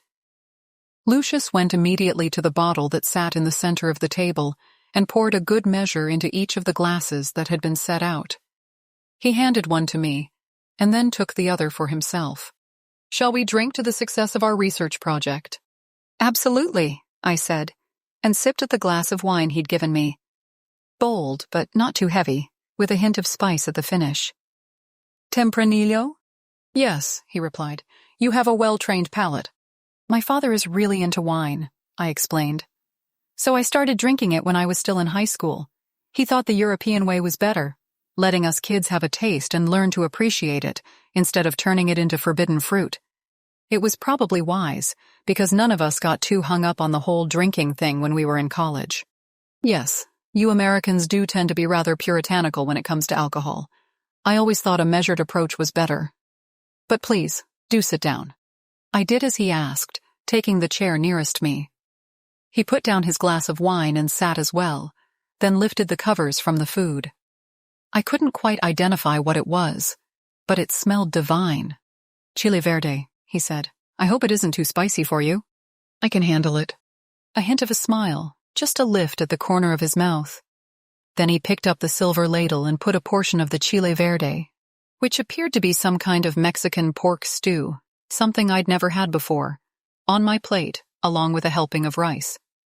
After getting some for himself, he said, "I suppose it's far too early to ask if we have any kind of timeline for the project." "Yes, it is far too early." I took a bit of the chile verde. Wow. Tasty, but he was right about it being hot. Luckily, there was enough rice on my plate to temper the sting somewhat. But Shelby Gutierrez did say that Jackson had hired 2 shifts of people to do the work, so with any luck, it'll go quickly enough. That is good news. For a moment, we were both silent as we ate. Not for the first time, I noticed how Lucius didn't seem to have any real reticence about eating regular food, unlike his fledglings, all 3 of whom had appeared about as picky as a 3-year-old when it came to consuming everything that was put before them. Maybe dealing with human food was a skill that came with age. Or maybe Lucius forced himself to eat what he normally wouldn't, simply because he was trying to make me feel more at ease around him. I decided I might as well broach the subject of my birthday. Delaying wouldn't make discussing the topic any easier. Speaking of special occasions, he put down his fork. "Yes?" "Well, Thursday is my birthday."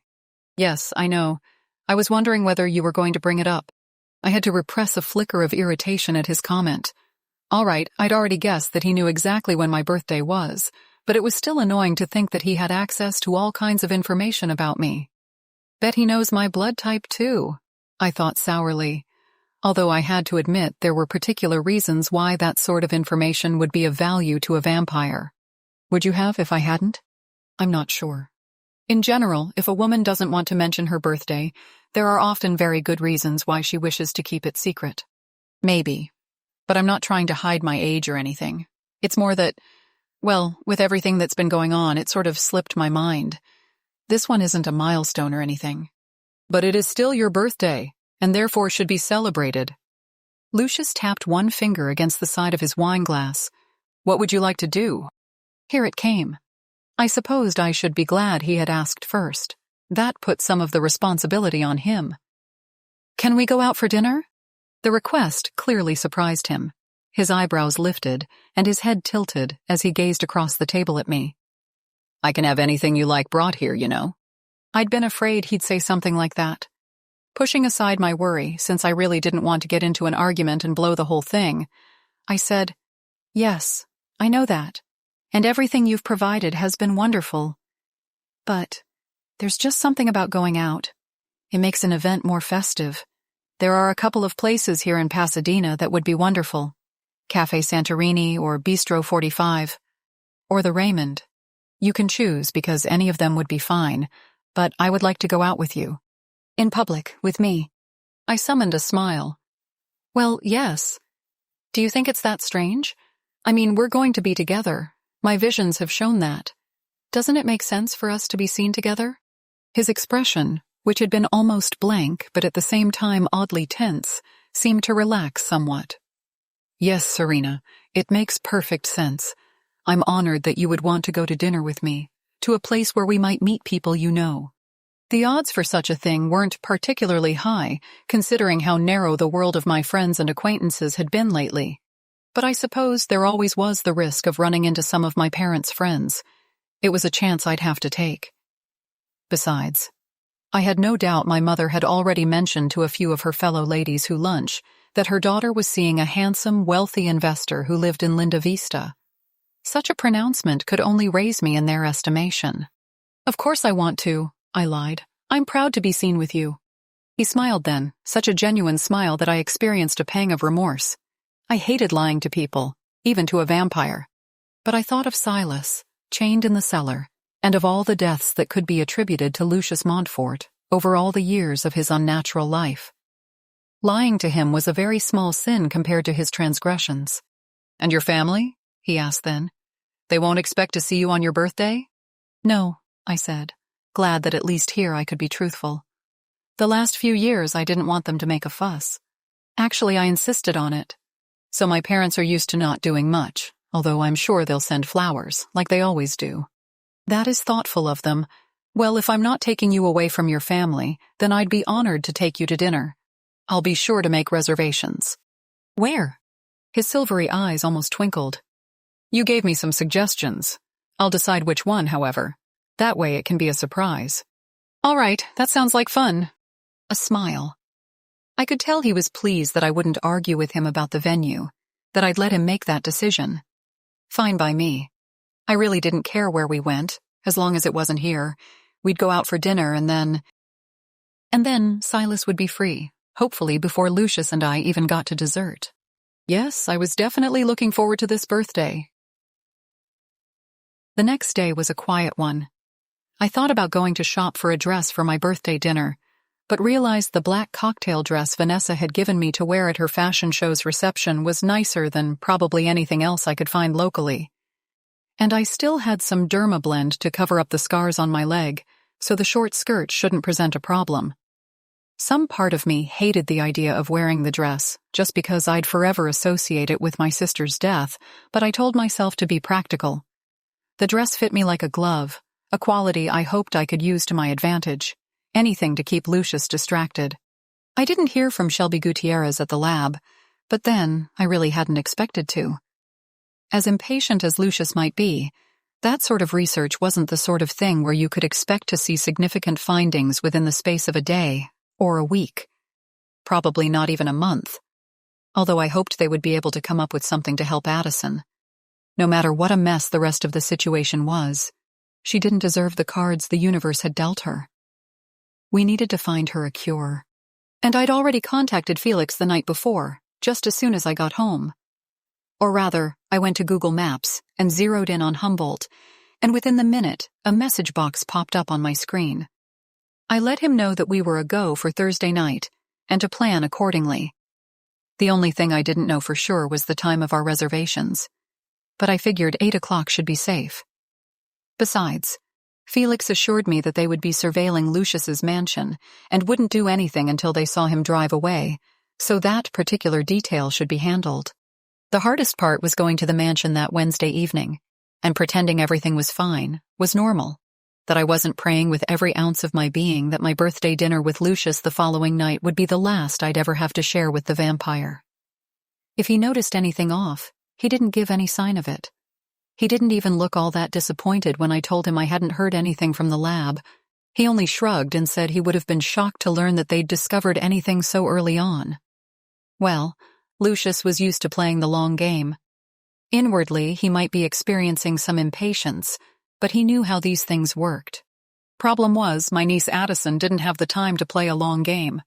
I didn't betray anything of my worry, however. Since the day had been unseasonably warm for early March, Lucius and I walked in the gardens after dinner and spoke of what we would be able to do once a serum had been developed for him. He wanted to take me to Italy, to Greece. I'd visited when I was in high school, but hadn't been back since. I told him that sounded lovely, and that I was looking forward to sharing all those sights with him. At the end of the evening, he kissed me, and I closed my eyes and prayed that this, too, would be one of the last times I ever had to let his lips touch mine. Before I left, he let me know that he would pick me up at 7 o'clock the next evening, and once again I was in the back seat of the Mercedes, having the brown-haired semi-vive drive me home. The morning of my birthday, a delivery man showed up with a bouquet of lilies and peonies, some of my favorites. From my parents, of course. Tucked into the arrangement was a card wishing me a very happy day. I'd told my parents that Lucius was taking me out that night, and so they didn't press very hard about getting me to spend the day with them. My mother added a postscript saying that she hoped I might bring Lucius over for cocktails sometime, but that was all. Very subdued for her, and I couldn't help but be grateful. Getting ready took a good deal of time. I washed my hair and set it with hot rollers so it would fall in heavy waves down my back, and then I spent at least a half hour on my makeup, doing my best to get it perfect. No, not as expert a job as the makeup artists at Vanessa's fashion show might have done, but I still thought I looked pretty good by the time I was finished with everything. I needed to look good. I wanted to make sure that all of Lucius's attention was on me, so focused that he would want to have the dinner last for as long as possible. Then the dress and the shoes. Dead simple jewelry. My white gold Longines watch. The diamond studs my mother had given me. A thin silver rope chain around the same wrist as the watch, and on the middle finger of my right hand, the white gold and diamond band that my grandmother had left me. When I was done, I nodded at my reflection in approval. I did look very San Marino old money. My mother would be proud. I had to hope that Lucius would be proud to be seen with me as well. That he'd be distracted enough by my appearance and the novelty of an evening out that he wouldn't be paying any attention to what might be happening back at the mansion. I checked my watch. 6:52. I drew in a breath, took one last look at myself in the mirror to make sure everything was still in place. My feet were already beginning to hurt from the strappy high-heeled sandals I wore, but I ignored the discomfort. I'd only have to walk from my place to the car, and from the car to the restaurant. Some wine would help me ignore the fact that heels tended to be torture devices for me now because of the injuries I'd suffered during the accident. Anyway, I was ready to endure screaming agony, if it meant that Silas would be free soon. Then came the knock at the door. I drew in a breath, ran my hands down the silk dress I wore, and went to answer that knock. Outside stood Lucius, looking impeccable in a black suit, with a pale gray shirt and black and red tie. I realized then that I'd never seen him wear anything other than variations on that combination of colors. Didn't he ever get tired of them? Or maybe he preferred to keep things simple, because that way everything in his closet would go with everything else. I didn't have time to ponder the question further, because he smiled at me and said, "Serena, you are simply stunning. Happy birthday." Thank you," I replied. "Shall we?" He offered his arm. I didn't have much choice but to take it. Locking up was a little awkward because I only had one free hand, and I didn't even bother with turning on the alarm. My parents probably wouldn't have been pleased by that lapse, but really, the security system was there more to protect me rather than the items inside my condo. Anyway, with not Brian performing guard duty next door, I knew I didn't have much to worry about. Lucius's arm steadied me as we went down the stairs and headed toward the area set aside for visitor parking. I was surprised to realize that the semi-Vive driver was nowhere in sight. I'd just assumed he would be playing chauffeur this evening. "You're driving?" I asked as Lucius opened the passenger door for me. "Yes," he said. "I thought it would be more intimate. I can drive, you know. I just choose not to most of the time." "Considering SoCal traffic, I don't blame you," I told him, and he flashed me a quick smile before he closed the car door and came around to take his place in the driver's seat. We pulled out of the parking lot and headed west on Cordova. Lucius did seem to know what he was doing behind the wheel, because he appeared calm and in control the whole time, even when he had to quickly change lanes to avoid getting sideswiped by some idiot in a delivery truck who was a little too aggressive about pulling out of a driveway at the last minute. The near miss set my heart pounding. But as far as I could tell, Lucius didn't even blink. Since he didn't comment on the incident, I remained silent, noting how we turned south on Fair Oaks, heading away from Old Town Pasadena. That seemed to nix several of my dinner suggestions and imply that Lucius had decided to take me to the Raymond restaurant, probably the most intimate and, possibly, the most expensive of all of them. Not that he couldn't afford to buy us dinner there, of course, but the choice seemed to indicate that he did want this evening to be extra special. Well, he could assign any meaning to it he wanted to, as long as by doing so, we were able to stay away from the mansion for a decent chunk of time. He aimed the Mercedes into the narrow driveway and came to a stop at the valet station. Immediately, a man in a white shirt and black tie approached the car and said, "Welcome to the Raymond, sir."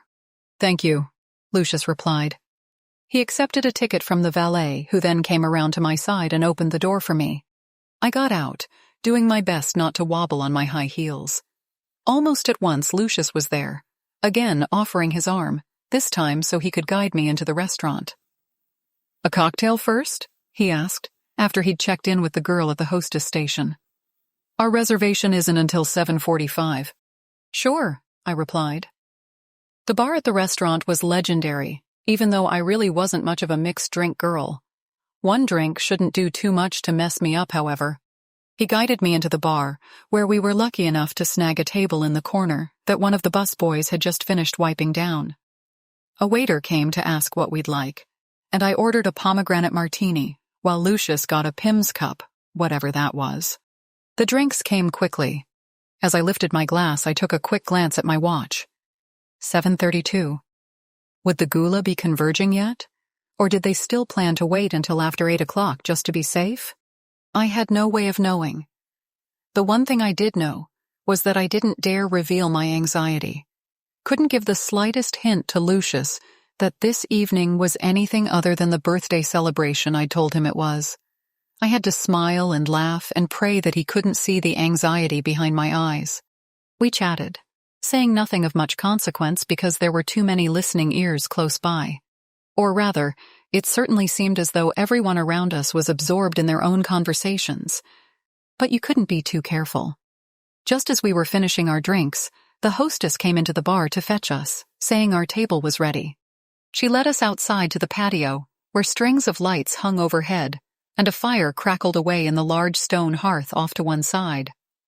Although the day had been warm enough, the air had cooled as soon as the sun set. That didn't seem to matter out here, though, because gas-powered portable heaters had been set out at judicious intervals around the space, providing plenty of warmth. It also helped that we got a prime seat very close to the fireplace, and I was able to sit with my back to it. Even so, I was glad of the lightweight black wool shawl I'd brought with me. A minute or so after that, the waiter came by to tell us the specials. Lucius hadn't even glanced at the wine list, but he seemed to know exactly what he wanted as he ordered an 003 Côtes du Rhône. "Did you have something particular in mind?" I inquired as I looked over the menu. So many things sounded interesting, but his choice was so specific that I guessed he'd already decided on our entrees. "The ribeye for two? That does seem like a rather special meal." Really, as long as he wasn't ordering blowfish puree or some other abomination, I really didn't care. However, since I also didn't have an issue with red meat, I nodded and said that sounded wonderful, and maybe we could try the cedar-planked vegetables to start things off. Lucius was amenable to that. He truly did seem to be in a very mellow mood, although I supposed he was also on his best behavior because we were out in public. For a Thursday night, the restaurant was fairly crowded, but no one seemed to be paying much attention to us. The wine came, and Lucius pronounced it excellent, and then gave the waiter our order. Once we were alone again, he raised his glass and said, "Happy birthday, Serena." I lifted my glass and clinked it against his, then drank. The wine really was marvelous, complex, with rich tannins that would stand up to the steak we'd ordered, and I wished I could relax and enjoy it more. However, I knew that wasn't possible. Not when I couldn't help brooding in the back of my mind over whether Felix and his team had arrived at the mansion yet. For all I knew, Silas was already free, and yet I was forced to be here with the vampire who'd imprisoned him. Once we'd both had a few more sips of wine, Lucius went on. "I wanted to get you a birthday present, but I wasn't quite sure what you wanted." I smiled at him. Right then, I could only be glad that he hadn't bought me anything. I knew I shouldn't feel guilty for the subterfuge I was currently engaged in, and yet I still experienced just the slightest niggle of remorse for having him take me out to this restaurant merely so the Gula would have an opportunity to stage a commando raid. "This is enough," I said, with a tilt of my head toward the rest of the patio, toward the restaurant itself. "It's just lovely out here. I'm glad you like it, but I fear you misunderstood me." He paused there and set down his wine glass so he could reach into the inside pocket of his suit jacket. "I did get you something, but in a way it's something for the both of us." The box he produced was robin's egg blue, Tiffany blue. My heart seized up. No, he couldn't have. He didn't. He opened the box. Inside glimmered a large square-cut diamond set in a minimalist mounting of white metal. Platinum, I thought faintly. Lucius wouldn't bother with white gold. My stomach heaved, even as he said, "I know this may be somewhat premature, since so much depends on the outcome of your brother's research, but I found I could not wait. Serena, we will be together. I want ours to be a formal joining. Will you be my wife?" I stared at him, mouth dry. My first instinct was to get up from the table and bolt out of there, wobbly sandals or no. But I realized that wasn't a very mature response. Worse, it would only prove to Lucius that I had no desire to be his wife, or anything else. I swallowed, just to get some moisture back in my throat. "Lucius, I don't know what to say." "Well, yes is generally considered to be the appropriate answer." He didn't sound annoyed. One eyebrow was lifted at a rather ironic angle, but all he did was sit there, holding the box. Obviously, he was waiting to see how I would respond. God, what to do? I realized I had to tell him yes. Of course I would marry him, or the gig would be up. I didn't have any choice. Anyway, agreeing to someone's marriage proposal wasn't legally binding.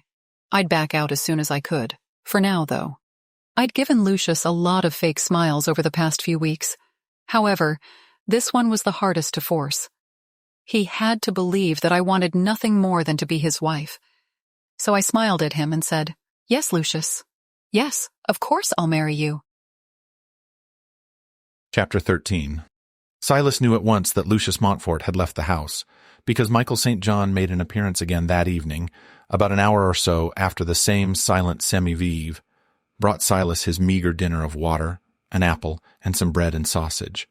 He'd eaten all of it, not because it tasted good in any way, except for the apple, but because he knew he needed to keep his strength up.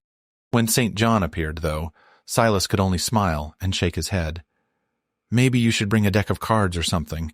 It would help to pass the time." "Hadn't thought of that." The vampire came farther into the cellar and leaned against one of the racks of wine. "You know what day it is." Silas did some quick mental math. "Thursday?" "Well, true, but I was thinking of something a little more specific." If it was Thursday, that meant the date was March 11th. Silas tried to think of anything significant that had happened that particular day, but only drew a blank. "Sorry, I don't know what you're talking about." "It's your girl's birthday, Serena's birthday, and Lucius went to take her out to a fancy dinner." Rage boiled up within Silas. He should have remembered that date. It wasn't as though he didn't have access to that information via Serena's file, but it had slipped his mind, subsumed by far more pressing matters. And knowing that Lucius sought to exploit his connection to her by taking her out to dinner, well, Silas had to keep quiet, since he knew that whatever came out of his mouth would only betray how angry he he truly was. Correctly interpreting Silas's silence, Michael St. John continued, "Don't like that idea very much, do you?" "Not really," Silas growled. "Well, look at it this way. You have a great excuse for not buying her a birthday present." "Not funny." St. John grinned and gave a careless shrug. "I wasn't really trying to be funny. I just wanted to point out a helpful fact." "It wasn't helpful either. If you really wanted to be helpful, you'd take these goddamn manacles off me while your master is away." The vampire looked almost contrite. "I wish I could. I really do. But my bond to Lucius won't let me do something so obviously subordinate. How about, I don't know, dropping the key someplace where I can find it?" "No go. That won't work either, I'm afraid." Michael St. John didn't have the opportunity to say what he was afraid of, because a second later, 3 watchers in their ghoul forms burst into the cellar. Although a human would have a very difficult time differentiating one gargoyle from another, Silas immediately recognized the members of the strike team as Felix, Aaron, and Micah. They advanced on Michael, who was caught with them between him and the door, and therefore didn't have many options. The vampire froze where he was, hands curling into fists even though he had to know he was grossly outnumbered. "Stop!" Silas called out, and Felix paused, orange eyes blazing. "Stop," he said in some incredulity. "This is a vampire, one of your captors. He must be destroyed." "No, he isn't." "He's not a vampire?" "No, I mean that he isn't one of my captors. He's—" Silas had to pause there, because he wasn't precisely sure how he should label Michael St. John. Not a friend, but not an enemy either. "He's given me assistance. There's no need to kill him." Michael blinked, but remained silent. Even though most of the time he was quick enough with a quip, he seemed to realize that in this instance, he should let other people do the talking. Felix glanced over at Micah and Aaron, both of whom gave the gula equivalent of a shrug. Since Felix was clearly in charge of this operation, they would defer to him. "You're sure?" "Yes." A tilt of the lead watcher's head in Silas's direction, and both Aaron and Micah hurried over to free him from the wall. The combined strength of the 2 gula was enough to tear the manacles to pieces, and just a minute later, he was free, able to stand up completely straight for the first time in days. His muscles ached, and he knew it would take some time for the stiffness to disappear completely. But he cared little for that.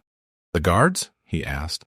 "We took care of the semi-vivs guarding the property," Felix said. "No vampires, except this one here." His nostrils flared in dislike, but to Silas's relief, he didn't seem inclined to attack Michael St. John. "Tristan and Letitia usually go out at night," he offered, clearly trying to be helpful, but Felix ignored him and kept his attention focused on Silas. "And Lucius is out having dinner with Serena," Felix said. Silas felt his eyes widen, wondering how in the world Felix knew about that particular detail, and the other gula went on, "She and I planned it together. It seemed the easiest way to get him off the property." "You planned it? How?" "Later," Felix responded. "We don't have time to get into all that now. Let's go." Silas recognized the wisdom of those words. Somehow, Serena had managed to set up a distraction, but even the most lavish of birthday dinners wouldn't last forever. They needed to be long gone from this place before the vampire master returned. Getting Serena away from him would be another task that needed to be handled, and soon, but her rescue could be planned elsewhere, someplace safe. "Very well," Silas said. The 3 gula began to head back toward the door, with Silas taking up the rear. Michael St. John's voice stopped him, however. "That's it? You're just going to leave me here?" Silas turned around. The vampire remained where he'd been standing, only now his arms were crossed, and his dark eyes snapped with irritation. "Yes, that was the plan," Silas replied. "You would have preferred for them to hurt you?" "Well, not exactly, but—" St. John shook his head. "When Lucius comes back and sees you gone and me completely unscathed, he's going to be royally pissed off. You need to make it look like I at least tried to stop you, or I'm going to be in a world of pain." Felix frowned. "So you do want us to hurt you?" "Well, yeah, just a little. Just enough to make it seem realistic." Aaron spoke for the first time. "What would be realistic, vampire, would be for one of us to come back here with a stake and drive it through your worthless heart. Is that what you want?" No. Michael St. John swallowed. "Just beat me up a little. Maybe you should do it," he added, directing his words at Silas. "You're still in human form. It probably won't hurt as much that way. You're serious. Dead serious, or undead serious, as the case may be. The vampire's expression was almost pleading. Silas could see his point.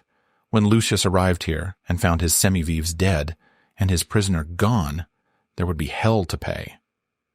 The least he could do was rough Michael up a little. Whether or not that would be enough to convince the vampire master that there had been a struggle, Silas didn't know for sure.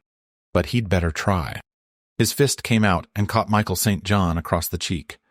Such a blow might have shattered the fragile bones of an ordinary man, but of course the vampire wasn't really a man at all.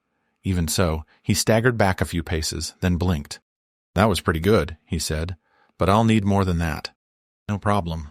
This time his fist landed on St. John's jaw with such force that he actually was knocked off his feet. He landed on his ass only a couple of feet away from the manacles that had held Silas chained to the wall for the past few days. He lay there, panting. "Good enough?" Silas asked. The vampire nodded, and then his eyes widened in fear. Silas looked over his shoulder, only to see Aaron approaching, holding a splintered piece of wood in one hand.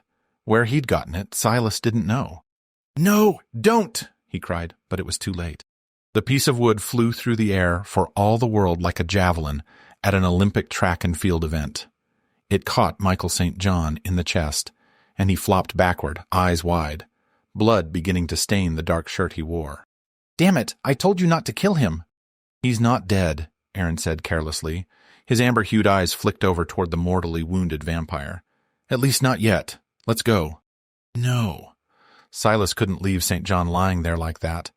Not after the kindnesses, offhand as they might be, that the vampire had shown him. "Now!" That was Felix. Technically, the two of them had equal rank, but Silas knew that because Felix had been put in charge of this mission, his commands had to be obeyed. But damn it! Silas wasn't allowed any other protests, because Aaron and Micah flanked him and all but dragged him from the cellar. As he struggled to get one last glance over his shoulder, he saw that Michael St. John's eyes had closed. Strangely, though, he wore a smile on his face. Lucius's fork clattered from his fingers. His eyes stared straight ahead, but I could tell he didn't see me. "Oh no." "What is it, Lucius?" His gaze seemed to grow less glassy, and his eyes met mine, bleak, worried. And yet beneath the worry was a flicker of anger that looked as if it could easily grow into a raging forest fire. "Something's wrong, Michael. Is he hurt?" I still didn't entirely understand the connection between the master vampire and his fledglings, but it was clear enough to me that their bond had communicated some kind of calamity to Lucius. My body clenched. Strangely, I realized that I didn't want anything bad to happen to Michael. Yes, he rubbed me the wrong way, but there still seemed something almost wounded about him, as if he'd been forced into a life he didn't want. "Worse, I don't—" He broke off then and plucked the napkin from his lap. "We have to go." I didn't argue. If Michael was gravely wounded, what did that mean? Had something gone wrong during the raid to rescue Silas? Only one way to find out, I knew, and that wasn't by sitting here. Lucius got out his wallet and carelessly dropped $300 bills on the table. We both rose from our chairs at the same time, and were headed for the exit as our waiter came up to us. "Is something the matter? If the food isn't to your liking." An impatient shake of the head from Lucius, and I said hurriedly, "No, the food was wonderful. We just got a call with some bad news and have to go, but we've left enough to take care of the bill." The waiter's gaze flickered toward the table. Immediately his posture became far less tense. "I'm so sorry." "It's all right," I said. "Thank you for a lovely meal." And then I didn't have the opportunity to say anything else, because Lucius had taken my hand and was practically dragging me toward the parking lot. I stumbled along as best I could, since I knew I couldn't rely on him to give me a steadying arm this time. He practically flung the ticket at the valet, and was opening the driver's side door before the Mercedes had even come to a stop. I got in and began wrangling with my seatbelt as he pulled out of the parking lot and headed north on Fair Oaks. Almost immediately, he turned down a side street and zigzagged through a neighborhood I didn't know very well. Apparently, he knew exactly where he was going, because after jogging through a few more residential neighborhoods, he turned onto San Rafael Avenue, cutting across the arroyo on the bridge there, so we could reach his neighborhood. After that, it was only a few minutes before we pulled into the long, curved driveway that led to the house. As soon as I got out of the car, I gasped. Lying in front of the doorway were two of Lucius's semi-vivs. One of them, the brown-haired man who always chauffeured me back and forth from my condo. "Oh my God," I whispered. I didn't even have to feign my shock, or my sadness. Yes, I didn't think much of the semi-vivs most of the time, except to shake my head at their complete lack of a personality. But they hadn't deserved this. They were still people, even if their minds had been broken by Lucius's control. Tears stung in my eyes, and I reached up to wipe them away, not caring what destruction that might cause to the makeup I'd applied so carefully only a few hours earlier. What happened? "Gula happened," Lucius said grimly. His face might as well have been carved from marble. It was so cold and pale. Then his expression softened, and he held out a hand. "Come here, my dear. This is terrible, yes, but you will feel safer if you're here next to me." I didn't argue, but hurried around the rear of the car and went up the steps so I could let him take me by the hand. Oddly, that did feel somewhat reassuring to have his fingers wrapped around mine. And I hated myself for feeling reassured. It wasn't as though I needed a vampire to protect me from the Gula, more like the other way around. "Come along," he told me, and hurried into the house. Luckily, there were none of Lucius's servants lying in here, but I had no doubt that Felix and his team would have made sure to neutralize all the semi-vivs on the property. The others were probably somewhere out in the gardens, or by the other entrance to the house. Lucius headed for the kitchen, and then down into the cellar. As I'd hoped, the manacles that had bound Silas were now broken and empty, their prisoner long gone. Relief began to flood through me, and then stopped abruptly when I saw Michael St. John sprawled on the cold stone floor. Dark blood pooled all around him. A bloody, splintered piece of wood lay on the ground nearby, as if he'd pulled it from his body and flung it away. "Oh, no," I whispered, as Lucius let go of my hand and ran forward. He knelt next to his fallen fledgling and reached out to touch Michael's throat. "He's alive. Barely." Without hesitating, he reached into his pocket and drew out an elegant silver pocket knife, then traced a careful line against one of his wrists. Immediately, blood began to well up from the wound, and Lucius pressed it against Michael's mouth. The younger vampire spasmed briefly, then began to drink from the cut in his master's wrist, as greedy and unthinking as a newborn latched onto its mother's nipple. There was something very intimate about the gesture. My cheeks heated, and I wanted to look away, but I forced myself to stand there and watch. After a moment, Lucius pulled his arm away from Michael and retrieved the silk square from his pocket so he might hold it against the wound. "That will keep him for a while," he said. "But to survive, he will need to replace the blood he's lost. He will need to feed." Although I tried not to react, I couldn't help shuddering slightly. Lucius's mouth thinned, and he got to his feet and came toward me. "This is who we are," he said, his tone harsh. "He cannot survive without blood. Can't you just give him some from your supply in the refrigerator?" "No, he needs living blood, or he will slip into a coma and die the true death." All I could do was nod. I hated the thought of a living person losing their life to keep Michael alive, but I also knew that any protests I made would only show Lucius that I wasn't quite as on board with the whole vampire thing as I'd tried to convince him I was. As I moved, the heavy ring he'd placed on my finger earlier glinted in the light from the emergency fixture over the door. Lucius believed I was bound to him, and I had to maintain that lie until Silas came to get me. At least he was safe, although I wished with all my being that his rescue hadn't resulted in so much mayhem. "I will take him to his room," Lucius said. "I want you to stay with him until I come back with his donor." His victim, I thought. But of course Lucius couldn't quite bring himself to be that forthright. "Of course," I murmured. The master vampire bent and picked up his fledgling, apparently oblivious to the blood staining his expensive suit. I waited off to one side as he went to the door, then followed him down the hall and upstairs, where we went to the wing opposite the one where Lucius's suite was located. Michael's room was nearly as large as Lucius's, and a stark contrast to the bedrooms I had seen so far in the mansion, although all the rest of them had been furnished in a style that matched the house. This space was very modern, with furniture in pale wood and stainless steel, the bed on a raised platform. Abstract art hung on the white walls. Lucius must have noticed the way I was looking around, because after he'd laid Michael on the bed, first moving the pale gray comforter out of the way, he said, "Michael is a child of this time. He once told me, and I quote, that he didn't want to live in a room that looked like something out of an old horror movie." Despite everything, I couldn't help smiling slightly. That does sound like Michael. Watch over him. He will sleep while I am gone, but I want someone to be here, just in case. In case of what? What if he woke up while Lucius was gone and decided, in his ravenous and not entirely conscious state, that I looked like a tasty morsel? I didn't argue, though. I had to assume that Lucius knew what he was doing. Besides, I was still his prize, and now his fiancée. He wouldn't put me in harm's way, would he? "I'll be here," I promised. Lucius came to me, then bent and kissed me. A swift kiss, barely more than a brush of his lips against mine. "This is not how I wanted this evening to go," he said, "but I will have him restored soon enough." He touched my cheek and then was gone from the room, moving in that frightening vampire blur, now that he didn't have to worry about me trying to keep up with him. Since there wasn't anything else I could do, I turned back toward Michael St. John. If it weren't for the blood that stained his dark blue shirt, I could have almost said he looked asleep.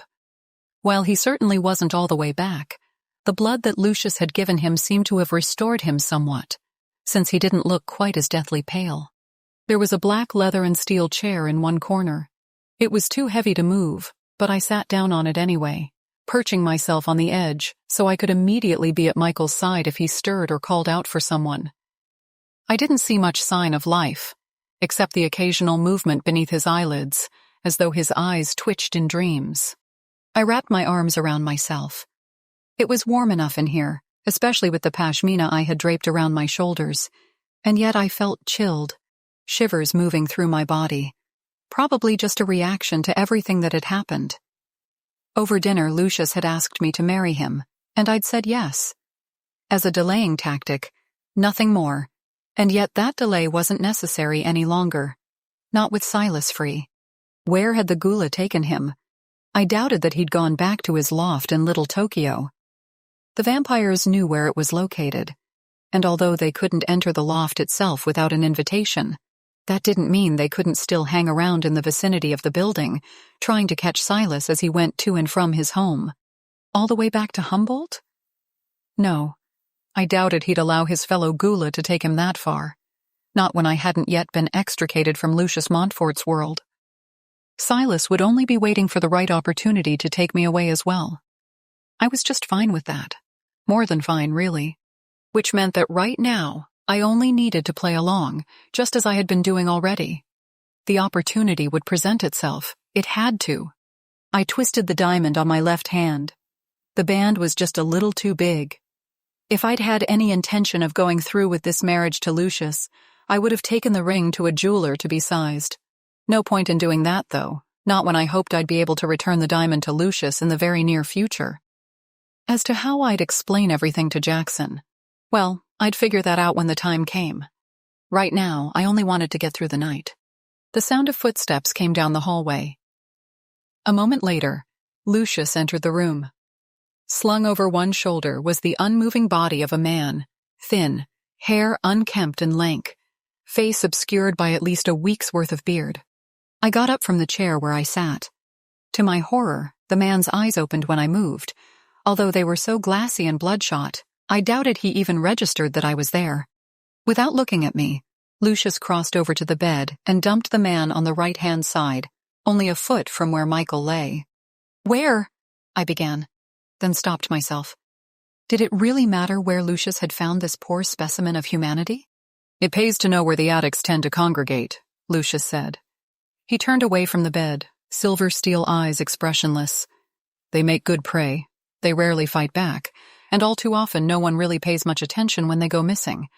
Of course, Tristan and Letitia claim there's no sport in these kinds of victims, but personally, I think it's better sport not to get caught." He spoke so casually, so callously, that I could feel the bile begin to rise in my throat. He's still a human being. barely. All right, a different tack. I didn't know for sure why I was attempting to delay the inevitable. Sooner or later, Michael St. John would wake up enough to feed, and there wasn't a damn thing I could do to stop it. And the drugs in his system won't harm Michael? No, nothing any human can take will affect us. Drugs, alcohol, it makes no difference. Well, there went that excuse. Lucius's expression softened, and he stepped away from the bed and came toward me. I know this is difficult to accept, Serena. If I could bring Michael back from this with only the bottled blood I have on hand, I would, but he must have living blood. I know. I looked over at the man who would soon be Michael St. John's dinner. He stared up at the ceiling, eyes still blank and unfocused. I wondered how much heroin he had flowing in his veins right then. The track marks on his arms were visible even from a few feet away. I supposed it was something that he was so high, he probably wouldn't even realize he was dead until a few hours afterward. From the bed, there came a moan. Not from the intended victim, but from Michael, who stirred, although his eyes hadn't yet opened. But I saw his nostrils flare, saw how his mouth opened. His teeth glinted in the illumination from the track lighting overhead. "He is waking up," Lucius said. He reached and gently touched my arm. "It is probably better if you're not here when he fully awakes, for that is when he will feed." My stomach lurched again, all that lovely ribeye and wine grinding in my gut. "I understand. I'll go wait downstairs in the salon. I'll come down to you when it's over. Michael will need to sleep again afterward." I nodded, then turned away from Lucius and went out the door, and then down the hall. Maybe I was a coward, but I knew I couldn't stay there and watch Michael murder a stranger. Chapter 14. They took him to the safe house in the Hollywood Hills. Silas had only been here once before, several years earlier. As Felix, now back in his human form, drove away from Pasadena and cut across on the 134 freeway and then down into Hollywood, Silas knew the safe house had to be where they were headed. As hideouts went, it was fairly spectacular. The house was built on multiple levels and had an eye-popping view across Hollywood all the way to downtown to the east, or out to Century City to the west. A pool shimmered blue-green in the backyard. "I have to go after Serena," Silas told Felix. Aaron and Micah had already departed in their own vehicle. Where they were staying, Silas didn't know and hadn't asked. The Watchers had a few properties stashed around the L.A. basin. It was entirely possible that the two Gula were holed up in one of those houses, condos or lofts, just as it was also possible that they had taken refuge in a hotel. Better that he remained ignorant of their whereabouts, at least until their services were needed again. "No, you are not going after her," Felix said sternly. "At least, not yet. We didn't rescue you just so you could go off half-cocked and get yourself captured again. You know that wouldn't happen." "I don't know anything." Silas scowled and looked out the kitchen window at the pool in the backyard, like a glowing jewel in the dark. For some reason, the two of them had ended up in here, propped up against the kitchen counters, rather than any of a number of more comfortable places in the house, maybe because they both realized this was not a social call. The other Gula crossed his arms.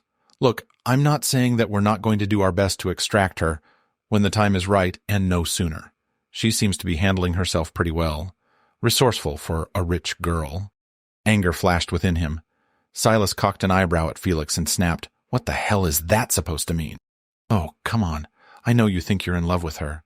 "I am in love with her. There's nothing to think about." "All right, fine." Felix shrugged and went on. "All I'm saying is that she's someone who's always had everything handed to her. She hasn't had to work hard for anything in her life. So it's kind of nice to see that she isn't being a helpless victim, that she's trying to be proactive. Serena is anything but helpless." Silas thought of the accident that had almost ended her life, how she'd had to endure months of physical therapy to get herself anywhere close to where she'd been before the car had struck her. How she still experienced pain because of the injuries she'd suffered, pain that would never entirely go away. "Look, we're on the same page when it comes to that subject." After running a hand through his short-cropped fair hair, Felix said, "Anyway, we have other more important matters we need to worry about." Apparently, Lucius has Serena's brother convinced that some sort of serum derived from vampire blood will help his daughter, who has leukemia. In exchange, Jackson is supposed to have his team of researchers cook up a serum that will take away some of the less desirable parts of being a vampire, like avoiding the sun, possibly even drinking blood. That revelation knocked any further defense of Serena right out of Silas's brain. How the hell did Lucius manage to convince Jackson Quinn of that? Serena, she had a series of visions that showed a future where vampires were able to walk in the daylight. Now, we know that her family isn't too keen on her visions, but they also can't deny that they're highly accurate. That seemed to be enough evidence for Quinn to throw his not inconsiderable resources at solving the problem. Silas had begun to regret not sitting down because his head was spinning. At least he had the tiled countertop to prop him up. How long has this been going on? Not that long. Serena says Jackson has the research facility going already, but they've only had a day to get to work. No one's going to find a cure that fast, whether for her niece or for vampirism, but we need to shut that thing down. Having day-walking vampires is going to shift the balance of power too far in their direction. That was only the truth. The Gula had powers of their own, but one thing they'd always been able to use to their advantage was their ability to function, whether it was night or day. If vampires suddenly didn't need to drink blood, could function in the sunlight just like everyone else, then they might not be as careful about making more of their kind. With a sinking feeling in his stomach, Silas pictured a world where the vampires began to multiply without check, far outnumbering the Gula, who had a difficult time reproducing to begin with. What about Serena's niece? I know we can't let the vampires have their cure, but to deprive a child of a chance at a normal life. For a long moment, Felix said nothing. He looked past Silas toward the yard beyond the kitchen window, although his gaze didn't seem to be focused on any one particular thing in the landscape. Then he let out a breath, his expression sorrowful. I don't want to condemn a little girl to death. In cases like this, there are no acceptable losses, but, again he paused, hands jammed in the pockets of his jeans. If we have to weigh the death of one child against the possibility of a world dominated by vampires, then you know what we must do. Unfortunately, Silas did know. He just wasn't sure whether he was ready to accept that reality. Besides, how could he ever tell Serena that he'd allowed her niece to die so the entire world might be saved? Because I still had my watch strapped to my wrist, I knew exactly how many minutes passed before Lucius came to meet me in the salon. 17. It felt far longer than that, however. As he came into the room where I'd been sitting, I got up from my chair. How is he? He will be all right. He's sleeping again now. Or at least what passes for sleep in our kind. Did he say anything about what happened? Lucius nodded, and then moved past me to go to the table where the decanter of Armagnac was located. Drink? I wished I had the strength to protest, but I was feeling too shaken right then. Yes, please. He poured a decent measure of Armagnac into 2 of the brandy snifters that sat on the tabletop. Silently, he handed one to me, waited for me to take a sip. That first sip was soon followed by another. I needed something to steady my nerves, something to help me get past the realization that a man had just died in Michael's room upstairs. Even though I knew Lucius would have stopped me if I'd run up there and tried to rescue the intended victim, I couldn't help being racked by guilt. Since I'd done nothing, even though I'd known what was about to happen, wasn't I now complicit in his death? I cleared my throat. So what did happen? 3 Gula came here to free Silas. He must have given them the address much earlier, but was too impatient about coming to rescue you and so didn't wait for them to assist him. Those words were accompanied by a faint curl of his lip.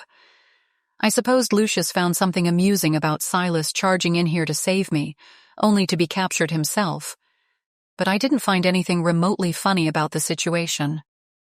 At any rate, if they were watching the property, then they would have known when I left for dinner and seized the opening. All of my semi-vives are gone. I'm sorry, I murmured. Although, to be honest, I wasn't sure whether I should be mourning their deaths, or glad that their souls were now freed from their bondage. You didn't feel that, though? I mean, at dinner you seemed to know exactly when Michael... The bond between a master and a semi-vive is different from the bond between a vampire and his fledglings. I could direct the semi-vives, give them orders to follow, but we did not have the same soul-deep connection that I do with Michael or with Tristan and Letitia. So until we came here, I did not know that I'd lost them all. What could I say? Merely repeating I'm sorry didn't seem like the correct response.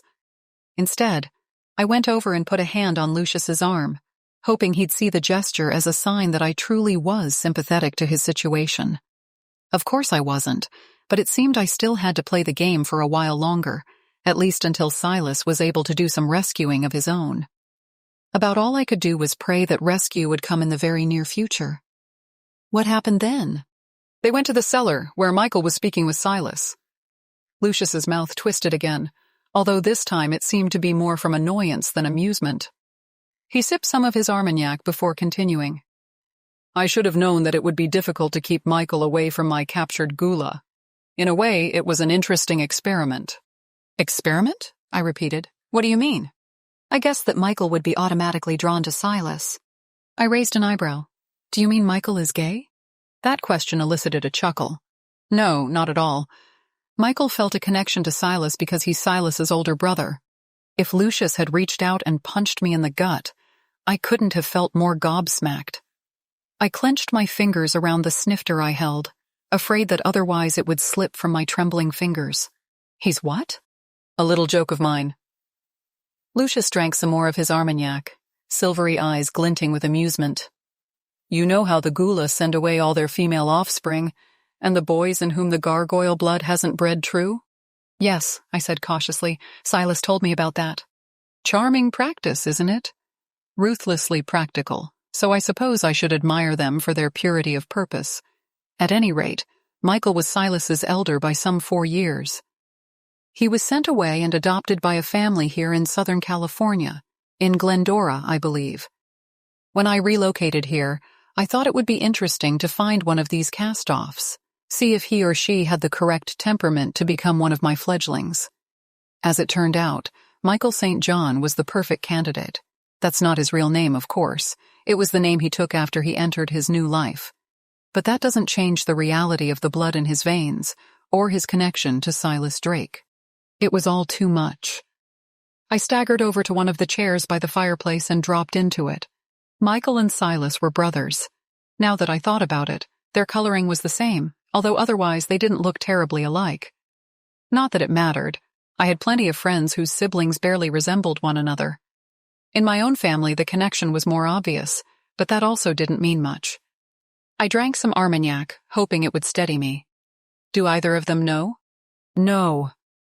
I have no idea whether Silas even knows he has an older brother. Oftentimes, the gula never mention those who were born first and discarded. Lucius finished the remaining liquor in his glass and went over to the table with the decanter and poured himself some more. He sent an inquiring glance in my direction, and I shook my head. I still had more than half of what he'd poured for me in my glass. As for Michael, I never told him. He does know that he's adopted, but since the adoption was handled legally through an agency, he has no reason to think there was anything strange about the circumstances of his adoption. The agency told him the files were sealed, and that his birth mother didn't wish to be found. He never tried to seek her out. Why, I'm not sure. Possibly he did not wish to upset his adopted family. God. I set down my glass on the small marble-topped table next to the chair where I sat. Already I felt rather swimmy, and I thought it was probably better if I slowed down a little on the drinking. How would Silas react when he found out? Because I had to tell him. He needed to know that Michael was no ordinary vampire. A gula with a vampire brother. Lucius did like his little jokes. That's why Michael was in the cellar when the Watcher SWAT team arrived, Lucius said. He says he tried to stop them, but no one vampire, even with our not inconsiderable powers, can hope to prevail against 3 gula.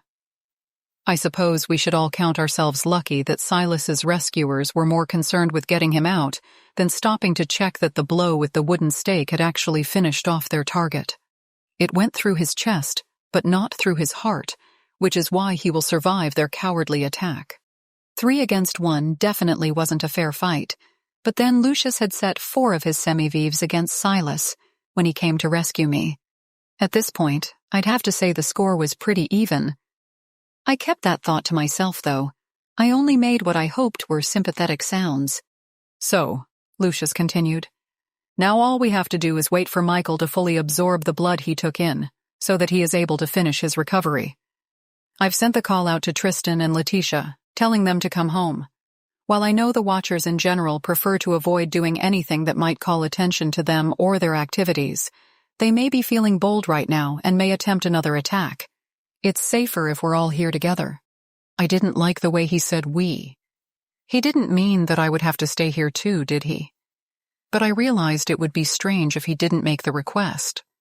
After all, it was much more likely that Silas would attempt to retrieve me if I was back at my condo, rather than locked up here in this mansion. My fears were borne out, for in the next moment, Lucius said, "I know we agreed that it would look better to your family if you stayed at your condo, but after what's happened tonight, I don't think it's a good idea for you to be there. You're far too exposed. I'll have Brian bring some of your things over." Damn. I wished I could think of a realistic protest, but it seemed as though no matter what I came up with, any reason I might give for going home sounded like a weak excuse at best. All right. I'd stayed here before and lived to tell the tale. One more night wasn't going to make that much of a difference. Sure, I said, hoping I sounded completely unconcerned by the prospect of spending the night in Lucius's mansion. I don't think it will look that strange for me to be staying over on my birthday. Excellent. But? What happens tomorrow? I mean, with your semi-vieves gone, there won't be anyone here to protect me during the daytime. A frown creased Lucius's pale forehead.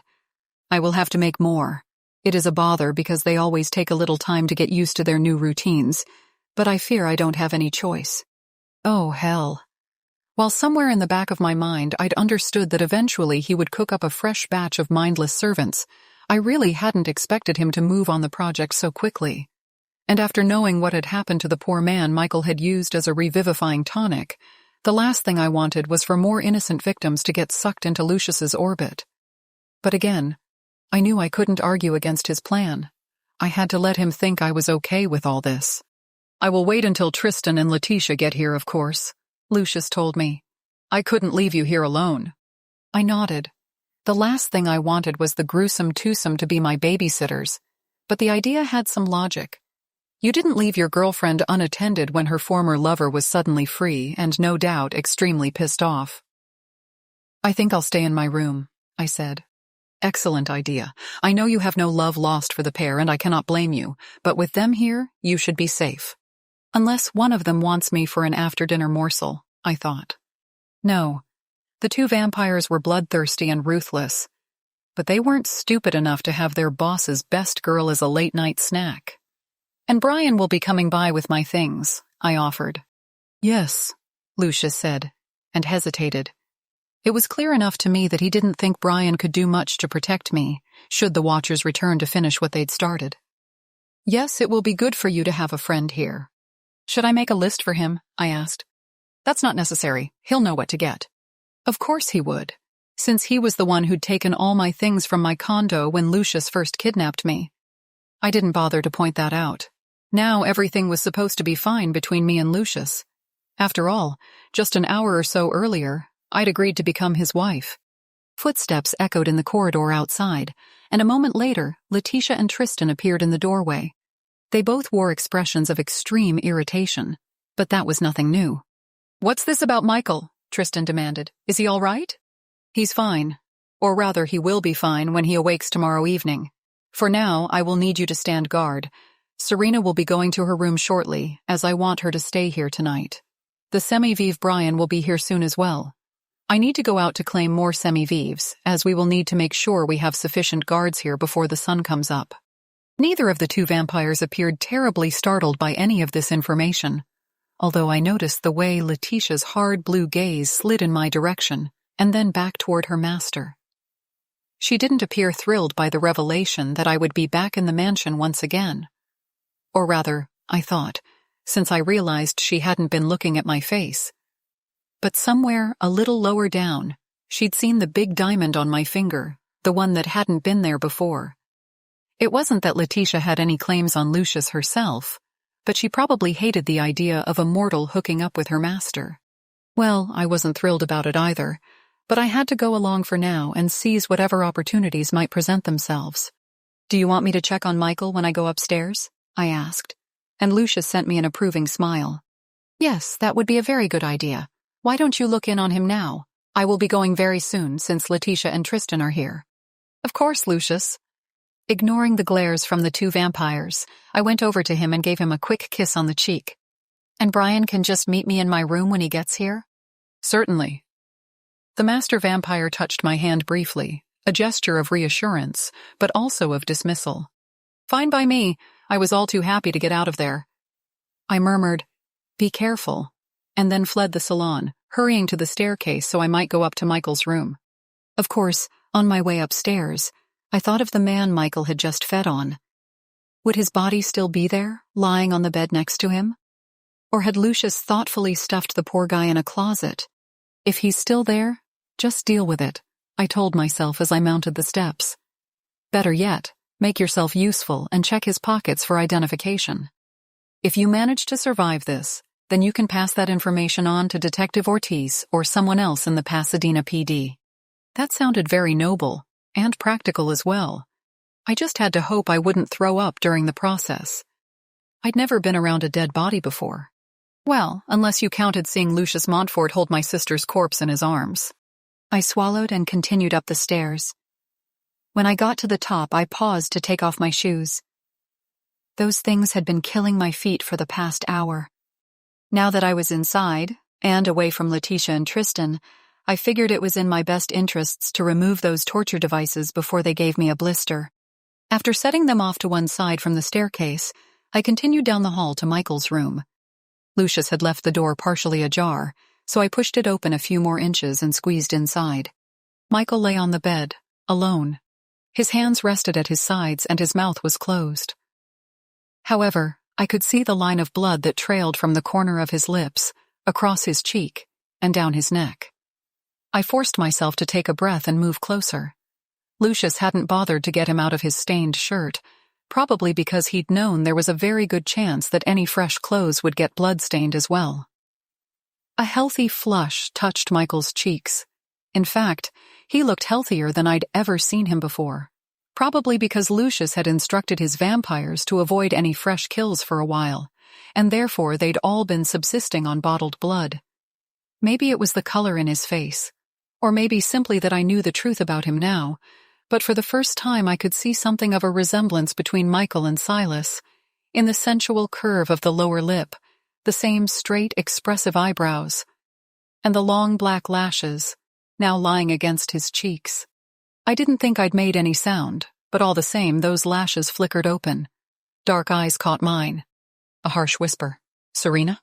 "I'm here," I said. "Silas?" he began, and then stopped, as though he didn't have the strength to say anything more than those two syllables. I couldn't tell him. Not now. Not as weak as he was. Maybe soon I'd have the chance. Anyway, I knew that wasn't what Michael had been asking me. He got away. Good. My eyes widened in shock. I'd already known that Michael St. John could be contrary and slightly quirky, but I really hadn't expected him to be happy that his master's prisoner had managed to escape. "Excuse me?" One corner of his mouth twitched. "Crazy, I know." He huffed out a breath that seemed to rattle at the back of his throat. "Tired." "Sleep then, I'll be here." He nodded, and his eyes shut again. Within a few seconds, his breathing became even and deep, without a trace of the rattle I'd heard a moment earlier. Sleep was what he needed. Or the vampire equivalent of sleep, anyway. I still didn't know exactly how that worked. Usually a vampire wouldn't be in bed at this time of night, nocturnal creatures that they were, but it seemed obvious enough to me that Michael's need to heal had overcome his usual instincts. I stepped away from the bed and glanced around the room. No sign of the man who'd just contributed to Michael's healing process. Pulling in a breath, I went over the walk-in closet and opened it up. No body inside there, only neat racks of dark clothing, and a shelf at the far end, obviously custom-built, that held 3 guitars. Lucius had said Michael was a musician back before he'd been turned, but I'd gotten the impression he didn't play anymore. Obviously, I was mistaken. In a way, it comforted me to know that he still had an outlet for those creative energies, even though his life had been so irrevocably changed. After shutting the closet door, I turned back toward the room. Michael seemed down for the count. Possibly he'd only wakened to see who was invading his personal space, and once he'd assured himself that I was no threat, had allowed himself to fall into the deepest of healing slumbers. Across the room was another door, probably to the bathroom. While I hated the thought of going in there, because it was becoming increasingly likely that the victim's body had been disposed of in that room, I knew I needed to check. I pushed open the door and looked inside. Like the rest of the suite, the bathroom was clean and spare, with white subway-style tile on the walls, gray granite countertops, black towels. The shower was enclosed by glass blocks. They blurred what was inside but couldn't entirely hide it. A tile bench had been built into one wall. The drug addict Lucius had kidnapped was propped up in the corner, his head lolling to one side, his skin nearly as white as the tile on the wall behind him. The puncture marks in his throat, livid red, were the only thing of real color about him. My hand went to my mouth, but I didn't make any sound. I knew I couldn't. And terrible as the sight was, the expression on the man's face shocked me even more. I'd been expecting a look of horror, eyes bulging from their sockets, mouth open in a silent scream. Instead, his eyes were shut, and he looked peaceful, as though the death Michael had given him was the release he so desperately sought. Or maybe I was simply trying to rationalize the man's murder. I wiped my damp palms on my dress, then made myself step into the shower enclosure. The man was wearing filthy jeans, and I hated to touch them. But I forced myself to move closer, to reach inside the front pocket of his pants. Nothing there. All right. I tried the other front pocket. Nothing there either. Gritting my teeth, I reached around him and felt for the edge of his back pocket. No wallet, but I did find a piece of folded paper. I drew it out, saw that it was a picture of a woman around my age, blonde, pretty. His girlfriend? Sister? Wife? I didn't know. The picture was a piece of evidence, though, and so I transferred it to my left hand, freeing up my right to check the final pocket. It was empty. I supposed it was somewhat silly of me to expect a guy like this to be walking around with a wallet. I had the impression that people who lived on the street didn't worry too much about having the proper ID. What did Lucius plan to do with the man's body? Have one of his newly minted semi-vives dig a grave somewhere out in the yard? That seemed like the most obvious plan. I wondered how many of the vampire's other victims had been buried in unmarked plots in the mansion's extensive grounds. A shudder went over me, and I pushed the gruesome thought away. There wasn't anything I could do to help this man now, except murmur a few words under my breath and hope the look of peace I'd seen on his features wasn't a lie. I went back out into the main room. Michael still slept, and so I walked carefully past him, glad that I'd removed my clacking high heels, and on into the corridor. No sound from downstairs, which seemed to indicate that Lucius had left on his semi-vive acquiring expedition. If Tristan and Letitia spoke to one another, their conversation was quiet enough that I couldn't hear it from up here. Good. I didn't know how keen vampire ears were, but I had to hope they couldn't hear me either. I picked up my shoes with my free hand, then headed down the hallway toward the wing where my bedroom was located. It didn't look as if anything had been touched since the last time I was here. No dust, though, so someone must have cleaned the room. I hurried over to the dresser and slipped the photograph of the blonde woman into one of the drawers, then went to the closet and set my shoes down on the floor. Just in time, too, because as I emerged from the closet, I saw not Brian enter the room with several of my suitcases. "Hi, Brian," I said brightly, although I wanted to frown at the amount of luggage he was carrying.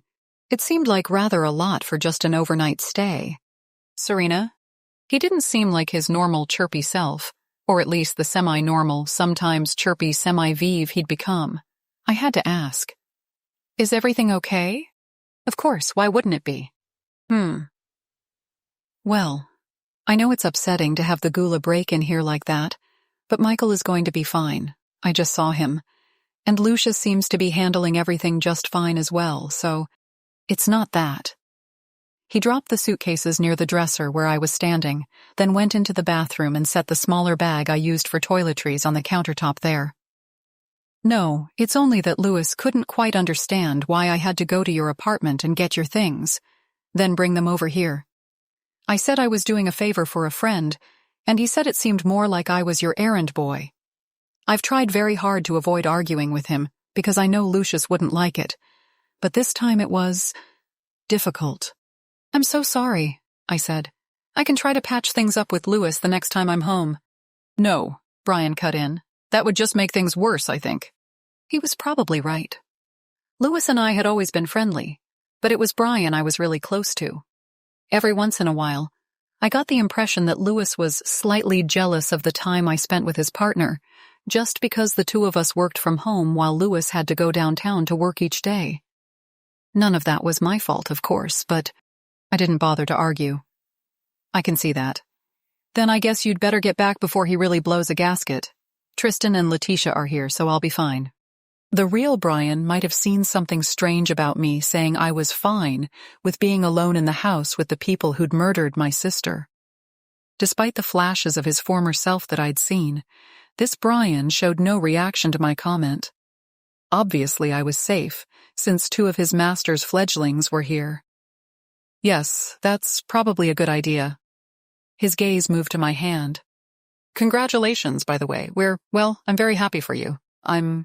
I wanted to ask him if he'd felt his fellow semi-vivs being murdered, but no, it was probably better if I left that subject severely alone. He had to know he was the only one left, at least for now.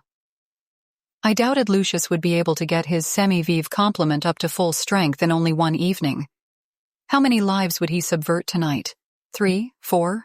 Pushing those thoughts away, I smiled at Brian. Thank you.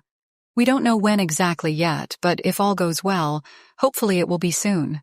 A nod. Something to look forward to. Good night, Serena. Good night.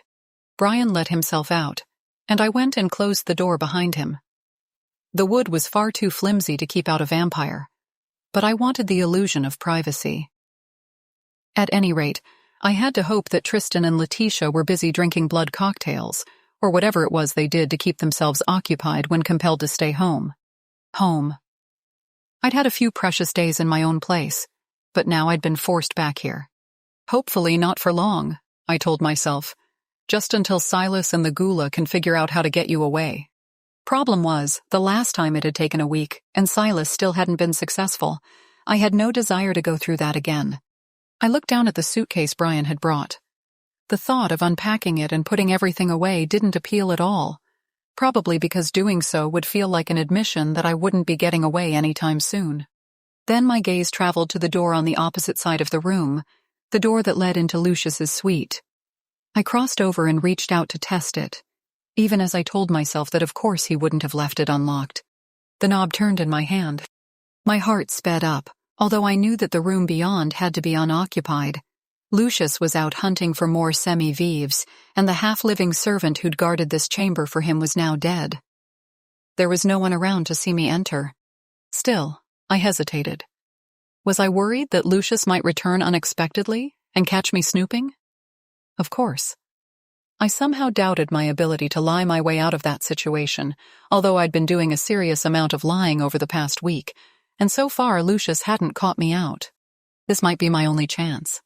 I pulled in a breath and then pushed the door open. The room beyond wasn't completely dark, since two of the old-fashioned brass sconces on the walls had been left illuminated. They showed what I had seen before, the large space with the crystal chandelier overhead, the heavy, ornate furniture, oversized to match the scale of the room, and the large black-hung bed that dominated the chamber, although now I knew it would be empty. The equally oversized semi-viv who'd kept watch here now gone. Still, I peeked past the black curtains that hung from the canopy, just to be sure that the bed really was unoccupied.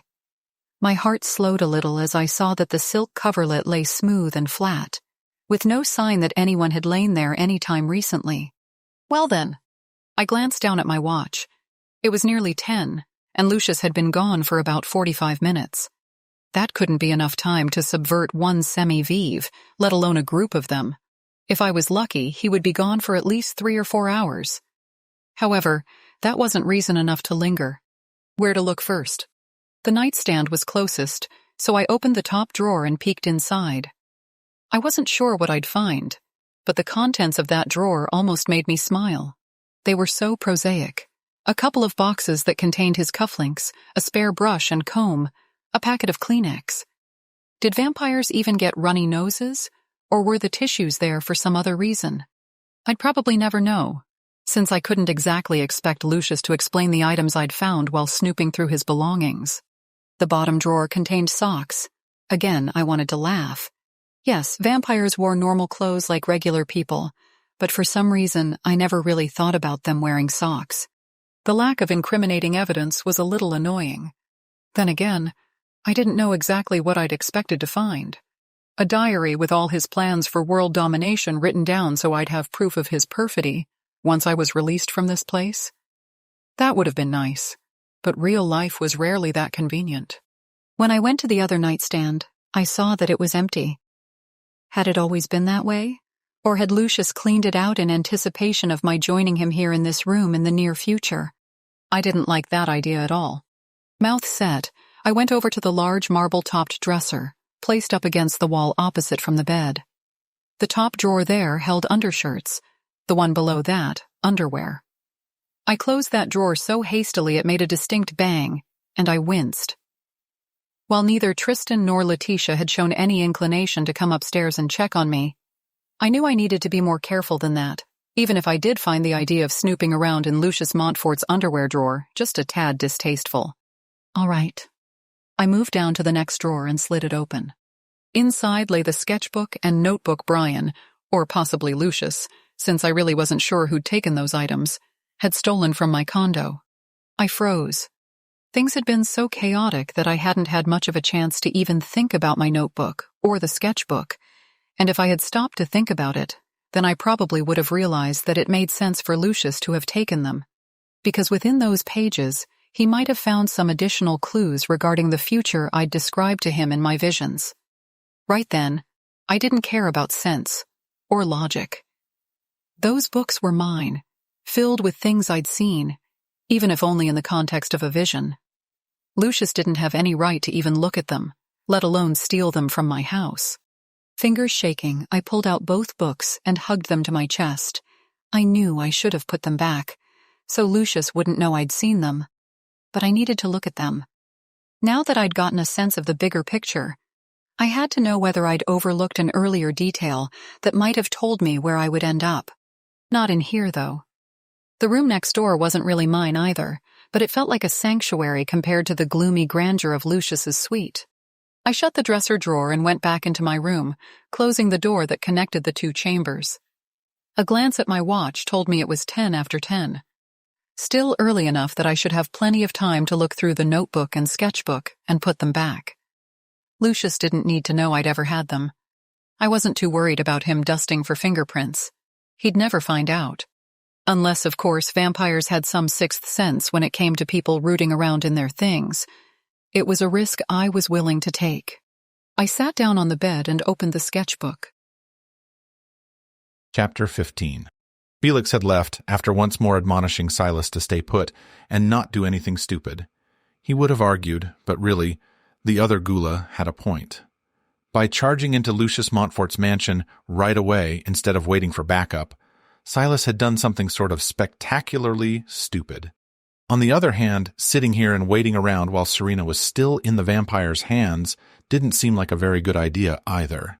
All the same, Silas had promised that he would behave himself, and Felix took off. Where to, Silas didn't know, but he had a feeling he'd join the other two watchers in staking out Montfort's property. Would they attempt an extraction on their own? Maybe, if they thought they had a decent shot at it. Serena clearly had been going along with Montfort in an effort to keep Silas from harm, but now that he was a free man, she should have been free too. That she was still caught in the vampire's clutches more than rankled. It made him rage. Restless, he roamed around the house, taking note of the entrances and windows. He'd been here once before, right when he came to Los Angeles, but it had been years since he'd visited. No need. The safe house was precisely that, a place of refuge. Up until now, he'd been safe enough in his loft near downtown. But the vampires knew he lived there, and since Silas guessed that Lucius would be all too happy to rid himself of his ghoula rival, it was too risky to stay in the place that had been his home for the past 3 years. This house definitely was an upgrade, he had to admit. If he'd been able to bring Serena here so they could sit by the pool and watch the lights of L.A. while they drank wine and talked about their shared future, Silas would have been happy to be here. Now, though, he opened the door that led from the kitchen into the garden and walked out into the darkness. It wasn't truly dark, of course, not with all those city lights bouncing their careless illumination every which way. Not dark like the forests outside Fortuna, deep in Humboldt County, where there weren't enough houses to dispel the primordial darkness of nighttime there. Still, it was dim and secluded enough that he could feel some of the tension leave his neck and shoulders. Not all. He wouldn't be able to truly relax until he had Serena back in his arms. Nevertheless, the world looked a little brighter than it had this morning, when he'd still been chained in Lucius Montfort's wine cellar. Now would have been a good time to strike, to get Serena back, since all the vampire's semi-vives had been killed in the raid. However, that hadn't happened, and Silas could guess why. Lucius would have called his other vampires to him and set them to guard the mansion. 3 vampires against 3 ghoula wasn't good enough odds to take the risk, though, which was probably why Silas was sitting here. While he would have protested that he was in good enough shape to join in such a mission, thus improving those odds a good deal, he knew better. Those days of being chained up and given just enough food to keep from starving had taken their toll. Every inch of his body ached, and he was hungry. Well, he could remedy that issue at least. Safe houses always had a decent store of frozen and canned food on hand, just because you never knew when you might need to take refuge there. And in the morning he could probably go to the local store for some fresh items. He wasn't too worried about Lucius Montfort or his slaves tracking him down here. This safe house had never been discovered, so the vampire master wouldn't think to look so far afield for his escaped prisoner. Silas headed back inside. Sure enough, there was a good supply of frozen items, mostly from Trader Joe's based on the packaging, but a few national brands were represented as well, like the breakfast burritos. It would be enough to keep him going. He nuked some chicken tikka masala and rice, then dished it all onto a plate that he took with him out to the living room. A plate glass window occupied most of one wall, revealing yet another view of LA's lightscape. Not very defensible, but then again, the sorts of enemies the Watchers had to worry about weren't the type to stage a commando raid and break in through the windows. No, the vampires and their servants preferred to work in stealth. After he was done with his food, Silas set down the empty plate and headed toward the garage. He hadn't thought to ask what had happened to his Jeep, which he'd left parked down the block from Lucius's mansion. No doubt it had been towed, since Silas couldn't imagine anyone in that neighborhood putting up with an abandoned vehicle. His ghoula compatriots had probably left it in the impound yard, as they wouldn't want to be so obviously connected to him. There had to be some kind of vehicle here at the house, though. They wouldn't have left him stranded. Would they? All right, no ghoula could be said to be truly stranded. Not when he could shift forms and use his wings to take him where he wanted to go. However, performing that kind of a maneuver in such a highly populated area was certainly not recommended. When he opened the door to the garage, he saw it was nearly empty, missing most of the detritus of an occupied house. No boxes of holiday decorations, no pegboards with tools hanging from them, and no car. However, in the middle of the space sat a motorcycle. Not just any motorcycle either, but a night-black Ducati. Its key sat on the middle of the seat. He wasn't so stranded after all. As he gazed at the motorcycle, an idea began to take form in his mind. The other ghoula would be furious, no doubt, but he didn't intend to sit here in luxury when he should be helping to get Serena away from Lucius Montfort. All he had to do was wait a little while, until the dawn came. When I'd drawn this picture, I hadn't known what it meant. Even now, I had to sort of squint to make the connection, because the reality wasn't quite the same as my vision. That happened sometimes. Details would be blurred, slightly off. The gist of it was accurate, just not the fiddly bits. This sketch, one of the first I'd drawn, was of Michael St. John. I realized that now as I looked down at the drawing. He was in profile, and his hair in the sketch was shorter than it actually was in real life, and so my mind hadn't connected the dots. Oftentimes, when you'd only glimpse someone in profile, you didn't always see the resemblance when you were able to look at them full on. And there was the difference in the hair. I'd drawn this a while back, though, and so maybe his hair had been that short then and had grown out in the intervening time. Why I'd seen him I didn't know, unless it was the visions already drawing the connection amongst all of us, Silas and Michael and Lucius and me. I hoped I'd have a chance to speak to Michael alone at some point, but I couldn't count on that. He might never get the opportunity to learn that Silas Drake was actually his younger brother. And this other sketch. Now, as I looked at it, I realized it must be the interior of the warehouse I'd seen in the first vision I'd had here in Lucius's mansion. It looked like something out of a thriller about contagion, or maybe a Red Cross evacuation center gone wrong. Rows of people lying in cots. No detail about any of them, just all those people in makeshift beds. Standing against the far wall was a row of men in dark clothes.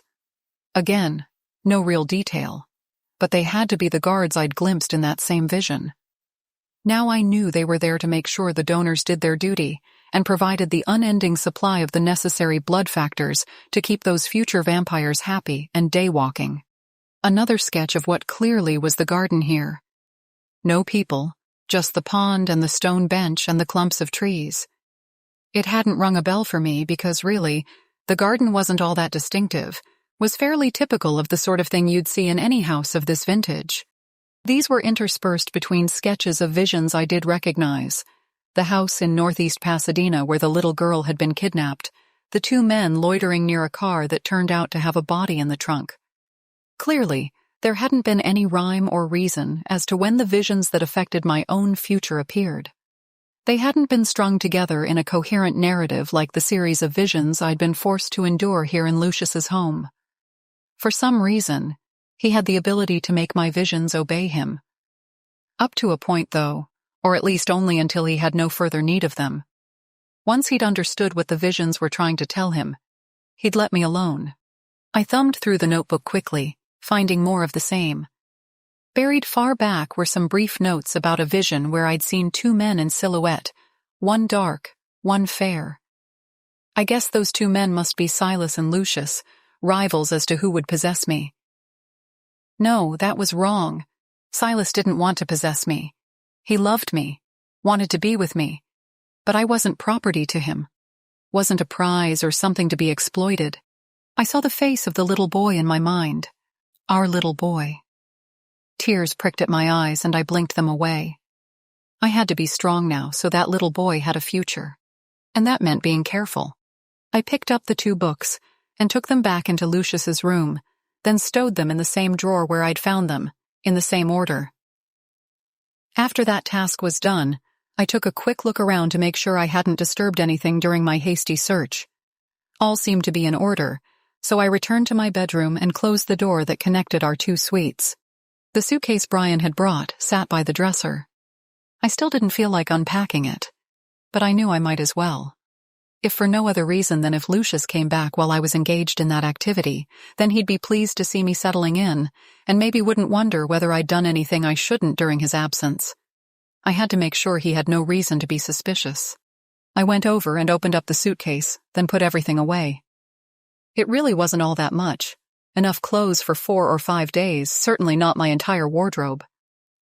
I refolded the jeans and slipped the photo I'd gotten from the dead man's pocket into one pair of them. By the time I was done, it was almost 11, and I wanted out of that cocktail dress. I got out some yoga pants and a t-shirt, deeming that outfit handy for either sleeping or talking to Lucius, whichever happened first. Afterward, I went into the bathroom and washed my face and brushed my teeth. The Jane Austen books Lucius had provided for me still sat on a shelf in the closet, so I got out Mansfield Park, my least favorite, and so the one most likely to put me to sleep, and settled into bed with it. Whether I'd be able to stay awake until Lucius got back was debatable. It was now nearly 11, and while I usually stayed up later than that, my days generally didn't include getting marriage proposals from a vampire or rifling the pockets of a dead man. The weariness that settled over me now was bone deep, although I knew I'd do my best to ignore it. I managed to struggle along until around midnight, Eventually, though, my eyelids kept drooping, and at last I succumbed, my eyes closing even as the book slipped from my hands and fell onto the mattress. Back in the meadow, the cool breeze catching at my hair. This wasn't a vision, though, but only a dream. A child's laughter echoed in my ears, and I ran toward it, even though I couldn't seem to locate its source. "Where are you?" I called out. More laughter, coming from somewhere within the trees.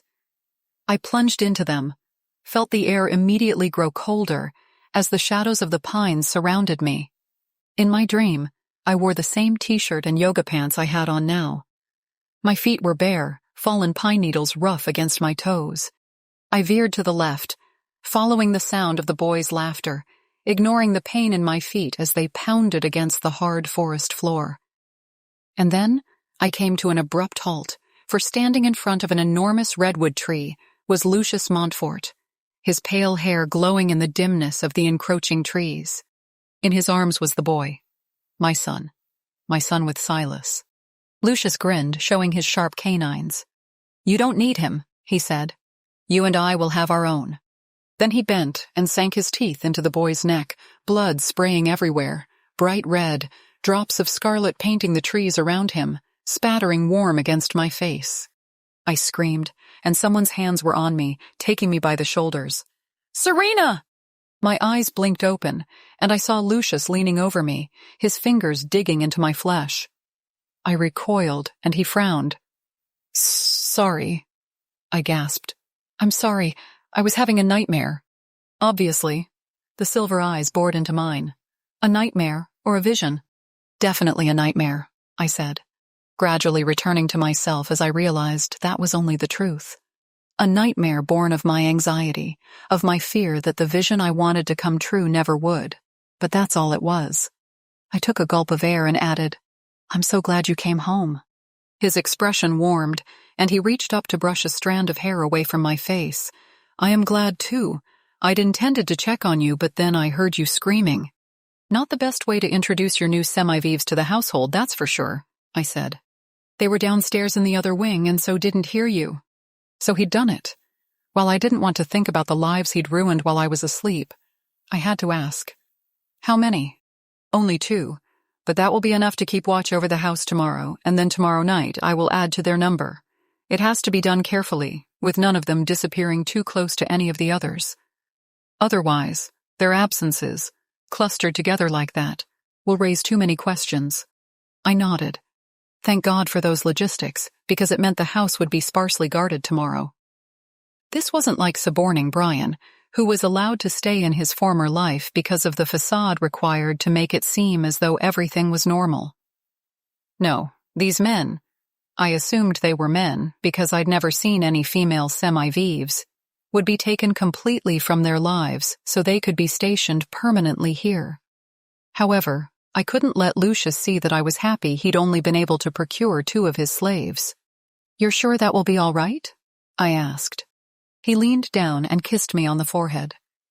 "Quite sure.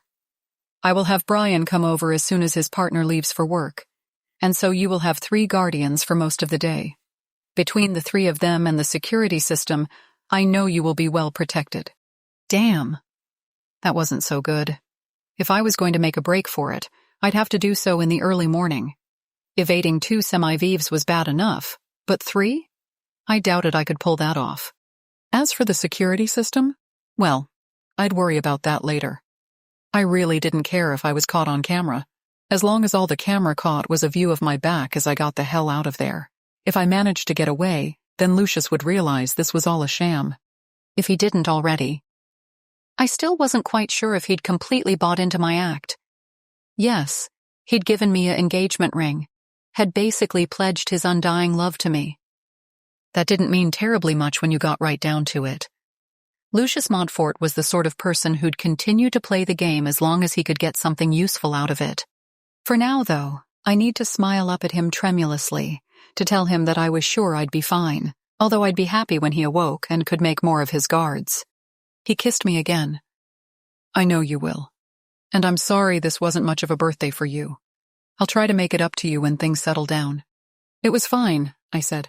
"I got to spend it with you, didn't I?" "Oh, Serena," he said, his silvery eyes lighting up. "I cannot wait for the day when we can be truly together." This kiss was far more passionate than the last.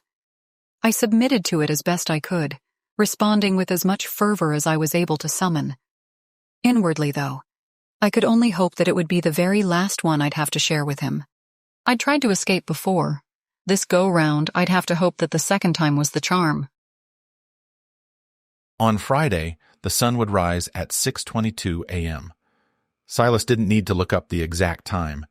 The Gula always knew when the sun rose and set, because those times were so crucial when one's life work included hunting vampires. In general, though, a vampire would be safely bedded down in his blacked-out bedroom at least 10 minutes earlier than that, in order to avoid any painful and possibly deadly mistakes. Older vampires, such as Lucius, would be even more cautious. Sometimes when a vampire was first made, he would flirt with the coming of day, would try to see whether he might risk staying awake long enough to see the forbidden sun and learn a painful lesson. Scars from sun exposure would eventually fade, although the process could take years. Lucius wouldn't take that kind of chance, however, and Silas wouldn't take any chances here either. He'd wait until exactly 6:22, and then he'd make his move. Good thing he was alone, that Felix trusted him enough to leave him on his own. Silas disliked breaking that trust, but he couldn't wait for permission that might not even be granted. He had to do this, and now. At 5 o'clock, while the world was still dark, and even most of L.A. still asleep, he got up from his borrowed bed and took a shower, then had coffee and 2 breakfast burritos. At 5:45, he went out to the garage and powered up the Ducati. It had a throaty sound, not as deep as a Harley, but enough that you could tell it meant business. A remote for the garage had been left on a shelf next to the door, and Silas activated it now, then tucked the device into his jacket pocket. That was the other thing. He'd found clothes in the dresser in the master bedroom, jeans and t-shirts in various sizes, underwear still in its packaging, and this leather jacket, which fit him almost as well as the one he'd been forced to leave behind at Lucius Montfort's mansion. No helmet, though. He liked the feel of the wind in his hair, and besides, he knew he was safe enough. Even in the unlikely event of an accident, he wouldn't suffer any kind of major injury. It took more than a spill from a motorcycle to permanently damage a Gula. He backed out into the driveway, then paused to close the garage door. A glance up at the dark sky told him it was low and gloomy, reflecting the odd pinkish-orange illumination from the sodium vapor streetlights. Hard to tell whether those were real rain clouds or merely the low clouds and fog of Southern California's June gloom, come a little early. It didn't matter, though. Let it rain. The skies could open up, and they still wouldn't deter him from the path he'd chosen. Even at this early hour, there was a lot of traffic on the streets of Hollywood.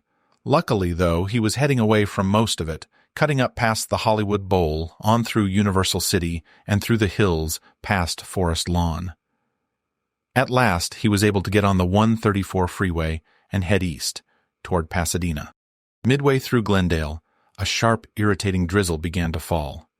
Silas ignored it, continued at a precise 65 miles per hour until he got to the San Rafael exit. There he slowed and pulled off into the wealthy neighborhood he'd come to know all too well. With any luck, this would be the last time he came here. He slowed down as he came to the block where Lucius's mansion was located, then parked the Ducati a few doors away on the opposite side of the street.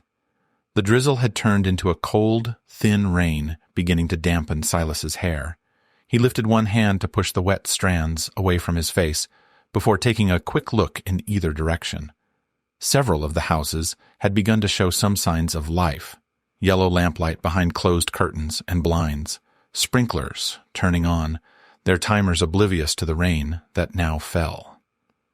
Since it was now after 6, it would be safe to leave the motorcycle parked here without worrying about some overzealous policeman writing a ticket for violating the overnight street parking rules for the neighborhood. It was still dark and gloomy, though, the clouds overhead taking on a slightly lighter shade of charcoal gray as the sun began to rise. He was glad of the rain and the clouds, because they would help to obscure his movements. Although he hadn't gotten a good look at the security system Lucius Montfort had deployed on his property, Silas was fairly certain it used regular CCD cameras, nothing fancy, like infrared.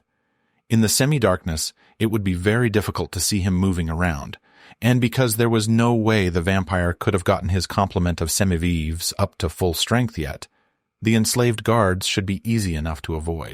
Silas glanced up and down the street, making sure no one was around to see him cross over to the property that belonged to Montfort. Because of the foul weather, people seemed to be staying indoors. Good.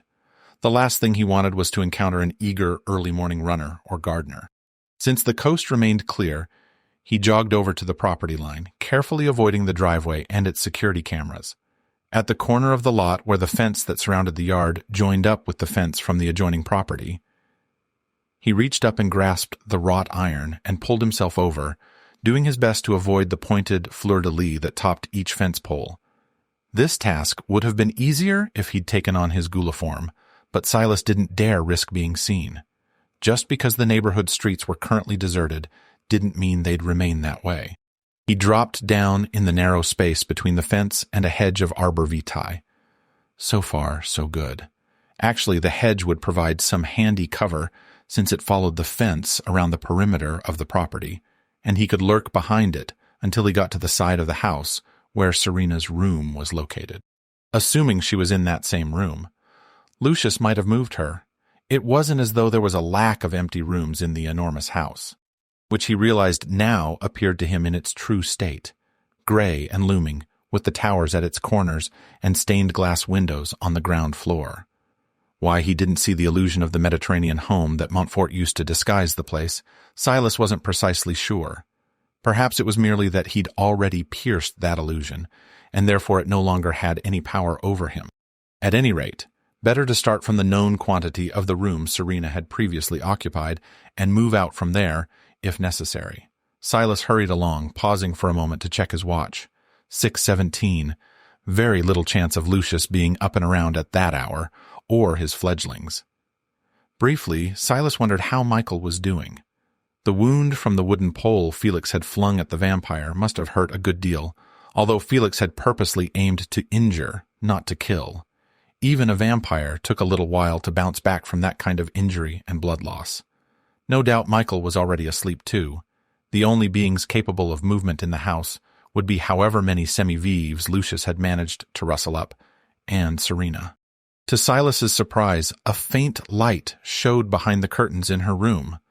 Was she awake already? He'd never gotten the impression that she was an early riser, but... Or perhaps she had her own escape plan in place, had realized that she would never have the opportunity after today, when the place was so ill-guarded. The thought spurred him to action, and he came out from the cover of the hedge to move quickly through the rain and the gray lowering light. A quick glance from side to side told him that no one was around, so he continued on his course, heading straight for the wing where Serena's room was located. Nothing so handy as a ladder, or a trellis with climbing vines. He didn't really need either of those things, though. Here he was, out of eyeshot from the street, so shifting forms wasn't a problem. Pausing, he quickly drew off his leather jacket and t-shirt and tucked them behind a rose bush, hoping the plant would provide enough cover that the garments wouldn't get soaked. At once the cold rain stung his exposed flesh, but he paid no attention to the discomfort. He had more important things to do. Out came the wings, propelling him upward to the second floor. Since it seemed that Serena was already awake, he decided to knock on the window rather than burst right through it. At least he hoped it was Serena who had turned on that light, and not one of Lucius Montfort's newly minted semi-vives. But if it turned out enemies lurked behind that window, Silas would handle them. There couldn't be more than 2 or 3 at the most, and since they wouldn't have been enslaved to the vampire for very long, they no doubt would be clumsy, easy to defeat. His wings beat against the wet air. He lifted his hand and rapped lightly at the window. The heavy curtains parted slightly. In the gap he could see Serena's pale face, her eyes widening as she realized who was hovering outside her room. But, bless her, she didn't hesitate. At once she pushed the curtains out of the way, then unlatched the window and opened it. Silas climbed in as she stepped off to one side to allow him room. "Are you alone?" "Yes," she replied. He noticed that she was dressed in jeans and a long-sleeved t-shirt. wearing tennis shoes instead of her usual flats. Clearly, she'd been planning to make a break for it. The vampires are all sleeping, and there are only 2 semi-vieves guarding the place. I figured this was my only chance. My thought as well. He paused so he could shift back into his human form, then reached out for her. At once, she went into his arms, let him pull her against his chest. He was damp with rain, but she didn't seem to mind. She hugged him fiercely. God, Silas, I was starting to worry that I'd never get to hold you like this again. But we need to go. He agreed with her, although it was difficult to let her go, to allow her to step away. She looked pale, but determined, her warm brown hair pulled back into a ponytail, not a speck of makeup on her face. And she was the most beautiful thing he'd ever seen. I packed my stuff, but I couldn't decide whether to take it with me. His gaze moved away from her to a suitcase and oversized cosmetics case that sat by the dresser. We'll take it, he said. I'm bringing you to a Gula safe house, so it would be better if you had your things with you. He crossed over and picked up the suitcase and cosmetics case, handing the latter item to her. That way, each of them had a hand free, just to be safe. Okay, she said. Her gaze shifted toward a door on the opposite side of the room. Is he in there? Silas asked in a murmur. She nodded. It's all right, he told her. Once a vampire has passed into day sleep, nothing will wake him until the sun sets. You could set off a bomb outside his window and he'd never hear it. Well, that's good to know, but we should still get the hell out of here. I don't know where the semi-vieves are. It's possible that Lucius has them standing guard right outside my door. In which case, I'll make sure to take care of them if they try to interfere, Silas said. To tell the truth, he would take a grim pleasure in dispatching the slaves. Doing so would mean that the vampire household would be completely unguarded, a perfect opportunity for the rest of the Gula team here in Los Angeles to come back and smoke out the nest once and for all. Serena's mouth tightened, but she didn't argue. No point in telling her that there was little chance of saving those semi-vieves, even as newly made as they were. With rare exceptions, once a semi-vieve was enslaved, there was no coming back. Killing them would be a mercy. How are we getting out? She asked. Clearly, she knew there was no point in pushing him on the subject of the semi-vieves, so better for them to focus on the practicalities of the situation. Back through the window? That was my plan, he said. It is still dark enough that no one would see us, especially with this rain. Then let's get going. I know you just told me that vampires sleep like the dead, or the undead, as the case may be, she added with a quick grin, but I'll feel a lot better getting the hell out of here. He couldn't agree more. A quick breath, and he began to summon the change that would alter every cell in his body, turn him into what some people might call a monster. But before he could shift, become his Gula self, the door flew open, tearing the hinges right from the wall. There stood Michael St. John, apparently recovered, hands planted on his hips. I thought I heard voices in here. Chapter 16. I gasped. How could I not, with Michael St. John standing in front of me and Silas looking extremely pissed off? The sun will be up in only a few more minutes, Silas said. His expression was so calm, he might as well have been inquiring as to what Michael wanted in his coffee. I know that, the vampire said, but I can accomplish a lot in a few minutes. You just couldn't stay away, could you? Not when you're holding the woman I love hostage. Michael's mouth twitched in a sardonic smile. He looked so completely recovered that it was hard to believe he'd been lying on the floor of the cellar, drenched in his own blood, only a few hours earlier. Oh, but Lucius claims to love her too. So you could say you're just as big a kidnapper and a thief. He told me last night that he planned to ask her to marry him. Ridiculous.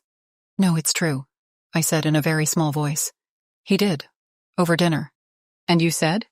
Silas's voice was so tight I could barely recognize it as his. Damn it. This was not how I wanted to tell him. Anyway, that promise meant nothing. Only another lie I'd told to trick Lucius into thinking I cared. I said yes, I burst out. What the hell else was I supposed to do? I'd tell him anything he wanted to hear as long as he kept me in this house. But if I really wanted to marry him, do you think I would be dressed and trying to sneak out at the first opportunity? No reply for a moment. Silas's dark eyes flashed with anger, although I couldn't say for sure whether that anger was directed at me, or at Lucius, or even at Michael St. John. I hoped Silas wasn't angry with me. I'd only done what I had to, nothing more. I suppose you have a point, he said at last, still in that taut, flat tone. He glanced over at the vampire. You heard her. She doesn't love your master. She never did, and never will. We're leaving. You can tell him what you like. Oh, sure. I'm going to love delivering that news to him. He's not going to be very happy when he learns I didn't even try to stop you. It's better if you don't. No way anyone could misconstrue the threat in that statement, and clearly Michael realized that. His eyes narrowed as he appeared to take in the measure of the man who stood before him. I'd say we're evenly matched. Stop it, I broke in. I couldn't stand this anymore. I wanted to go. But I also wanted Michael to get safely back to his room before the sun came up. There was so little time left. Even so, I knew what I had to do. I had to tell them the truth. You can't fight, I went on, the words tumbling over themselves in my haste. You can't be at odds because, well, you're brothers. Both men turned incredulous dark eyes on me. What? Silas demanded. That's ridiculous, Michael said. No, it's not, I countered. Lucius told me. He said that Michael is your older brother, Silas, sent away and adopted by a family here in Southern California because he doesn't have the gula blood. Lucius thought it would be amusing to turn him into a vampire. Amusing, Michael repeated, his hands clenched into fists. That bastard, that fucking bastard. Silas was quiet, staring at the other man. I had a feeling he was cataloging his features, comparing them to his own, trying to find the similarities, the telltales that would provide the visual evidence he needed. I knew he was doing exactly that, because I'd done the same thing. Yes, I said, he is a fucking bastard, a manipulative bastard, and the best way to get him back is to let us leave now. And for you to get to your room before the sun comes up, act like nothing happened. It'll drive him crazy. You're right. It will. Michael smiled, his gaze moving to where the diamond engagement ring Lucius had given me sat on the nightstand. The message couldn't be more clear. Come tomorrow night, he's going to be one seriously pissed-off vampire. So I will go to bed now, because I want to make sure I'm in perfect health tomorrow to watch the fireworks. Have a good life, you crazy kids. He turned then, going past the broken door as it sagged on its hinges. How he'd explain that, I wasn't sure, although I guessed he'd probably blame the damage on Silas. You heard him, I said. Let's go. He scrubbed a hand over his face. My brother. Yes, and we can talk about it when we're safely away from here, okay? His jaw set. Okay. And then I watched the transformation steal over him, watched his skin darken, his eyes turn amber, the enormous bat-like wings sprout from his back. I wasn't afraid, though. I knew this part of him. I knew it intimately. It was him, just in a different shape. He held out his arms, and I went to him. As they closed around me, though, he let go with one arm so he could scoop up my luggage in his free hand. Then we were out in the cold morning air and the rain, which was falling heavily now, soaking my hair. I didn't care, though. All that mattered was being with Silas, getting away from this place. We landed on the soggy earth, and he set down the suitcases. A second later, he was his human self again, bending to retrieve a damp t-shirt and leather jacket from beneath one of the rose bushes.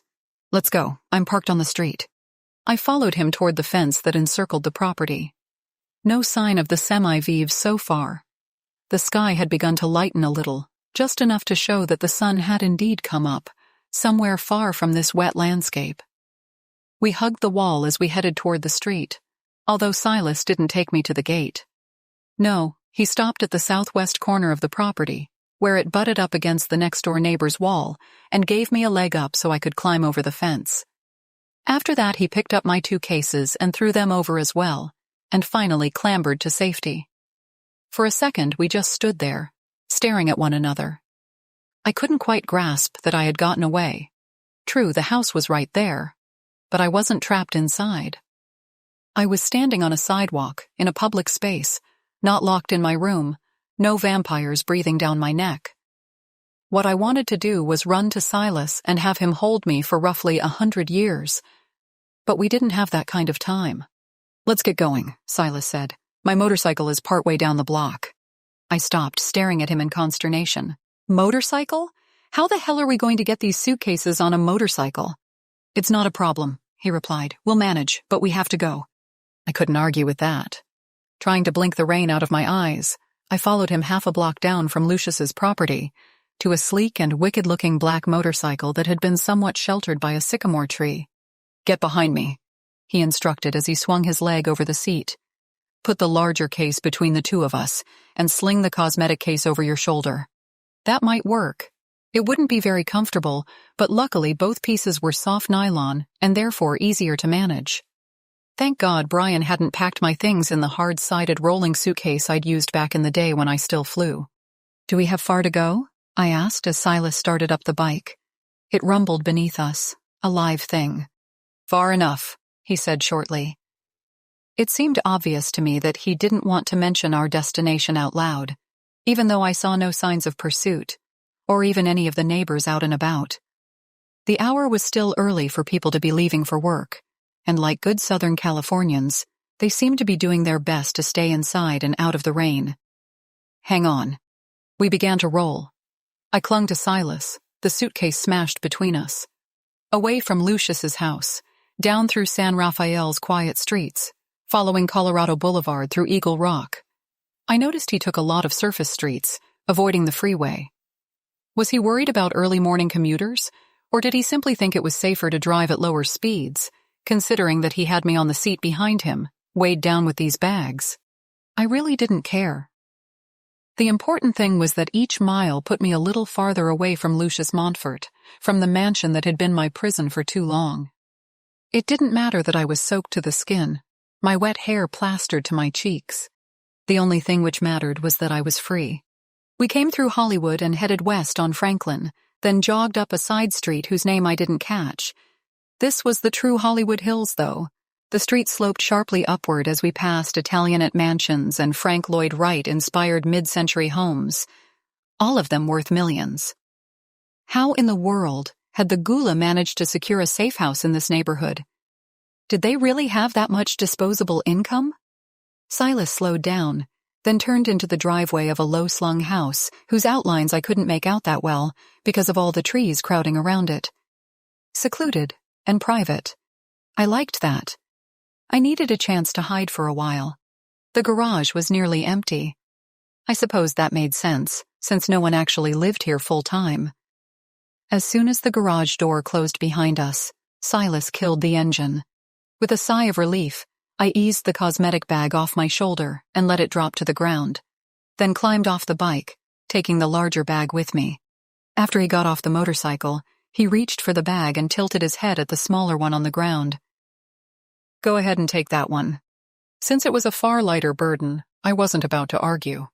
He led me into the house through the laundry room, which was actually quite small, just a stacked washer and dryer and a cramped countertop with some built-in cupboards above it. Then we emerged into the kitchen, which was a decent-sized space, with newer stainless appliances and dark green tile counters. The walls had been painted a warm yellow, the combination lively and fun, especially on such a dark, dank day. Silas set the bag he carried down on the tile floor, then took the smaller one from me and put it next to its mate. In the next instant, he reached for both my hands and pulled me toward him, his mouth descending on mine. Oh, dear God. I was damp. Well, all right, basically soaked, chilled to my bones, and in that moment my whole body was on fire. I hadn't realized how much I needed him until he held me in his arms again. Eventually he pulled his mouth from mine. Hungry? He whispered. For you, I replied. That was all the encouragement he needed, apparently, because then he gathered me up in his arms and took me out of the kitchen and down a hallway. I didn't get much of a chance to look at the room where we ended up, only noted that the walls were a rich terracotta shade, the prints on the walls reproductions of Frida Kahlo and Diego Rivera pieces. Silas grabbed the patchwork silk quilt that lay on the bed and yanked it to one side, and we were falling, hands scrabbling for damp clothes, shirts and jackets and jeans flung away with abandon. And oh God, at last it was his skin against mine, warm, burning with his own internal fire. His hands cupped my breasts, and I reached down to take him into my hand, so hard, so ready. He moaned, even as he bent to touch his tongue to my nipple. And then it was my turn to moan, to give voice to my aching need for him. "Warm me, Silas," I whispered. "Make me yours again." He didn't need any more encouragement than that. A slight shift, and my legs wrapped around him, driving him into me, our bodies joining in a way that I knew could never be matched. There could never be anyone besides him. I hated the thought of every kiss I'd shared with Lucius Montfort, but at least those had only been kisses, had never progressed to something more. After that, I didn't think of anything else, only the sensation of Silas moving in and out of me, every driving stroke bringing me closer and closer to climax. Just the feel of him, the scent of him, his damp hair falling against my face, until at last the orgasm burst through me. A rush of exquisite agony, my entire body and soul coming alive for him. He climaxed a moment or two later, another groan torn from somewhere deep in his throat. Our bodies locked together as we clung to one another, needing to feel skin to skin, flesh to flesh, to take away the pain of the separation Lucius had inflicted on us. Eventually we unlocked our bodies, but we didn't move any further than that, still held on to each other, as though letting go might risk another unwanted separation. "I love you," Silas whispered. "I love you," I replied. "I always did. I never stopped. I never gave up hope." He ran his hand over my rain-washed hair. "I know, A slight chill ran down my spine. I moved so I could sit up, the sheets clutched against my naked breasts. "You just what? Why did you tell him yes?" "Because I had to, Silas. I told you why. You'd gotten away, but I still wasn't safe. Not really. I had to keep playing the game until I knew it would be safe to let Lucius know how I really felt about him." Silas also sat up. His expression was hard to read. On the one hand, he looked far more relaxed than he had only a half hour earlier. Even so, there was a tightness to his mouth that I didn't like. "You saw that I was leaving," I went on, pressing my case. "If I'd had any feelings for him, I wouldn't have done that. But I had that one chance, and needed to take it." "I know," he said quietly. "It's the same reason I was there. Lucius wouldn't allow himself to be so unprotected for very long, and I understand intellectually. It's just, I suppose I'm trying to get my gut to understand as well. I hate the thought of you being with him, on any level. I wasn't too thrilled about it either." I reached over and laid a hand on Silas's arm, knowing that I had to clear the air between us. While I didn't completely understand his anger, I wouldn't be doing either one of us a favor by trying to ignore it. "I'll be honest with you, Silas. Lucius did kiss me, multiple times. I endured it because I had to, but it never went any further than that. He wanted to wait." "Why? That is, I'm very glad he was so restrained, but that doesn't seem very much like him." "No, I supposed it didn't. Not in a man like Lucius Montfort, who was used to taking what he wanted. He wanted to wait because he was hoping the serum my brother's researchers are working on would become a reality." I paused then, realizing Silas probably didn't know anything about that. I had a vision about it. Lucius saw that as a guarantee. The serum would— "You don't have to explain," Silas cut in. "Felix told me about it. So Lucius Montfort wanted to wait so he could be with you in a more normal way." "Yes." I decided it was probably better not to mention the comment Lucius had made about wanting to have children with me. The mere thought made me feel slightly nauseated. He believed it would happen because I'd seen it in a vision. "Not that strange. Your visions do have a way of coming true." "Sometimes." Silas reached over so he could take my hand in his. "Most of the time, which is why I'm still worried. You saw a future in which vampires could walk in the sun." "A possible future," I protested. "One I'm beginning to think will never happen. I'm here with you, and I'll contact my brother soon to let him know he doesn't have to continue with the research. I'll tell him the truth about Lucius Montfort."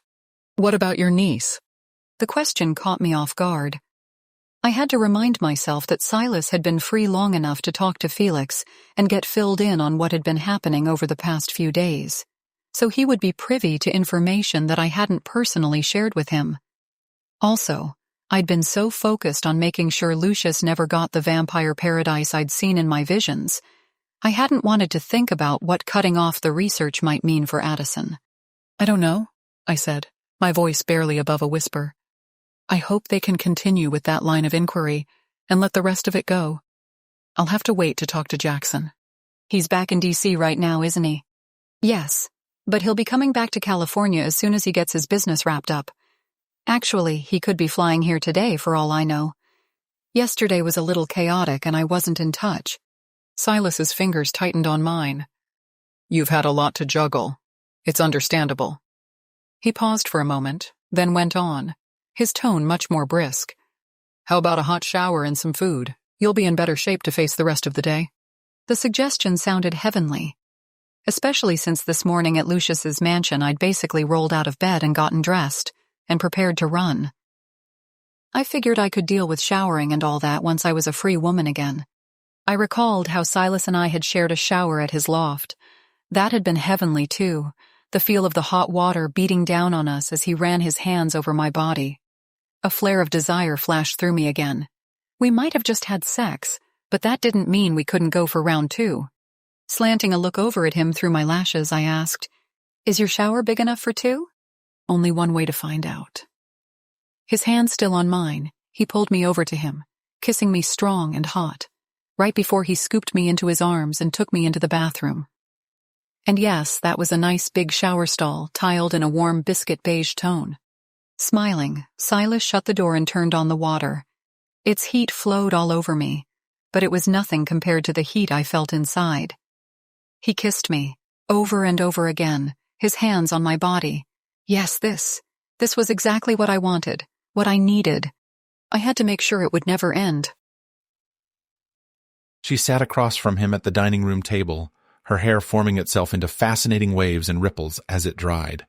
Her eyes shone, and her full mouth was still rosy from his kisses. Truly, she was the most beautiful thing he had ever seen. He had to remind himself that she was real and not another daydream.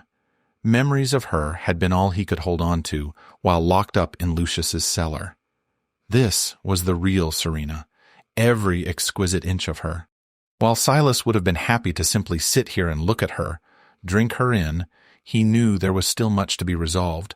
They could take this small breathing space this morning, but sooner or later he'd have to let his Gula brethren know what he'd done. Felix and the rest of the watchers here in Southern California probably wouldn't be thrilled by his latest escapade, but the important thing was that Serena was here with him now, and safe. Silas's higher-ups on the conclave might have a few choice words for the way he'd gone off half-cocked for yet a second time. However, being in the Watchers wasn't like being in the Army. They couldn't exactly kick him out. The most they would do was retire him from field duty, which was fine by him. He had Serena, and the two of them could go to Humboldt and live a quiet life there, try to start a family. Well, that was what he wished for. He thought her feelings ran along similar lines, but he didn't know for sure. The chance to speak together on such topics had been stolen by Lucius Montfort. Temporarily stolen, Silas reminded himself. The vampire would no longer be able to possess her, control her. Serena set down the English muffin she'd been eating, then reached for her mug of coffee. You're very quiet. Just thinking. I suppose there is a lot to think about. She sipped some coffee, shut her eyes as she appeared to savor the rich taste.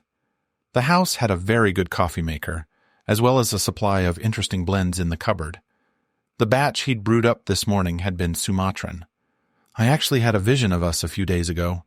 His heart beat a little more quickly, but Silas forced himself to stay calm. Serena's visions could mean a number of things, not all of them good. You did?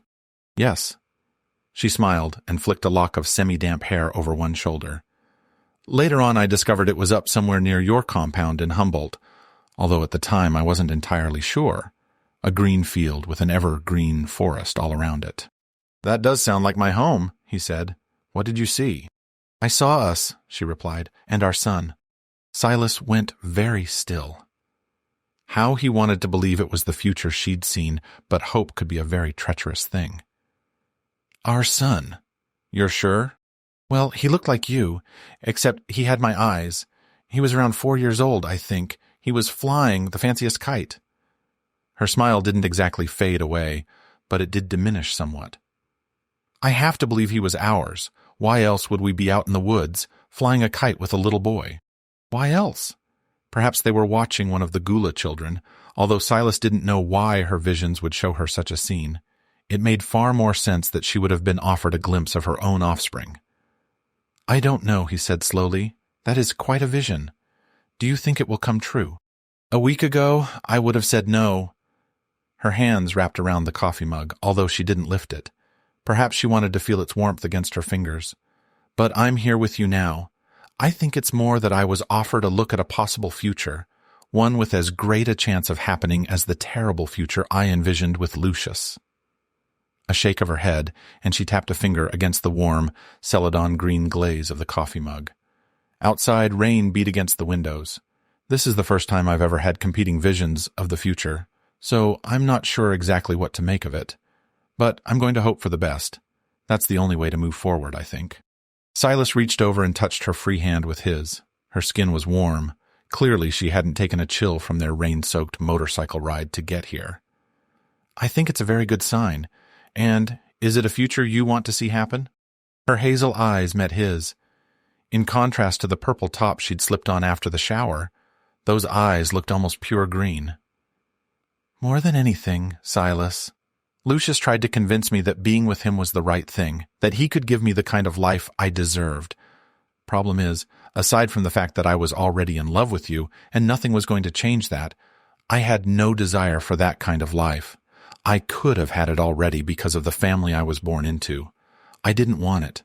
I want you and green forests and that dark-haired little boy.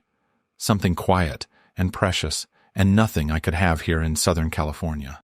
Silas didn't recall rising to his feet, but in the next moment he stood and pulled Serena up from her seat so she could face him. She smiled, and he bent and kissed her, tasted the richness of coffee on her lips and her own sweet savor, something that was uniquely hers. God, how he wanted her, needed her. And the miracle was, it appeared that she felt exactly the same way about him. Chapter 17. After we'd finished breakfast, and Silas was rinsing off our plates and mugs so he could put them in the dishwasher, the phone rang. An actual landline phone, hanging from the wall in the kitchen. I suppose that made sense, since any phone Silas would have had with him when he was captured would be long gone, and I didn't think he'd had time to replace it. Frowning, he rubbed his hands on his jeans and went to lift the handset from the receiver. Hello? A pause, and he said, Yes, I got her. She's here with me. Another long pause, during which his frown only deepened. I realize that, Felix, but in this case I'd say the ends justify the means. Now we just have to plan our next step. Senator Quinn. Silas stopped there, as though Felix had cut him off. I could see how that formidable-looking Gula, the one who wouldn't have appeared out of place in a Viking horde if his hair was a little longer, might have been annoyed by the way Silas had swooped in and snatched me up. Not that I was about to complain about his methods. He looked over at me, hand over the mouthpiece to the phone. Serena, do you have your cell phone? I actually did, since Lucius had returned it to me once he thought I was securely on his team. It was shoved into the larger of my 2 suitcases, along with my purse. I nodded. Please text your brother and see if he really is on his way back to California. We need to meet with him as soon as possible. Sure, I responded, and left the kitchen to go back to the bedroom where my luggage had been deposited. When I'd gotten my clean clothes out of the suitcase, I'd set my purse on the dresser. I went straight over to it and dug my phone out of the bottom, then checked my messages. A birthday wish from Candace, along with a promise to get together once she had her current case out of her hair. I felt a little guilty that I hadn't gotten back to her on the day itself, but since she was clearly swamped at work, I wouldn't let myself stress about it. I typed out a quick reply, letting her know that I understood and that I had tons to tell her, so I hoped we could meet for lunch at some point. A voicemail from my mother with more birthday wishes and a hope that I'd had a nice dinner, and an invitation for Lucius and me to come to the house for dinner this coming Sunday. Oops. I'd have to let my parents know about the change in my relationship status, and figure out a way to do so that didn't involve telling them that Lucius actually happened to be a vampire and that I'd never really been in love with him. These things could get so complicated. That was it for messages, though, which was a relief. My hermit-like existence had shrunk my social circle down to almost nothing. But people did have a tendency to come out of the woodwork when it was your birthday. I sent a text message to Jackson, telling him it was urgent and that I needed to hear from him ASAP. For a moment I'd wondered whether I should try calling instead, but figured a text message was a little less intrusive, especially if he happened to already be on his flight back to Los Angeles. After I was done with that, I headed back to the kitchen, taking the phone with me so I wouldn't miss any texts or calls. Silas seemed to be done with his own phone call from Felix, since he was in the middle of rinsing out the carafe from the coffee maker when I came into the room. "I sent a text," I said, and set the cell phone down on the counter at a safe distance from the sink. "Good. I hope Felix didn't chew you out too much." That comment elicited a reluctant smile. Felix actually isn't my superior. The Watchers don't have ranks, per se, although seniority does afford some privileges. But because he's in charge of the current operation in Southern California, and therefore is the one who'll have to answer to the conclave when all this is over with, he would prefer to avoid any more unauthorized missions like the one I undertook this morning. Ah. I watched him as he fetched a dish towel from one of the kitchen drawers and began drying out the carafe. "So why didn't you ask for their help? I mean, clearly they weren't averse to staging a raid on Lucius's house, since they did that very thing when they came and got you. I wasn't sure they would have agreed. In their eyes, you weren't in any immediate danger. Also, they would have wanted more time to plan, since extracting you would have required a slightly different methodology. I didn't want to wait. Lucius was weak. Or rather, his ability to protect his house or the people in it was severely reduced because Felix's team had already wiped out all the semi-vives. The timing was right. I couldn't afford to get into a back and forth with Felix. Besides, he let the words trail off, then shrugged as he returned the carafe to the coffee maker. Better to ask forgiveness than permission? Something like that. He came over and bent slightly so he could press his lips against the side of my head. There is that very short, precious moment when the world hasn't quite woken up, before dawn has truly taken hold, when a vampire is forced into his daytime sleep. I knew that was the best time to come get you. If I'd waited another day, Lucius would have had time to make more semi-vives, and the chance would have been lost. "Well, it makes sense to me," I said, glad of his closeness. Even when he wasn't holding me, I was so very aware of him, of the strength of his body, the warmth that seemed to emanate from his very being. Even if Felix doesn't quite get it. Oh, I think Felix does. He just doesn't want to admit it. But now that he's told me it was a stupid idea, and that I probably will still have to answer to the conclave when this is all over with, he can let it go. He's done his work. Anyway, he's coming over so we can plan our next move. Which is dealing with Jackson. Yes. Silas paused then, keen dark eyes studying my face. Are you going to be okay with that? Even acknowledging the repercussions a change in plans might have for your niece? What could I say? I'd never been a confrontational person, especially when it came to my godlike, or so he'd seemed to my eyes when I was younger, big brother.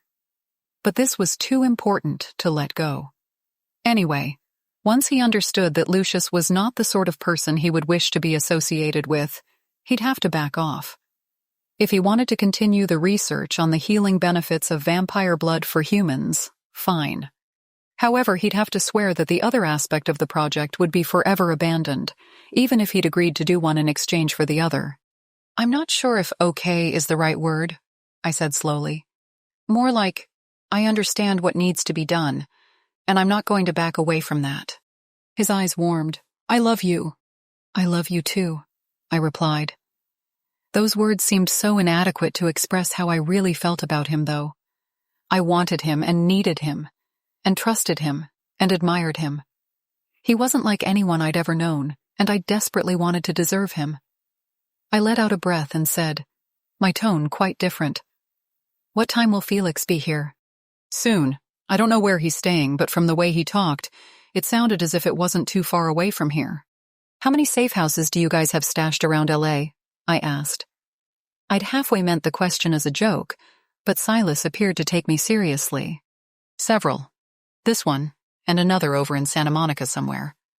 maybe more that I don't know about. It's also possible that Felix isn't staying in any of those places, but is using a false profile to stay at an Airbnb or a local hotel. We do our best to change our methodologies, so it's difficult to track us. That made sense. I waved a hand at the kitchen. And this house? How did you end up with such a prime spot? He smiled then, looking much more relaxed than he had a few minutes earlier. I'd say it was luck, but really, it's just the result of our agents keeping an eye on the local market and taking advantage of timing. This house belonged to an artist of some note. She didn't have any children, so when she passed away, her younger sister, who lives on the East Coast, had to handle the sale. Apparently they weren't very close because the sister didn't want to travel to Los Angeles to take care of the transaction. We offered to buy the house complete with furnishings, and she jumped at the chance, since that meant she wouldn't have to deal with any of the physical details of settling her sister's estate. No wonder, I commented, looking around. The house did have a lot of very personal touches, an artsy but welcoming vibe. Not really the sort of decor one would expect of an unoccupied safe house intended for an all-male secret society, but if the watchers had bought it lock, stock, and barrel, that made a lot of sense. Should we set out some water? Or a pitcher of tea or something? It's too late for breakfast and too early for lunch, so I don't know about snacks, but water will be fine. Silas broke in, but gently, still with that smile on his face. I supposed my hostess instincts amused him. I couldn't really help myself. No matter how much I wanted to deny it, I was still very much a product of my mother's upbringing. This is a business meeting, nothing else. Got it. I started going through the cupboards and found a pitcher of heavy, bubbled greenish glass and some glasses to match. Since I didn't really trust LA tap water, I filled the pitcher from the door in the refrigerator, since at least that had to go through a filter. No ice, though. The day was too gloomy and chilly for that. The rain didn't show any sign of letting up, which wasn't that unusual for March.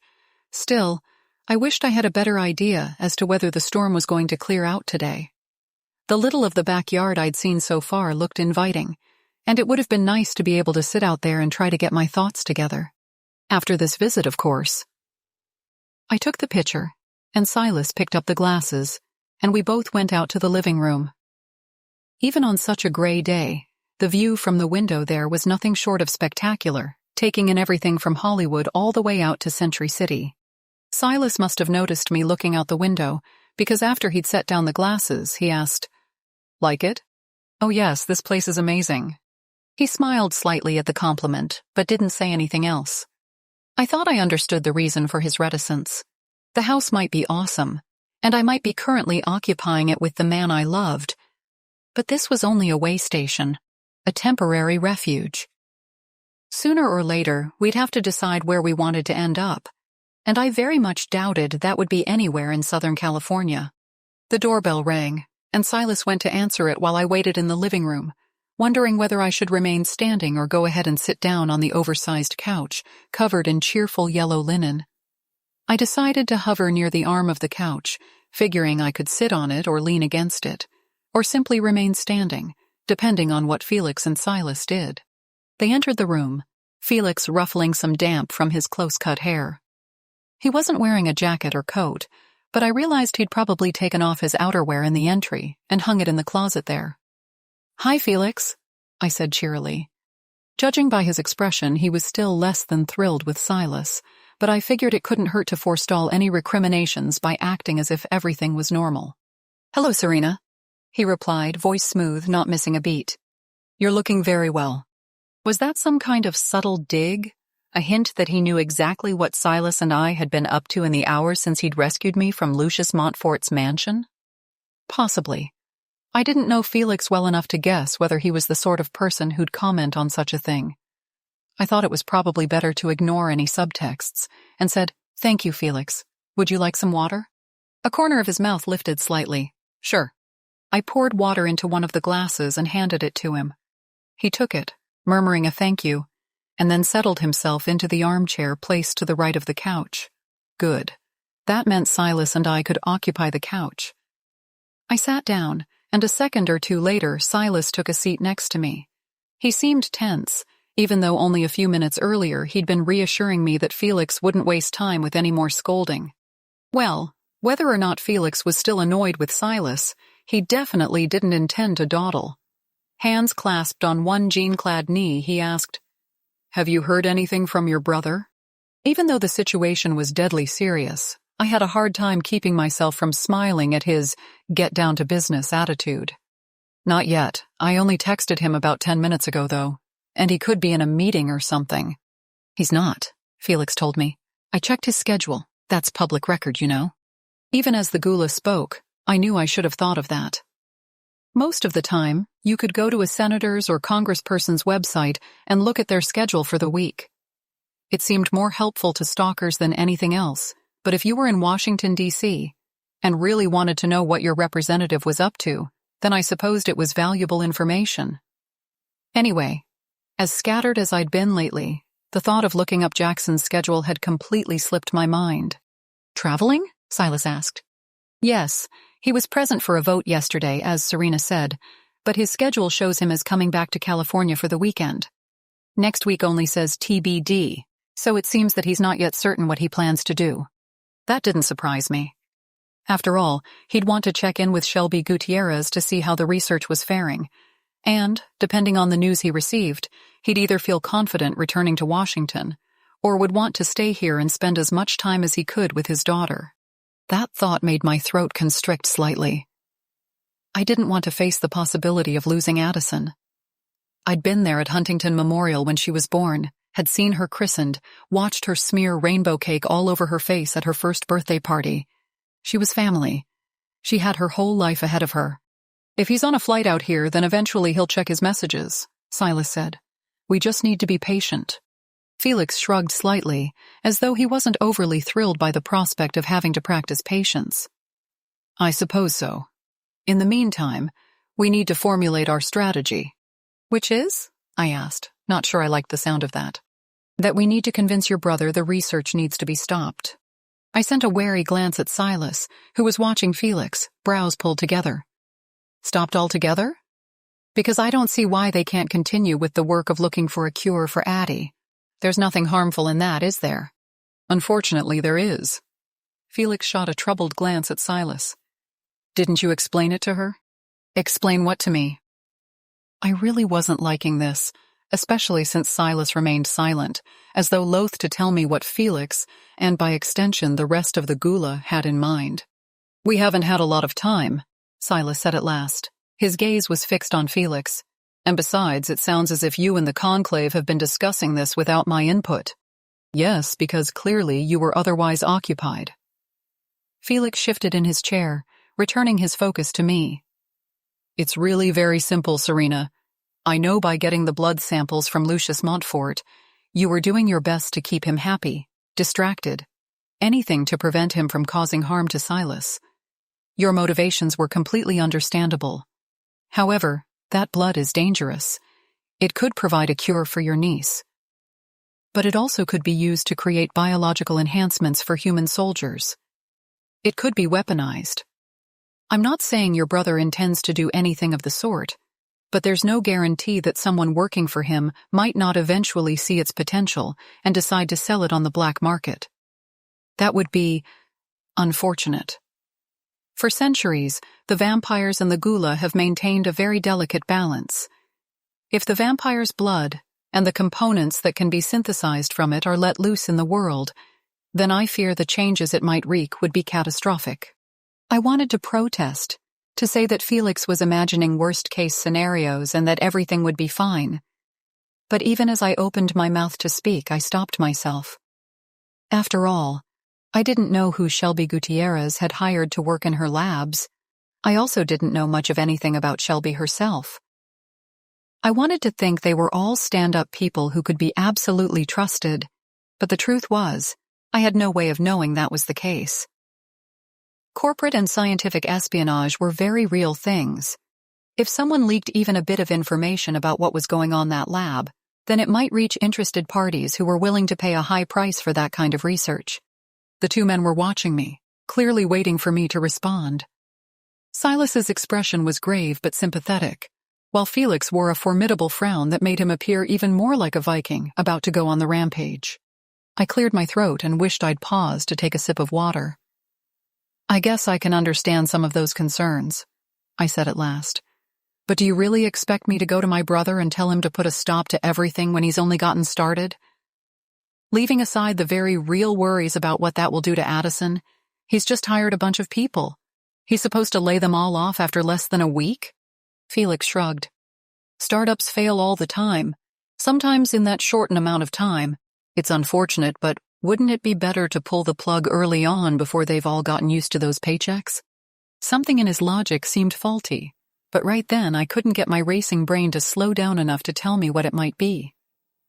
I sent a beseeching look at Silas, and he said, "In addition to those concerns, Jackson Quinn must have laid out a significant amount of capital to lease that building, procure the equipment, pay the staff.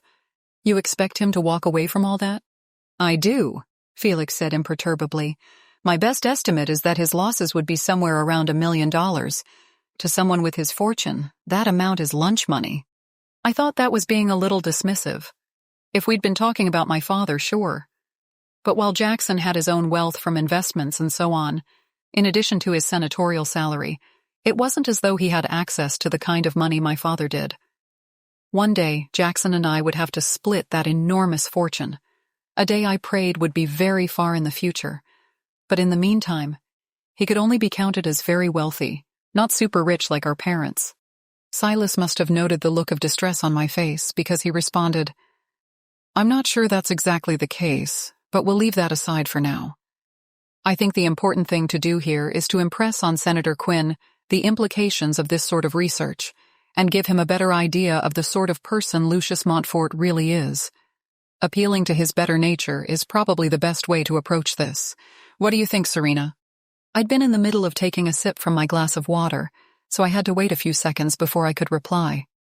When I was ready, though, I said, "I agree. Jackson isn't going to want to be in a business arrangement with Lucius once he realizes what a criminal he is. He was a little reluctant from the beginning, but I reassured him that it would be fine. He went along with the whole thing because he wants to save his daughter, and because he didn't think I could possibly be with someone who wasn't on the up and up." "You're that close?" Felix asked. He didn't sound very convinced. "No," I said frankly. "We're not. But he knows me well enough to know that I'm very careful in my relationships. That's what gave Lucius an in, more than anything else. And now you're going to reverse course. How will Jackson respond to that?" "I don't know."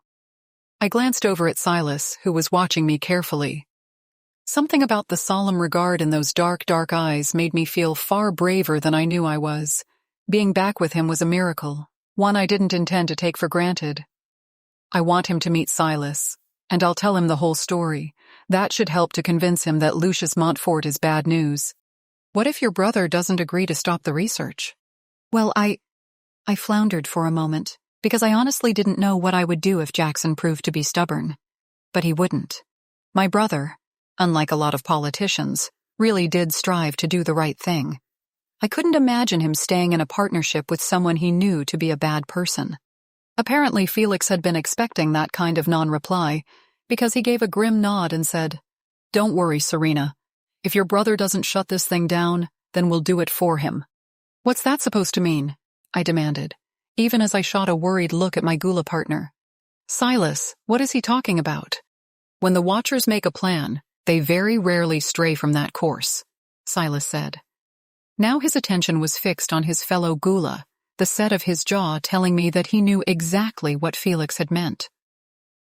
"It seems word has come down that the research must be stopped, one way or another. If you can't convince Jackson to end the research, close down the facility, then they'll destroy it." "You can't do that," I protested. "I thought you were supposed to be observers, so now you're domestic terrorists?" Felix's eyes narrowed at the word terrorists, and the glare he shot me was as bright and focused as a blue laser beam. "I'd be more likely to call your brother a terrorist if he tries to continue this research. Its consequences will be far more dire than a wrecked lab, I assure you." But I couldn't believe what I was hearing. Or rather, I didn't want to believe it. Surely he couldn't really be serious about destroying the lab. He was just trying to scare me. to make sure I would be as persuasive as possible when I spoke to Jackson. I sent a frantic look at Silas, and he responded with a barely perceptible lift of his shoulders. Clearly he believed Felix, knew his fellow watchers would do whatever was necessary to make sure the vampire blood and any of the components it contained never made it out to the general population.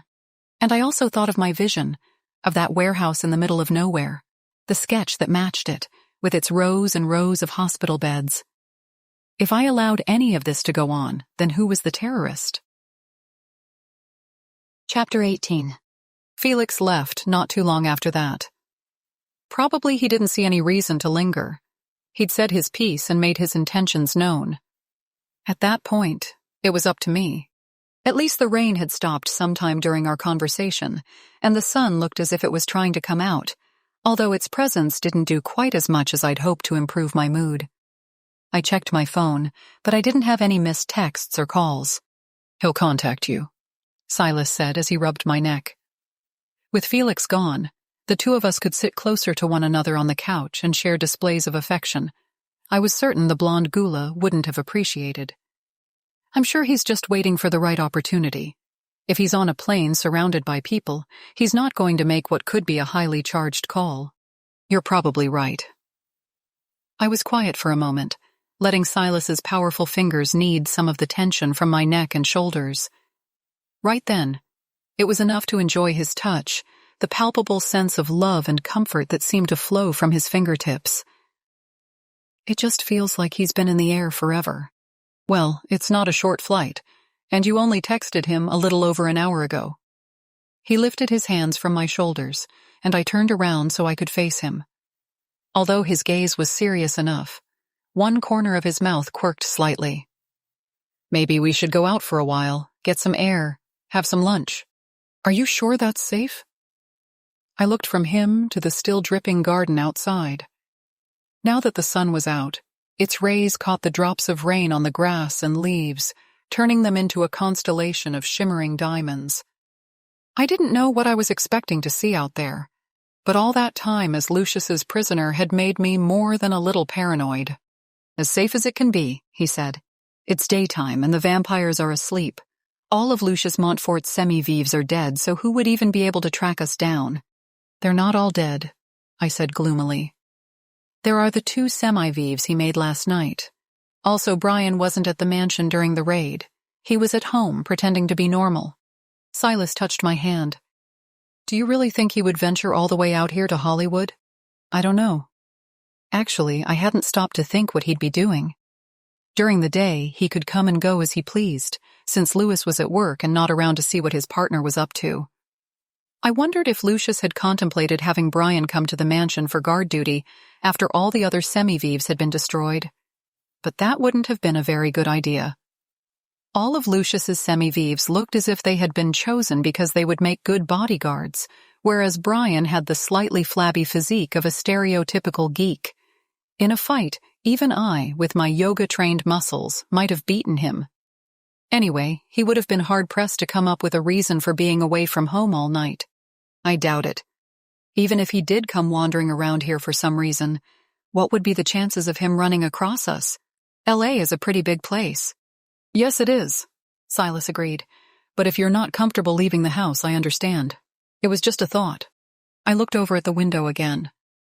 Something in me yearned for fresh air, for a chance to wander around in a part of town I didn't know very well. However, I could feel it somewhere deep inside, a little niggling voice that told me, "Don't do it." "We should probably stay here," I told him, "but maybe we could get some food delivered for lunch? That would be fun. There are a lot of places down on Hollywood Boulevard and Sunset. I'm sure some of them must deliver to this area. I'll check Yelp." I picked up my phone and started thumbing through the offerings. That was when it binged, indicating that a new text message had come in. At once, I abandoned my Yelp search and went to the Messages app. Sure enough, there was something from Jackson. "I'm about an hour out from LAX. What's going on?" "I'd rather talk in person," I typed. "Are you going straight home from the airport?" "Yes. Bethany took the kids to Disneyland since Addison was feeling better today." Crappy day for it, I thought. All that rain. But the storm was already clearing out. and a gloomy start to the day meant the amusement park probably wouldn't be as crowded.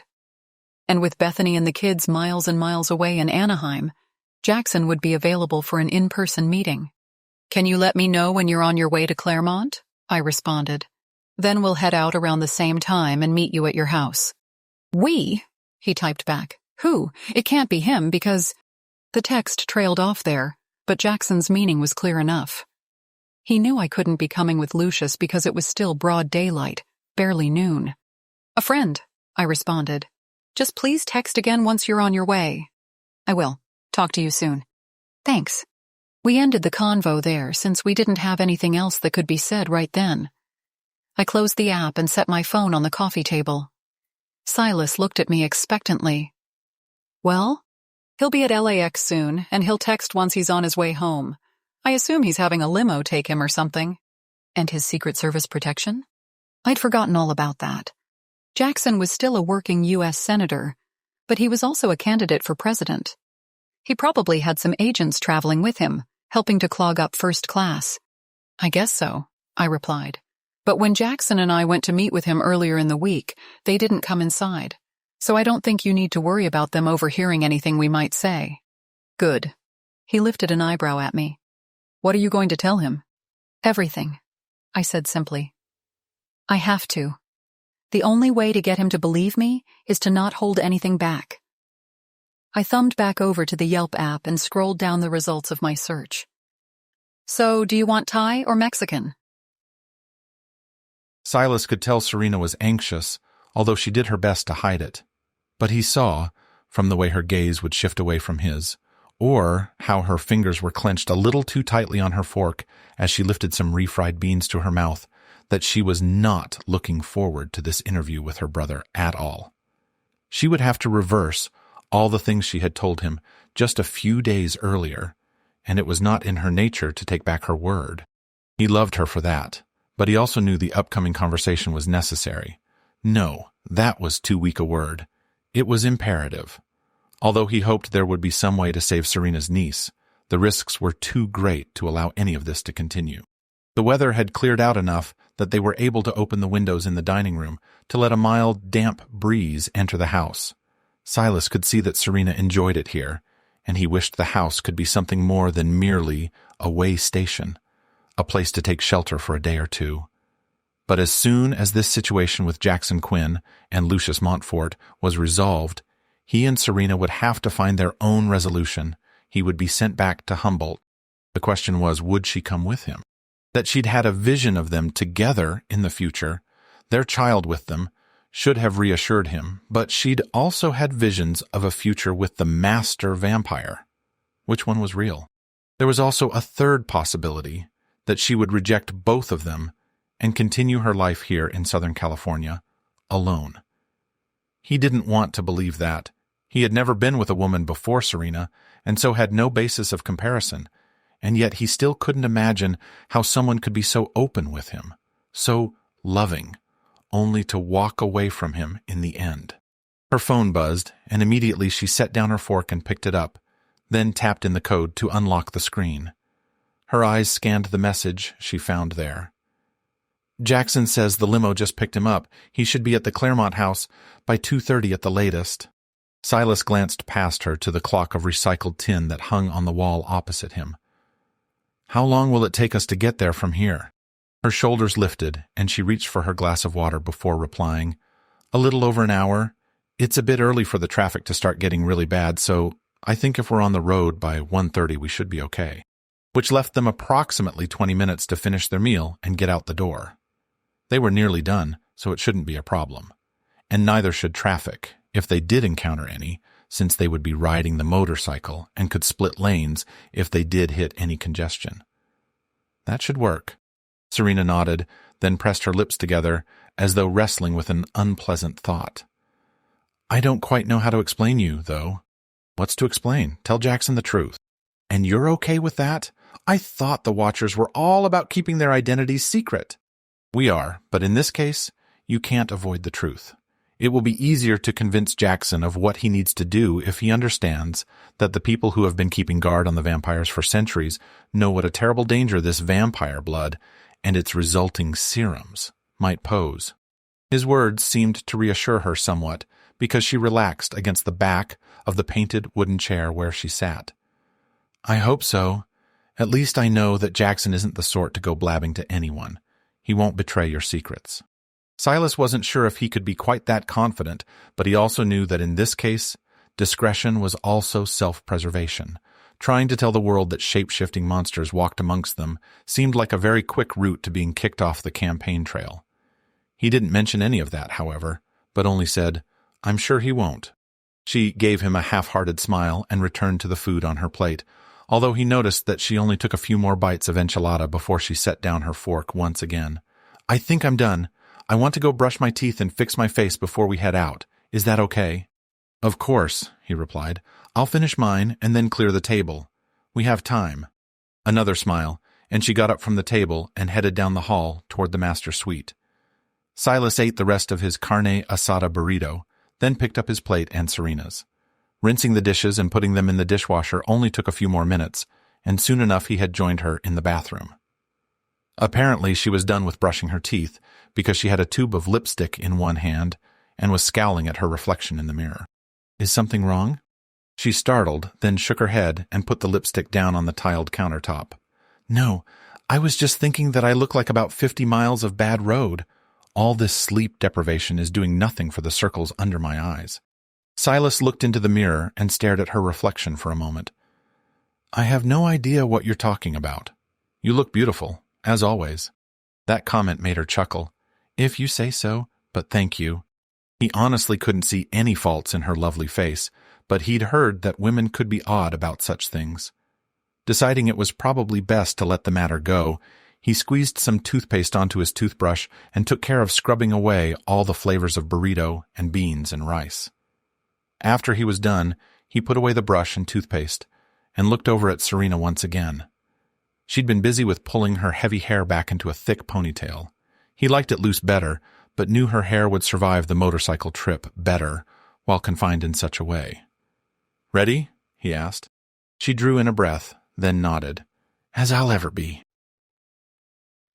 This trip to Claremont couldn't have been more different from the last one I'd taken.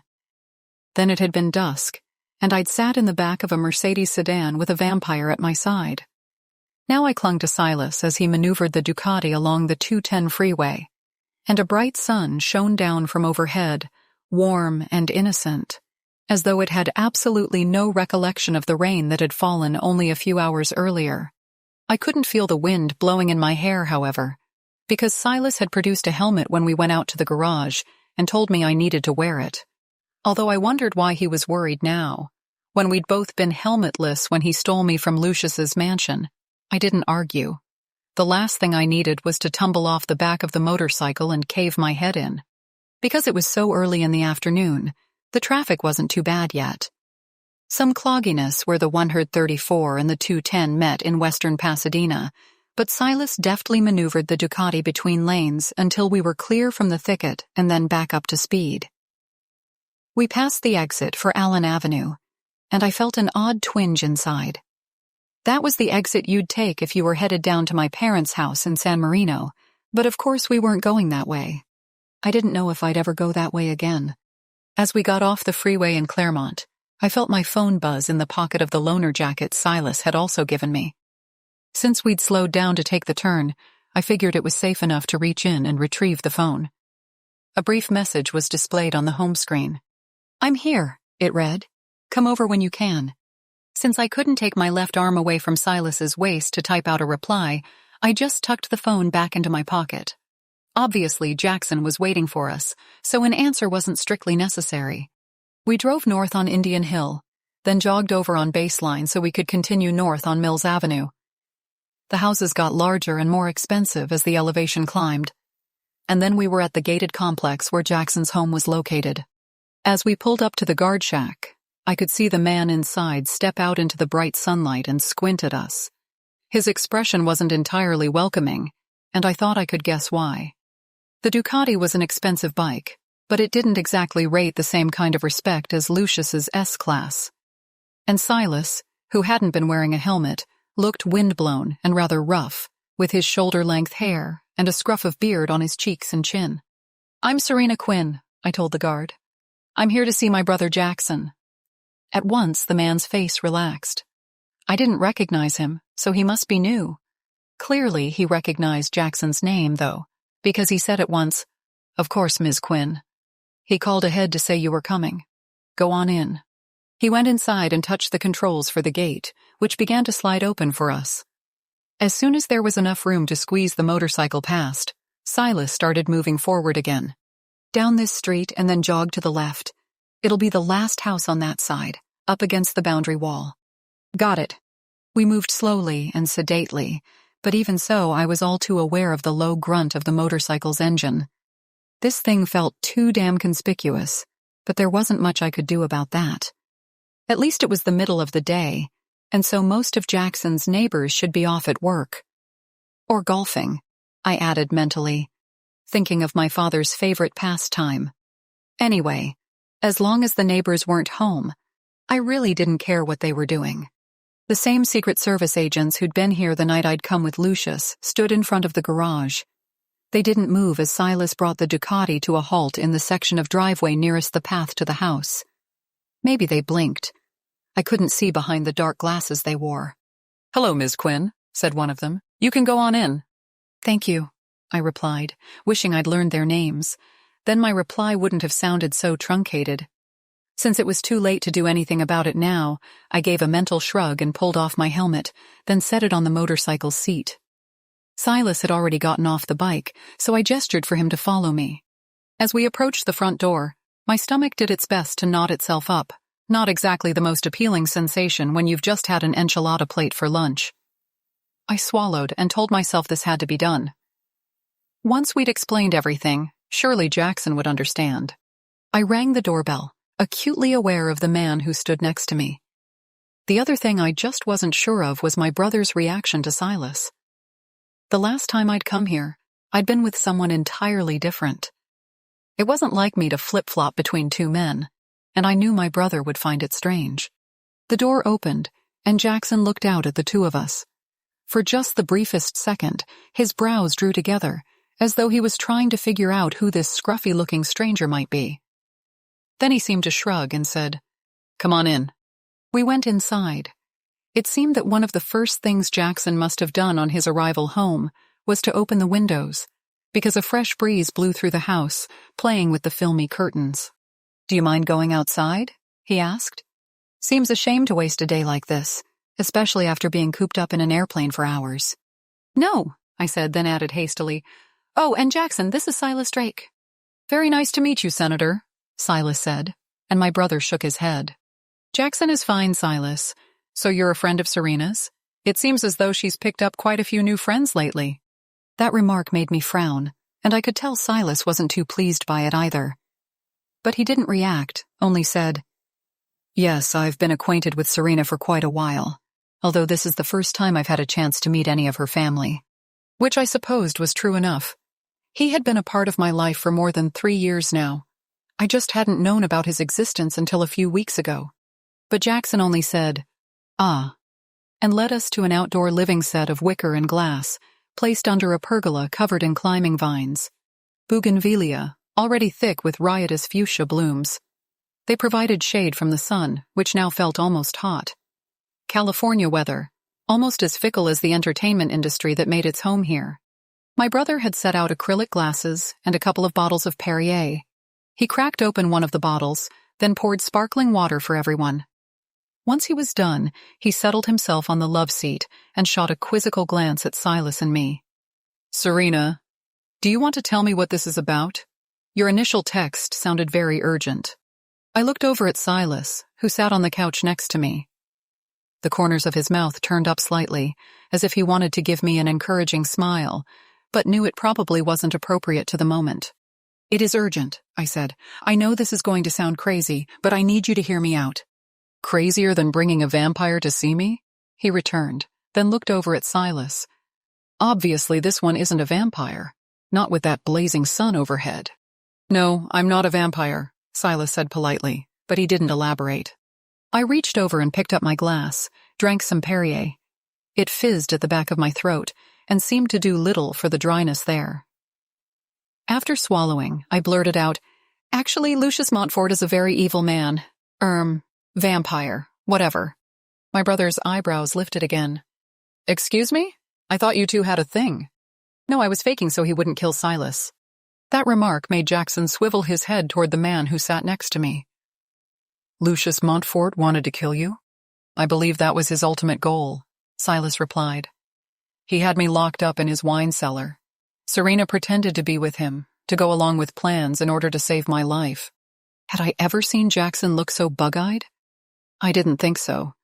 Usually my brother was the unflappable type, but clearly stories about being locked up in wine cellars were outside his usual range of experience. "You're not in the wine cellar now," he said. "Why aren't the police dealing with this?" "The police would not be able to help, but yes, I was able to escape with some assistance." "You knew. Oceanidos. So Montfort no longer has any leverage?" "Sort of," I broke in. "That is, by the time Silas was free, Lucius and I had already come and talked to you. You'd started the ball rolling on the research project, one that could benefit Addison. It wasn't like I could just end things." "Then why are you here?" My brother sipped some Perrier and set down his glass. "No offense, Serena, but it's not really like you to drop everything just so you could welcome me home from Washington." That was true. My brother and I lived separate lives. We saw each other during the holidays, a few other times during the year when Congress was on vacation. And Jackson hadn't made the comment with any kind of reproach. He'd only been pointing out an obvious fact. "Well, I didn't think there would be a problem with you continuing the research that involved Addison's illness. But unfortunately, there's a very large problem," Silas put in. He had to have noticed the way I hesitated and decided he should come to my rescue. "While vampire blood may hold a cure for leukemia and other diseases, it's too intrinsically dangerous a substance to be investigated." For a few seconds, Jackson didn't respond. He regarded Silas with slightly narrowed eyes as he leaned against the back of the love seat where he sat, his expression almost blank. I noted how my brother's gaze shifted to me for the barest of seconds before returning to the gula.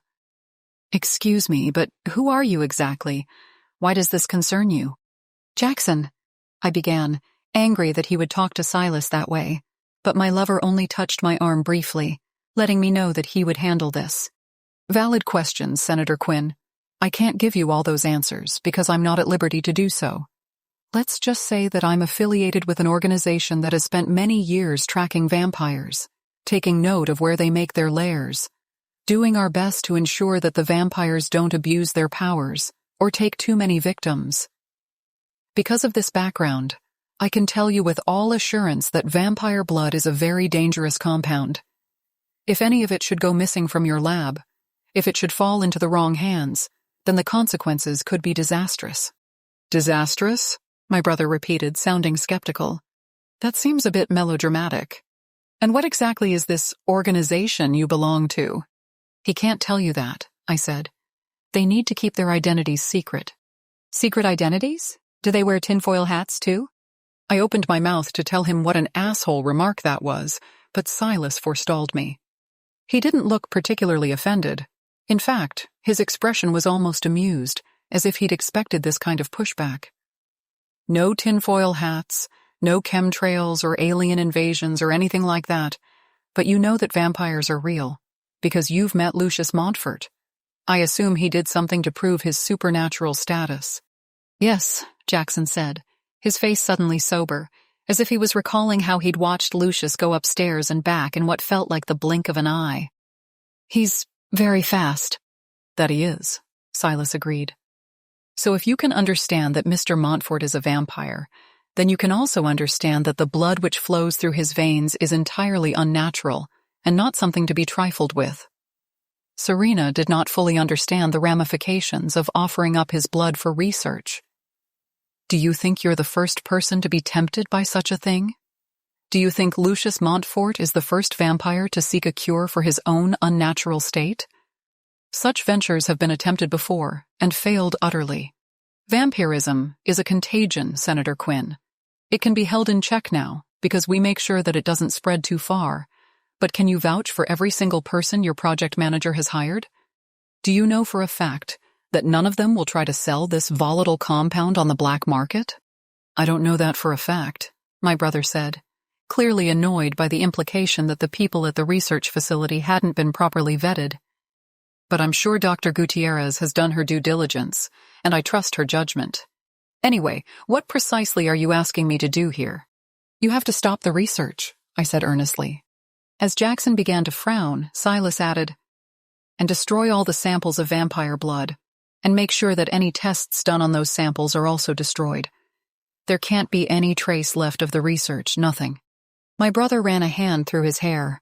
In that moment, I noticed the dark circles under his eyes, the way the vertical line between his brows appeared more deeply etched than it had been even a few months ago. I wondered how much he'd been sleeping. At length he said, "You're asking a lot of me. What about Addie?" "I know," I said miserably. "I wanted a way out of this, but—" "But there isn't," Silas said. "None of us wish to cause you any hurt, but the harm done to many, many others far outweighs the concerns of a single person." "Even if she's my daughter?" The words came out tight, controlled, but I saw how Jackson's hands clenched on the knees of his khakis. "Even then," Silas replied, his tone sad and quiet. Jackson was silent for a moment. "And what exactly is this harm done? Right now all I have is your word to go on. Beg my pardon, Silas, but I don't know you from Adam." "No, you don't," he said gravely. "But I love your sister and want only the best for her and her family, which includes you and your family, Senator Quinn. However, I also know that Serena has seen a very dark future if this research continues. Vampires in positions of power, common citizens treated like cattle. And you at the very top, Senator, glad to take their bribes, to allow them to curry favor by selling immortality. Is that really the legacy you want to give your country?" Again, my brother was quiet. Then he looked over at me. "You saw this?" "Yes." "You saw that I was president?" I nodded. "Yes." "And you didn't say anything?" The anger in his voice was obvious. I flinched, partly because I hated to be at odds with him, and partly because this wasn't a Jackson I'd seen before. He usually did a much better job of hiding his emotions. "Well, considering neither you nor anyone else in the family ever seemed to have much interest in my visions, I figured it was better to keep it to myself. Besides, when I first had those visions, I was Lucius Montfort's prisoner, and not in much of a position to talk to you or anyone else." That revelation seemed to take him aback. "Wait, you were his prisoner?" "For a while, yes. Then I managed to convince him that I was attracted to him. I'm sure he thought it was Stockholm Syndrome, or maybe just his own vanity." I shrugged and reached for my glass of Perrier. Or maybe he convinced himself, simply because I had something he wanted. Access to you. Anyway, it doesn't matter now. Silas broke me out of Montfort prison early this morning, and now I'm a free woman again. But I really do need you to stop the research. It's too dangerous. Believe me, you don't want the future I saw to come true." My brother's face had gone poker still. Never a good sign. He got up from the love seat and walked out into the sunshine, and stood at the edge of the pool. It had been built with a fountain at one end that fed into the spa area. The splashing of the water sounded very loud in the stillness. Silas laid a hand on mine and spoke in a murmur. "Should I go speak with him?" "No," I said at once. "He's processing. The best thing to do now is let him work it through himself. He's heard what we have to say. If you push him too hard, he'll just dig his heels in." A reluctant nod, and Silas settled back against the couch, a frown pulling at his brows. For myself, I could feel my heart beating nervously as I waited. It was harder to follow my own advice than I'd thought it would be, but I knew I didn't dare approach my brother. As I'd said, he needed to come to his own decision. Any attempts to cajole him into doing the right thing would only backfire. At last, Jackson turned away from the pool's edge and walked back to the pergola. He stopped just within its shade and crossed his arms. "No." I blinked up at him, my entire body going cold even though it was quite warm out there. "What?" "I'm not going to do it. I'm not going to stop the only thing that might keep my daughter alive. All you've given me is visions and maybes and vague warnings. That's not good enough." Silas stood up, although he didn't move toward my brother. "The cure for your daughter isn't a sure thing either. I know that, but right now it's the only chance she has. I'm willing to take the risk. A risk that might one day endanger the entire world? I don't believe that. I rose from the couch as well. Silas slipped his hand into mine, his fingers warm and somewhat reassuring. Jackson, please. No, I've got to stay the course on this one. His eyes met mine, hard, unflinching. If you had a child of your own, you'd do the same thing. Would I? Right then, I couldn't think of how to respond because I didn't have a child. I could imagine, but I couldn't know for sure how I might have reacted if I'd been put in the same situation. Voice cold, I said, I guess I have to hope that having a child wouldn't blind me to the consequences of my actions. A muscle twitched in his cheek. I think you'd better go. I wanted to protest. Problem was, when Jackson looked like that, sounded like that, there wasn't much you could do, except wait for him to cool off. All right, but I stopped myself. If I kept arguing, I might say things that it would take a long time for him to forget. We're leaving, Silas said. Very nice to meet you, Jackson. Wish I could say it was mutual. Holding Silas's hand, I walked away from my brother. I didn't bother to say anything else. There was no point. We went through the house and on out to the driveway, where the 2 Secret Service agents still stood, apparently keeping watch on the Ducati. Neither Silas nor I spoke. In silence, we got on the motorcycle and drove away. It wasn't until we were back on the freeway that I allowed the tears to come. Chapter 19. Serena's cheeks were dry by the time Silas pulled into the garage at the house in the Hollywood Hills, but he could tell from her reddened eyes that she'd wept on the drive back here. He couldn't blame her. That had been a dreadful interview. They went inside, and he headed to the kitchen so he could fetch her a glass of water.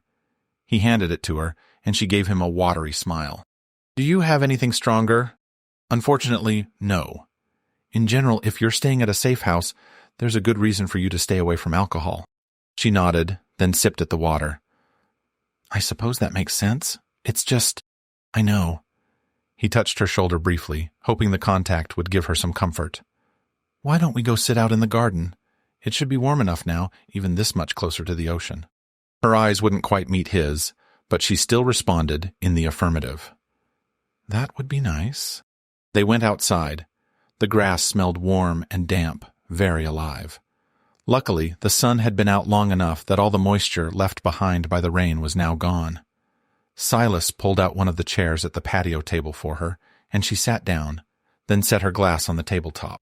Her gaze moved to the vista beyond the backyard, to the high-rises of Century City out toward the west. The sun had moved in that direction as well. In only a few hours, it would set, and Lucius Montfort would wake to find his prize gone. Silas somehow doubted the vampire would be pleased. I can't believe he said no. Serena was still looking away from him, out toward the skyline. Was she ashamed of her brother? Was that why she couldn't meet his eyes? I can, Silas said gently. His first thought is for his daughter.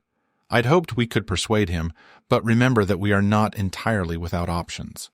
You're going to call in the Gula squad. I have no choice.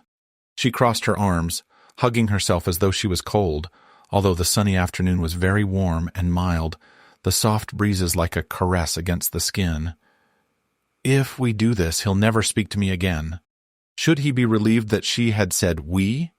After all, Serena herself had nothing to do with the team of watchers, who would make sure the lab and the samples it contained were destroyed. But with that simple word, it sounded as if she had aligned herself with them. With him? You don't know that. Well, I know that he's going to be seriously pissed off, and Jackson never forgets. He may act polite in public. After all, he's a politician. But he doesn't forgive easily. Her hands wrapped around the glass of water Silas had given her, but she didn't lift it to her lips to take another drink. He had to ask, even if the question was painful for her. Can you live with that? Serena's eyes met his. Most of the redness from her weeping had disappeared, but she still looked tired. Beautiful, but tired, as if she needed to lock herself away for a long time to restore some of the sleep she'd lost over these past few weeks. Gold and green glinted in her gaze, reminding him of the forests he'd left behind in Northern California. I guess I'll have to. She let the words trail off. Her chest rose and fell with a heavy breath, but he couldn't hear her sigh. "Silas, tell me what you want." "What I want?" he repeated, puzzled by the shift in her tone. "Yes, what do you want from all this? Pretend there's no Lucius, no lab, no argument with my brother. Just the two of us. What are you hoping for?" They'd confessed their love for one another, but the future had been like a forbidden land, one whose border they dared not cross. He knew he had to speak now, or risk losing her, despite the love they shared. "I'm hoping for the future you saw in your vision, you and I, and our son, far away from here, from all this." He gestured toward the skyscrapers in the distance, now somewhat hazy in the afternoon light as the city's smog blended with the fog that had already begun to move in off the ocean. "It's a simple life, but I pray that you'll discover it's a better life. I've watched you, Serena. I've watched you for a very long time. You could have had everything the world has to offer, and yet you never seemed happy. Not really. I suppose in my heart I hoped it was because you didn't want this world, wanted something different. I know you said earlier that you did want to come to Humboldt, but are you sure? Really sure?" Her hazel eyes blurred with tears. "Oh, yes, I'm sure," she said in a near whisper. "You know me better than I know myself. I don't want to be here. I want you to take me far away. Promise me that you will." "I promise," he said, then got up from his chair so he could fold her in his arms, hold her against him, feel the slenderness of her body, so fragile seeming, and yet with true steel at its heart. She had survived so much. She only needed to survive a little more. We went inside. I was drained, and yet somehow content.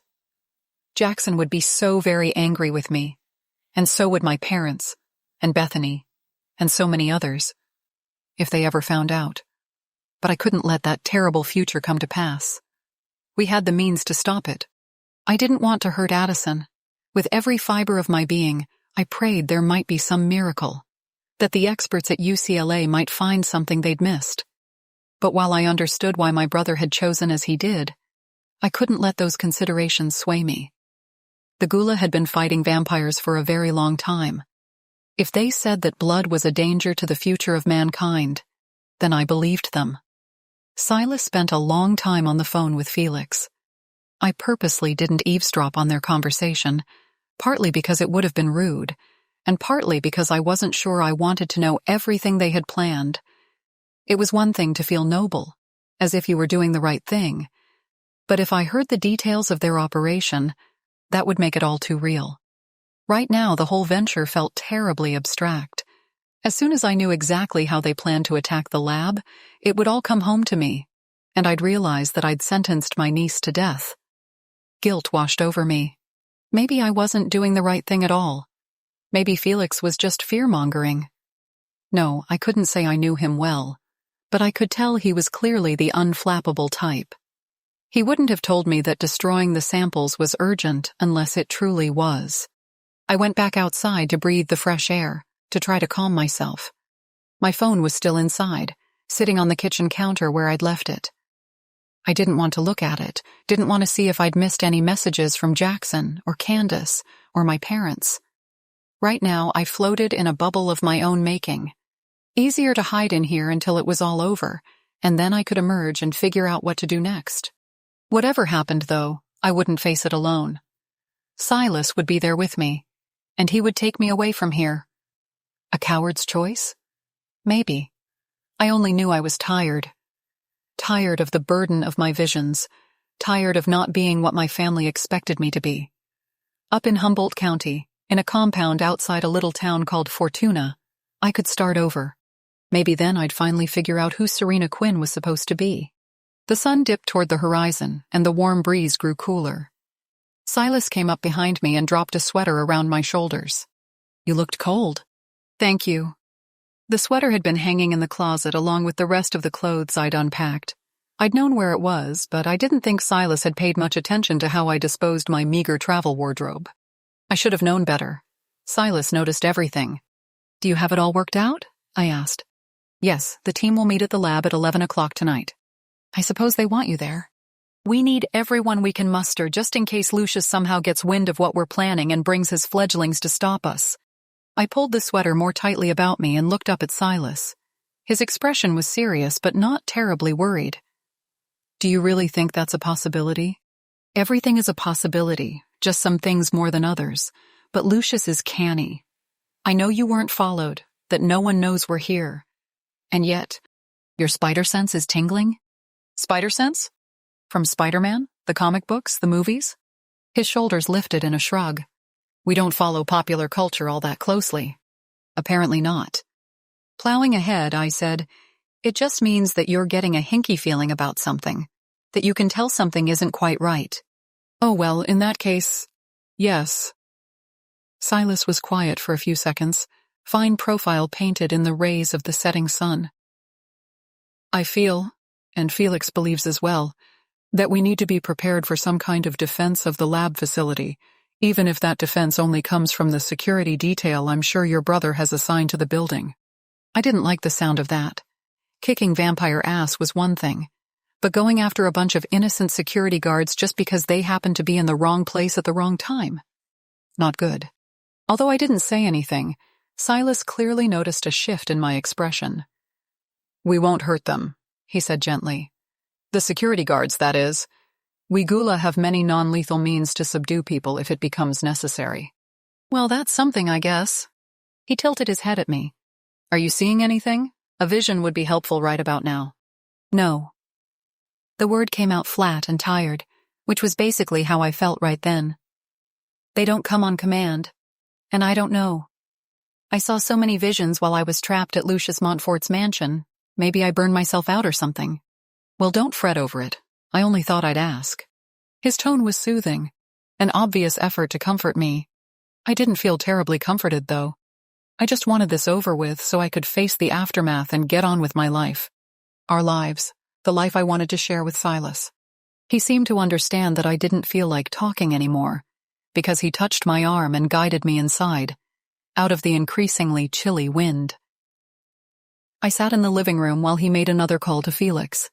At some point after that, Silas suggested that we head out, get something to eat, maybe go see a movie to fill up the time.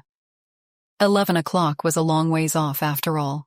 I agreed because I knew I'd fall asleep on the couch if I tried to stay in the safe house and watch TV until it was time to leave. Possibly Silas and I could have made love during part of that time, but I wasn't in the mood right then. I wanted the next time we slept together to be after all this, when we could truly commit to our future together. We came down the hill and went further into Hollywood, decided to kill two birds with one stone by having dinner at the cafe at the ArcLight and then seeing a movie there. That would get us out a little before 10, giving us plenty of time to head east to Rancho Cucamonga and the lab. As much as I wished for a glass of wine with my meal, I told myself that wouldn't be a very good idea. I was already wearier than I wanted to admit, and the wine would make me sleepy. And I'd chosen the latest installment of a superhero franchise as our movie of the evening, partly because it wouldn't require me to engage my brain very much, and partly because I hoped the explosions and the other loud sound effects would keep me from falling asleep with my head on Silas's shoulder. The ploy did seem to work, or maybe it was the bottomless iced tea I'd had with my burger. Either way, I was awake enough as we went to the parking structure to retrieve the Ducati. We both climbed on, and I slipped the helmet over my head. Silas never wore one. I'd forgotten to ask why. Maybe the Gula didn't have to worry about head injuries the way regular humans did. Regular humans. Silas seemed so real to me, so very human himself, that sometimes it was hard to remember he wasn't quite human, that he came from a race some might call monsters. The night wind was cold on my face, further helping me to stay awake. Then again, if I got sleepy and loosened my grip on Silas's waist, I'd be in a world of hurt, which only provided an extra incentive to stay alert. Traffic at this time of night was light, almost non-existent. We'd reach our destination long before we had to at this rate. The exit we would have taken to get to my condo flashed by, and I hardly noticed. Whatever happened next, I didn't think I'd be returning there, except to pack up my things, if all went well. When we got to Rancho Cucamonga, Silas pulled up to a Denny's on Foothill Boulevard. "We're early," he said, "and I want some coffee. You?" "More iced tea, I think." We went inside and ordered our drinks, and decided to split a plate of fries, just to help keep us going. Both of us were fairly quiet, simply because we didn't think discussing our upcoming confrontation was a very good idea with so many listening ears around. Even though it was past 10:30, the diner was more crowded than I'd anticipated. People out after seeing a movie, or maybe just wanting to prolong their evening. With an odd sense of detachment, I realized it was Saturday night. After a rowdy group of high school kids vacated the booth behind us, Silas said in a murmur, "Are you ready for this?" "Probably not," I replied, "but I haven't been ready for any of the shit I've had to deal with lately, and yet here I am. I won't let not being ready stop me. I just have to do what needs to be done, I guess. Although in this case, I suppose I'm mostly going to stand back and watch, right?" "Right." Silas lifted his cup of coffee to his lips and drank. "I don't want you involved at all." "Then why am I here? Shouldn't I have stayed back at the safe house?" "Not that I would have done such a thing.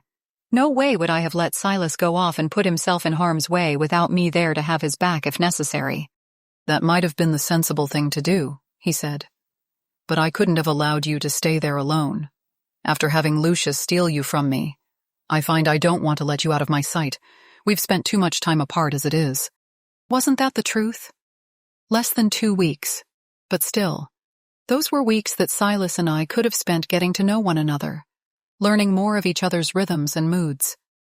I didn't dare let myself wander too far down the path of what if, however, because that would only start me thinking about what would have happened if Lucius Montfort had never interfered with my life. For one thing, my sister would still be alive. Even that thought was enough to make my throat tighten. I reached for my iced tea and drank, glad of the extra little charge of caffeine it provided. "I know," I said, "and I'm done with that. We can be joined at the hip from here on out." He smiled. Not a big grin, but a reassuring little twitch of his lips that brought some light to his dark eyes. Just seeing the shift in his expression made me feel better, told me that he was perfectly fine about being inseparable from now on. He pulled his phone out of his pocket, checked the time. "We should get going." My stomach clenched, but I told it to stop being such a baby. Since the waitress had already dropped off the check, Silas picked it up and took it over to the cash register. A minute later, and we were back outside, the cool night wind catching in my hair. Which reminded me. I reached in the pocket of my borrowed jacket and got out an elastic band, then pulled back my hair once again. I'd let it down while we were eating, but I knew it would turn into a tangled mess if I didn't confine it for the motorcycle ride. We headed east on Foothill Boulevard, then zigzagged into the office park where the lab was located, a few blocks east of the 15 freeway. All was quiet, although once Silas turned off the motorcycle's engine and we began to glide toward the prearranged meeting place, I thought I could hear the chugga-chugga sound of an automatic sprinkler system off in the distance. The Gula had chosen as their gathering place a spot behind the building next to the one the lab occupied. They hid in the shadows of the trees and only came out when they saw us approaching. I recognized Felix because even in the darkness his fair hair glinted, pale and ghostly. His gaze shifted to me for a moment, and I thought I saw his brows pull together. He didn't say anything, though, or at least when he spoke, he ignored my presence. There are 2 security guards making the rounds, but they seem to be sweeping the entire office park. As far as we've been able to tell, there aren't any guards assigned specifically to the lab. "That seems kind of odd," Silas remarked. "You'd think that Senator Quinn would make sure to protect his prize better than that." "Possibly. On the other hand, too heavy a security presence would only make it more obvious that there was something in that particular building which needed to be protected. It's a toss-up. Also, we did detect cameras at all the corners of the buildings, but they shouldn't be a huge deterrent. We prepared ourselves for that."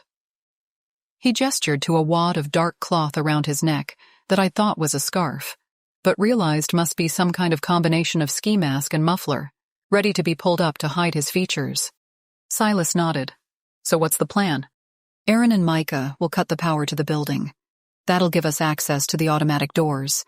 It should also disable the alarm system momentarily, but we're fairly certain it has a battery backup, so we can't count on it being offline for very long. Not that we need it to. I'm confident we should be able to gain access to the lab and destroy the samples within a few minutes. The data on the computers? We have a virus ready to introduce to the system. It's designed to wipe out all the hard drives and any tape backups they might have. Thorough. I supposed I should be surprised that the Gula had access to all that technology, but then I remembered how Felix had been able to tunnel through my VPN and still contact me despite all the safeguards I had in Palace. The Watchers might live in a compound out in the middle of nowhere, but that obviously didn't prevent them from being at the top of their game when it came to that sort of thing. What if they've stored some of their data off-site, or in the cloud? Felix's mouth thinned slightly. It's a possibility, but considering how eager Senator Quinn was to keep this project on the down low, I'm not anticipating that he would have done so. The more places information is stored, the more opportunities exist to hack into it. No fear, though. If he did create a backup somewhere outside this lab, we'll track it down and destroy it as well. Apparently, his fellow Watchers' answers were enough to satisfy Silas, because he nodded. Ready? Yes. The security guards are on the opposite side of the complex. Best to go now. He gestured toward Micah and Aaron. In response, they pulled up their ski masks, hiding their faces. Felix did the same, while Silas tugged at the bandana he'd knotted around his neck, loosening it so he could draw it up to cover his mouth and chin and nose. I watched them, knowing that I didn't have any way to hide my own identity. Silas appeared to note my unease, because he touched my arm and said, "Serena, you'll need to stay back in the cover of the trees. Best not to get close enough that the cameras have even a chance of catching your face." "It doesn't matter," I replied, my tone subdued. "As soon as Jackson gets wind of this, he's going to know it was me. Or at least people working for me or with me." "Probably," Silas agreed. "Still, it's better if you try to remain anonymous." Since I couldn't really argue with that, I murmured a yes, and then followed the group as they headed toward the building that housed the laboratory. While I stayed back in the trees, they began to move toward the front door, only to halt in the middle of the parking lot as a man stepped forward from the shadows, his hair even paler than Felix's, although it lay loose on his shoulders rather than being cut short. However, I barely noticed that minor detail. Cold surged through me as I realized he wasn't alone. His arm was hooked around the throat of a woman with blonde hair, someone whose face was nearly as familiar to me as my own. My friend Candace. Chapter 20. An incoherent cry of denial burst from my lips. This was what I'd worried about when Lucius first mentioned my friend, that he'd somehow find a way to use her to hurt me. I began to surge forward, only to have Silas's hand clamp down on my forearm. "Hello, Serena," Lucius said, his tone almost conversational. "I had a feeling you might try something foolish like this, so I thought I had better give myself an insurance policy." "Let her go," I told him fiercely, at the same time wishing I had a useful psychic power, like being able to reach out and choke him with my mind. "She has nothing to do with any of this." Candace's wide blue eyes met mine. Although I knew she had to be scared out of her wits, she sounded calm and in control when she spoke. "It's all right, Serena. He hasn't hurt me." "Oh no," Lucius said, as Tristan McVeigh and Letitia Carver also emerged from the shadows to flank him. I spotted more movement as 5 men I'd never seen before came forth to take up protective positions around the vampires. Lucius's new semi-vives, no doubt. To either side of Silas and me, the Gula were still and quiet, clearly assessing the situation, trying to determine their best plan of attack. I haven't hurt her, yet. In fact, I must admit she is a worthy specimen, full of fire and determination. Perhaps she's a likely candidate to walk the other world and survive and return changed. What do you think, Serena? I guessed all too well what he was hinting at. For all I knew, Candace was tough enough to survive the transformation into a vampire state. However, I couldn't allow Lucius to do such a thing to her. She needed to stay here, among the living. "I think you're just trying to get a rise out of me, Lucius," I returned, my voice level. "You'd think that someone who's survived for more than 300 years could do better than resort to cheap tricks." He laughed then, but I thought I detected something forced about the sound, as though he'd made himself laugh in order to prevent me from seeing how angry he really was. "Oh, I don't think it's a cheap trick, but perhaps you're only trying to suppress a certain level of jealousy?" Silas made a low, growling sound in the back of his throat, but I could only offer Lucius a pitying smile and a shake of my head. Hardly. Are you still trying to flatter yourself that I wanted you, Lucius? I would have thought that my escape this morning, and the engagement ring I left on the nightstand, would be enough to erase any doubt. The vampire master's mouth tightened. That was rather déclassé of you, Serena. One would think that someone with your background would behave better. Maybe he'd been attempting to wound me with that comment, but I couldn't have cared less what he thought of me, or my background.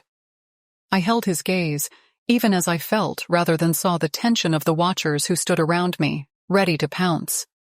4 of them, if you counted Silas, against 3 vampires and 5 semi-vives. Not exactly an even fight, although since those semi-vives were new, and possibly not fully acclimated to having someone else in control of their minds, it might very well be that they wouldn't put up much of a fight. Silas stepped forward. You've been outmaneuvered, Lucius. You thought you could reshape the world the way you wanted it to be, but you should have known that we would never allow you to do such a thing. Just as you should have known that Serena could never love you. Love me? Lucius's lip curled, and he shot a contemptuous glance at Silas that seemed to take me in as well. It didn't matter whether she loved me or not. I certainly cared nothing for her. All I cared about was gaining access to her visions. They were what was truly valuable, for they told me what my future would be. And that future does not include you or your fellow goons destroying the research being conducted in this building. Although I didn't love Lucius Montfort, the exact opposite actually, his words still felt like a slap in the face. All the time I'd been acting, he'd been acting as well. I had been stupid enough and naive enough to believe that he'd somehow found it in his black heart to harbor a little bit of affection for me. I should have known better. Lucius Montfort never did anything for anyone except himself. Enough, Felix growled. He'd been standing off to one side, listening to this exchange, but clearly he was done listening. The future is not yours, vampire. It never was. If he gave a signal to the other ghoula, I didn't catch it, but somehow they got the message, because in the next instant, they all began to transform, dark wings sprouting from their backs and tearing the garments they wore. In response, the semi-vives moved forward, shifting positions so they could protect their vampire master and his fledglings. Beside me, Silas murmured, I must go to their aid, even as he pulled off the leather jacket he wore so it wouldn't get destroyed during his transformation. As much as I hated to let him go, I couldn't stop him. He loved me, but he was one of their brethren, sworn to protect all his kind, and mine as well. I know, I said. Be careful. He didn't answer, but began to transform as well, skin darkening, his frame growing larger as those enormous bat wings protruded from his back. Even though I'd seen him make this change before, witnessing it again brought home to me just how alien he was. At a cellular level, I couldn't quite understand. And yet, I loved him. I needed him more than I'd ever needed anything in my life. One of the other ghoula, Micah, it was almost impossible to tell once they were in their gargoyle forms, reached with clawed hands for a semi-vive, catching him by his shirt and tossing him against the side of the building, which he hit with an audible crack. I winced, even though I knew the ghoula had no choice. They had to get inside the lab, destroy the blood samples and everything related to them. It still hurt, though, because I knew that Semi-Vive was blameless, had been innocently living his life before Lucius descended and transformed him into a slave. From somewhere behind me, I heard the roar of a car's engine, followed by a squeal of brakes. I whirled, expecting to see one of the office park's security officers pulling up in his patrol car, but instead I realized the vehicle that had just arrived was the dark green Range Rover my brother Jackson drove while he was here in Southern California. He got out of the SUV and ran forward, shouting, "Stop this! Stop it!" A distracted part of my mind wondered how he'd managed to ditch his Secret Service detail, but that was as far as I got, because another of the ghoula hurled one of the semi-vives aside and charged for the front doors of the building. Almost at once, Tristan McVeigh moved forward in a blur, hands outstretched so he could grasp the ghoula by one of his wings and tear at it, partly wrenching it from his back. The watcher, not Silas, thank God, although otherwise I couldn't tell who it was, let out an unearthly howl and staggered backward, dark blood pouring down from the wound. At the same time, Letitia Carver darted sideways in a blur, heading for a gula I was fairly certain had to be Felix. Her hands were curved into claws, and I worried that she was about to attempt the same maneuver with him, rendering him incapable of flight and leaving him badly wounded. However, he seemed to see the attack coming, and backhanded her with a blow that made her fly backward at least 5 feet, where she landed with a heavy thud on the sidewalk in front of the building. Jackson stopped beside me, chest heaving, his eyes wide, as though he couldn't quite take in the scene before him. What are they? I knew he wasn't talking about the vampires. They looked more or less human. The Watchers, I told him. The ones sworn to protect humanity from the vampires. They couldn't let you do it, Jackson. He stopped there and looked away from me, toward Lucius Montfort and the woman he still held captive. Candace's eyes were wide with terror, but she wasn't trying to get away. How could she, when the vampire master held her with a grip of iron? I knew all too well how impossible it was for a mere human to try to escape a vampire's grasp. Thank God Candace was the type to stay calm in a crisis situation. She seemed to realize that struggling with Lucius would be pointless or downright dangerous. Hands balled into fists at his sides, Jackson called out, "Stop it, Montfort. You have no right to drag Serena's friend into this." "Rights mean very little to me, Senator," Lucius replied calmly, as though oblivious to the battle going on around him. "We had a deal. I am only trying to protect my part of the bargain." Jackson's jaw tightened. I could tell he was wrestling with himself, trying to decide whether it was worth it to keep arguing with the vampire, or whether he should take more direct action. If Lucius had been an ordinary man, the two of them might have been evenly matched. My brother was tall and worked out regularly to maintain his athletic build, was in fact a good bit bulkier than the vampire. But mere muscles weren't of much use here. Right then, I wasn't sure what any of us could do to prevail against Lucius Montfort and his minions. All around, the gula and the semi-vives went still, watching the exchange between the two men. Letitia Carver pushed herself to her feet, blood dripping from a cut along her cheek. Her eyes were narrowed with rage. Lucius went on, his voice soft and insinuating. "You must think of your daughter, Senator Quinn. If you allow these monsters to destroy the samples and the research, then all hope for her is gone. Will you be able to sleep at night, knowing that you had the cure within your grasp and you still threw it away?" Jackson's head went up, eyes blazing. "I know my daughter," he said clearly. "I've been thinking ever since I talked to Serena earlier today. And I realized that Addison wouldn't want this. She wouldn't want the world put at risk just so she could live." "You expect me to believe that a 9-year-old can be so noble?" "Not really," my brother replied. "I doubt you're able to see nobility in anyone else, since you obviously lack it in yourself. All the same, this is my facility. I pay the bills. And so I'm the one who has the final say in what happens here." He shifted slightly so he could look over at me. "I don't want to continue. This needs to end." "Thank you, Jackson," I murmured. "I'm glad I have a little sister like you who can keep me on the right path," he said. Then he transferred his gaze from me to Silas. How he was able to pick out my lover from the rest of the gula, I didn't know, but Jackson always had been perceptive. Raising his voice, he went on, "The security code is 79437. Here are the keys." And he lobbed a plain metal ring with a set of 3 keys on it to Silas, who caught it in midair with one clawed hand. Even as Silas began to hurry toward the front door of the office suite, Lucius spat, "You wish to betray me? I'll make sure you're incapable of ever doing such a thing again." With a shove, he pushed Candace away so she stumbled and fell to her knees on the concrete walkway. In a blur, he was moving toward my brother, reaching for him, fangs bared. For a second, I couldn't figure out why he'd give up his hostage, but then I realized what he intended. If Lucius couldn't get Jackson to cooperate, he'd turn him into a semi-vive, incapable of doing anything except his bidding. "No!" I screamed, and hurled myself between them. The vampire crashed into me, knocking me to the ground. Grit from the walkway stung my palms, while the shock of the impact sent a searing flash of pain through the leg with the pin in it.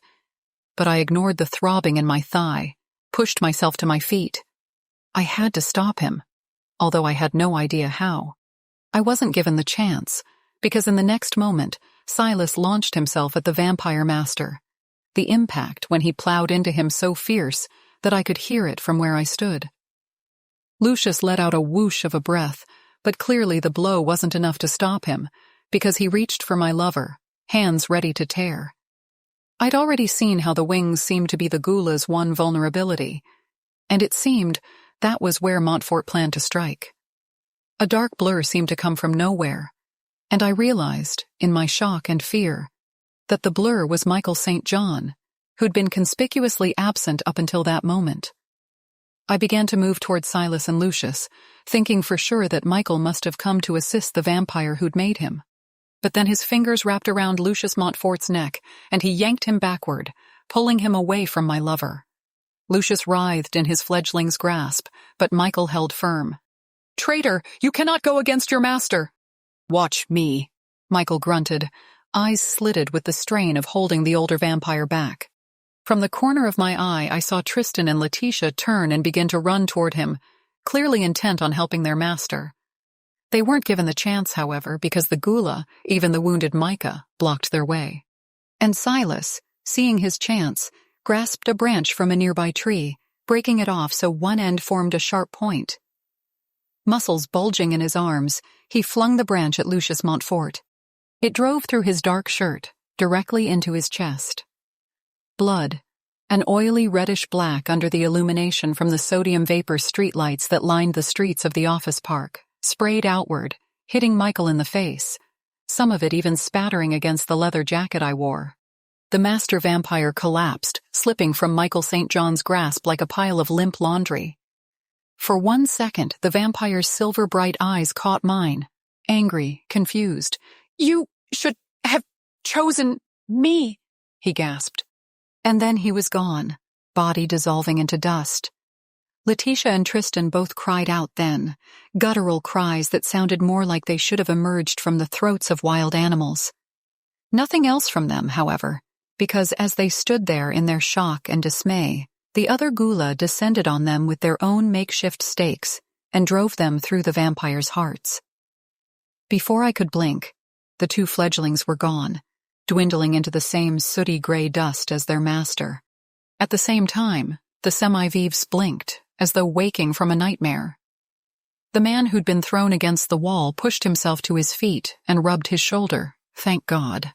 At least he hadn't sustained any lasting injuries. "What the?" said one of them, glassy eyes focusing on the monstrous forms of the 4 ghula. Immediately, all of the watchers transformed, shifting into their human selves. Felix bent and picked up his own discarded jacket and shrugged into it as if there was nothing particularly strange about the sudden alteration in his appearance. "Are you all right?" he asked the semi-vive who'd spoken. "Do you know where you are?" "No," said the man, who looked to be in his mid-30s, brawny but already balding. "Weren't you—" "We work security here," Felix said.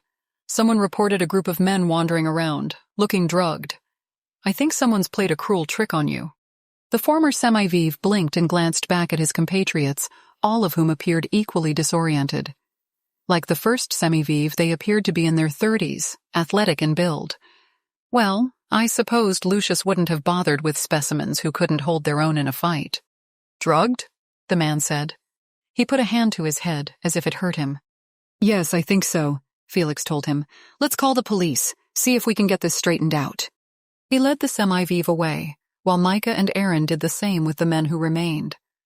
The wound on Micah's back appeared to have healed, or at least had stopped bleeding, because once he put his jacket on, I couldn't tell that he'd been hurt at all. Candace came up to us, rubbing at her elbow. "Well, that was different." "Are you okay?" I asked. "I'm fine, some bumps and bruises, that's all." "I'm so sorry about this." She held up a hand. "It's okay. The most exciting Saturday night I've had in a while, that's for sure." Silas looked over at his brother, who stood a few feet away from us. "Why did you do it?" Michael's shoulders lifted slightly. As usual, his expression appeared vaguely ironic, as if he didn't want anyone to guess at what he might be truly feeling. "He might have made me, but you're my brother." Besides, once I knew what he was up to, I realized he had to be stopped. We vampires are powerful enough without getting all those extra advantages. My brother had been listening to all this with a mystified expression on his face. "Wait, you're a vampire?" he asked Michael. "And you're also Silas's brother?" "It's a long story," Michael said. "One I don't feel like telling right now. Anyway, don't you still have work to do?" He looked over at the building that contained the lab. "You're right." Jackson's gaze moved to me. "We need to end this." No alarms went off. No armed guards came to ask what they were doing. But why would they? Jackson Quinn had the codes and the keys to the office suite. There was no reason for anyone to raise the alarm. As Candace and Michael and Serena waited in the lab's break room, Jackson and Silas went to the refrigerated storage area and methodically destroyed the samples one by one. The senator's expression was blank as the vampire blood swirled down into the drain, gone forever. Was he regretting his decision? Or was he simply trying very hard not to think about the future to which he doomed his daughter? Silas didn't know the man well enough to ask, and so he remained silent until the task was complete. After the last vial had been dumped and rinsed out, he said, "Can you get us into the computer systems? I can wait for Felix to come back. He's our expert on that sort of thing. But if you have access—" "I do," Jackson said. "Good, then let's take care of it." The senator nodded and led Silas out of the storage area and down the hall to an office with S. Gutierrez stamped into the plastic nameplate affixed to the door. Using one of his keys, Jackson Quinn unlocked the door and went inside, then sat down at the desk there and booted up the computer, a thin, elegant iMac with an enormous screen. After typing in the password that would allow him access, he got up from the chair and said, "Your turn. I wouldn't know what to look for." Silas took the seat and pulled a jump drive from his pocket.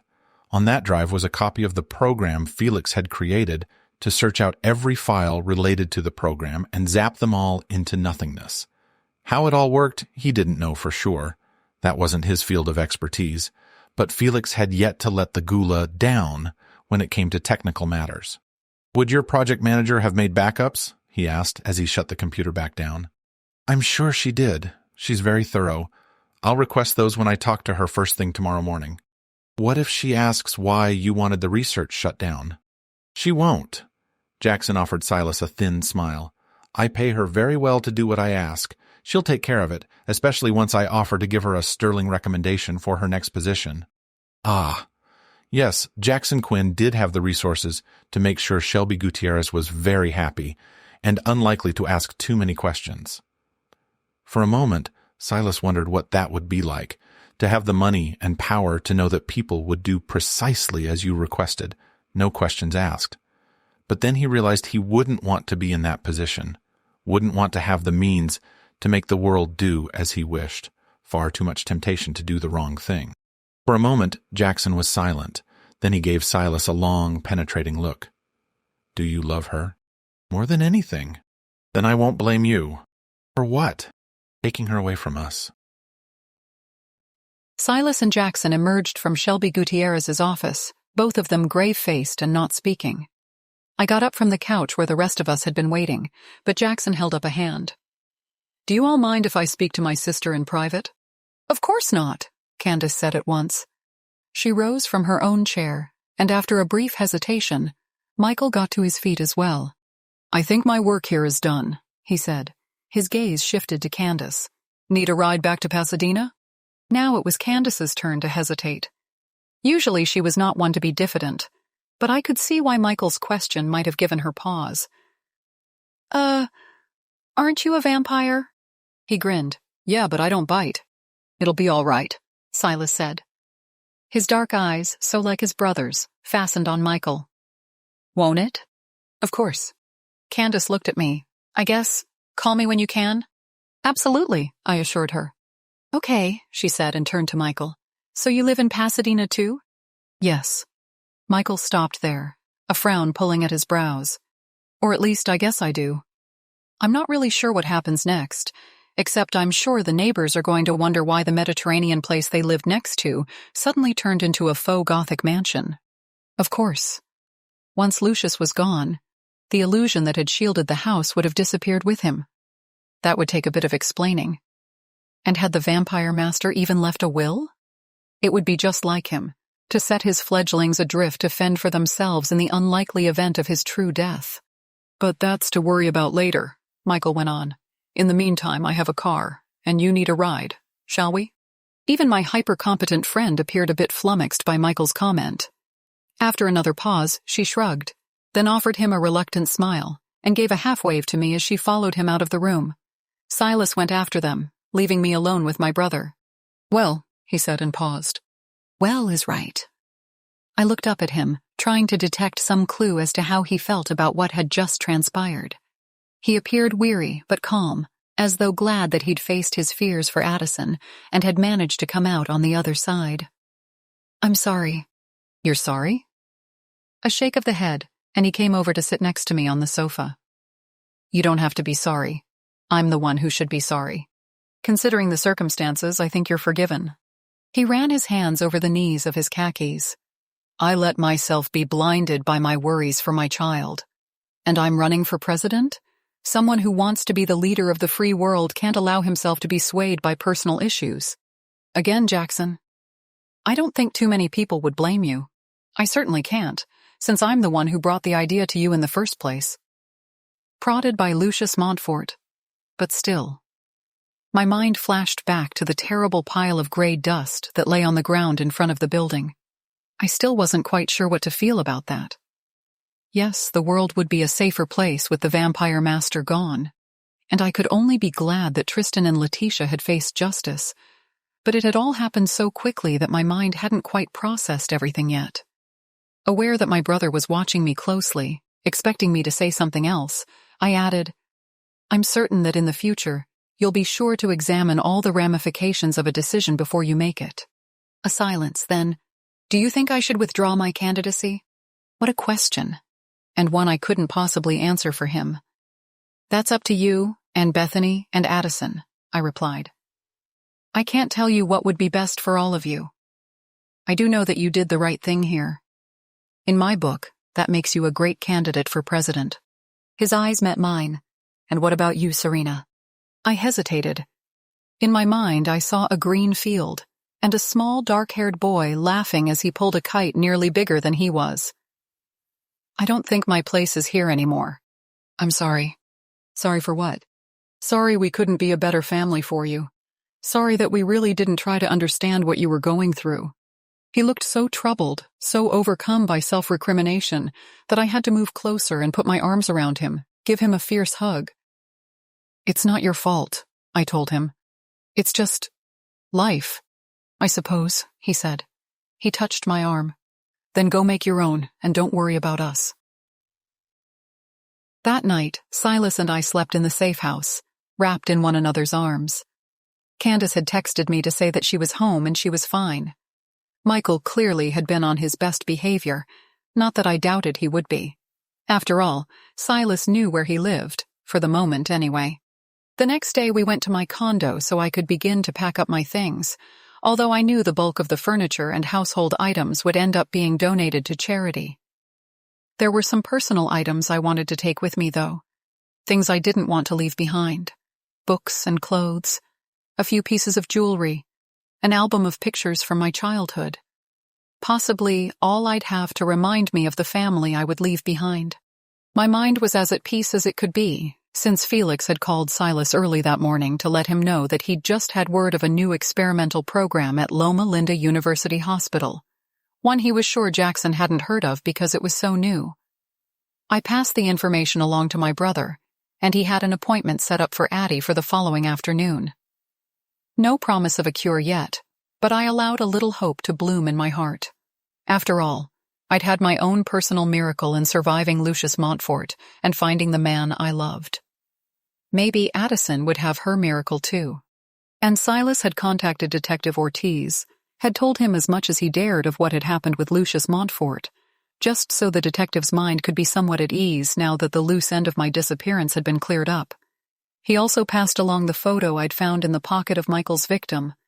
With any luck, the police would be able to find the dead man's family, give them as much closure as they could.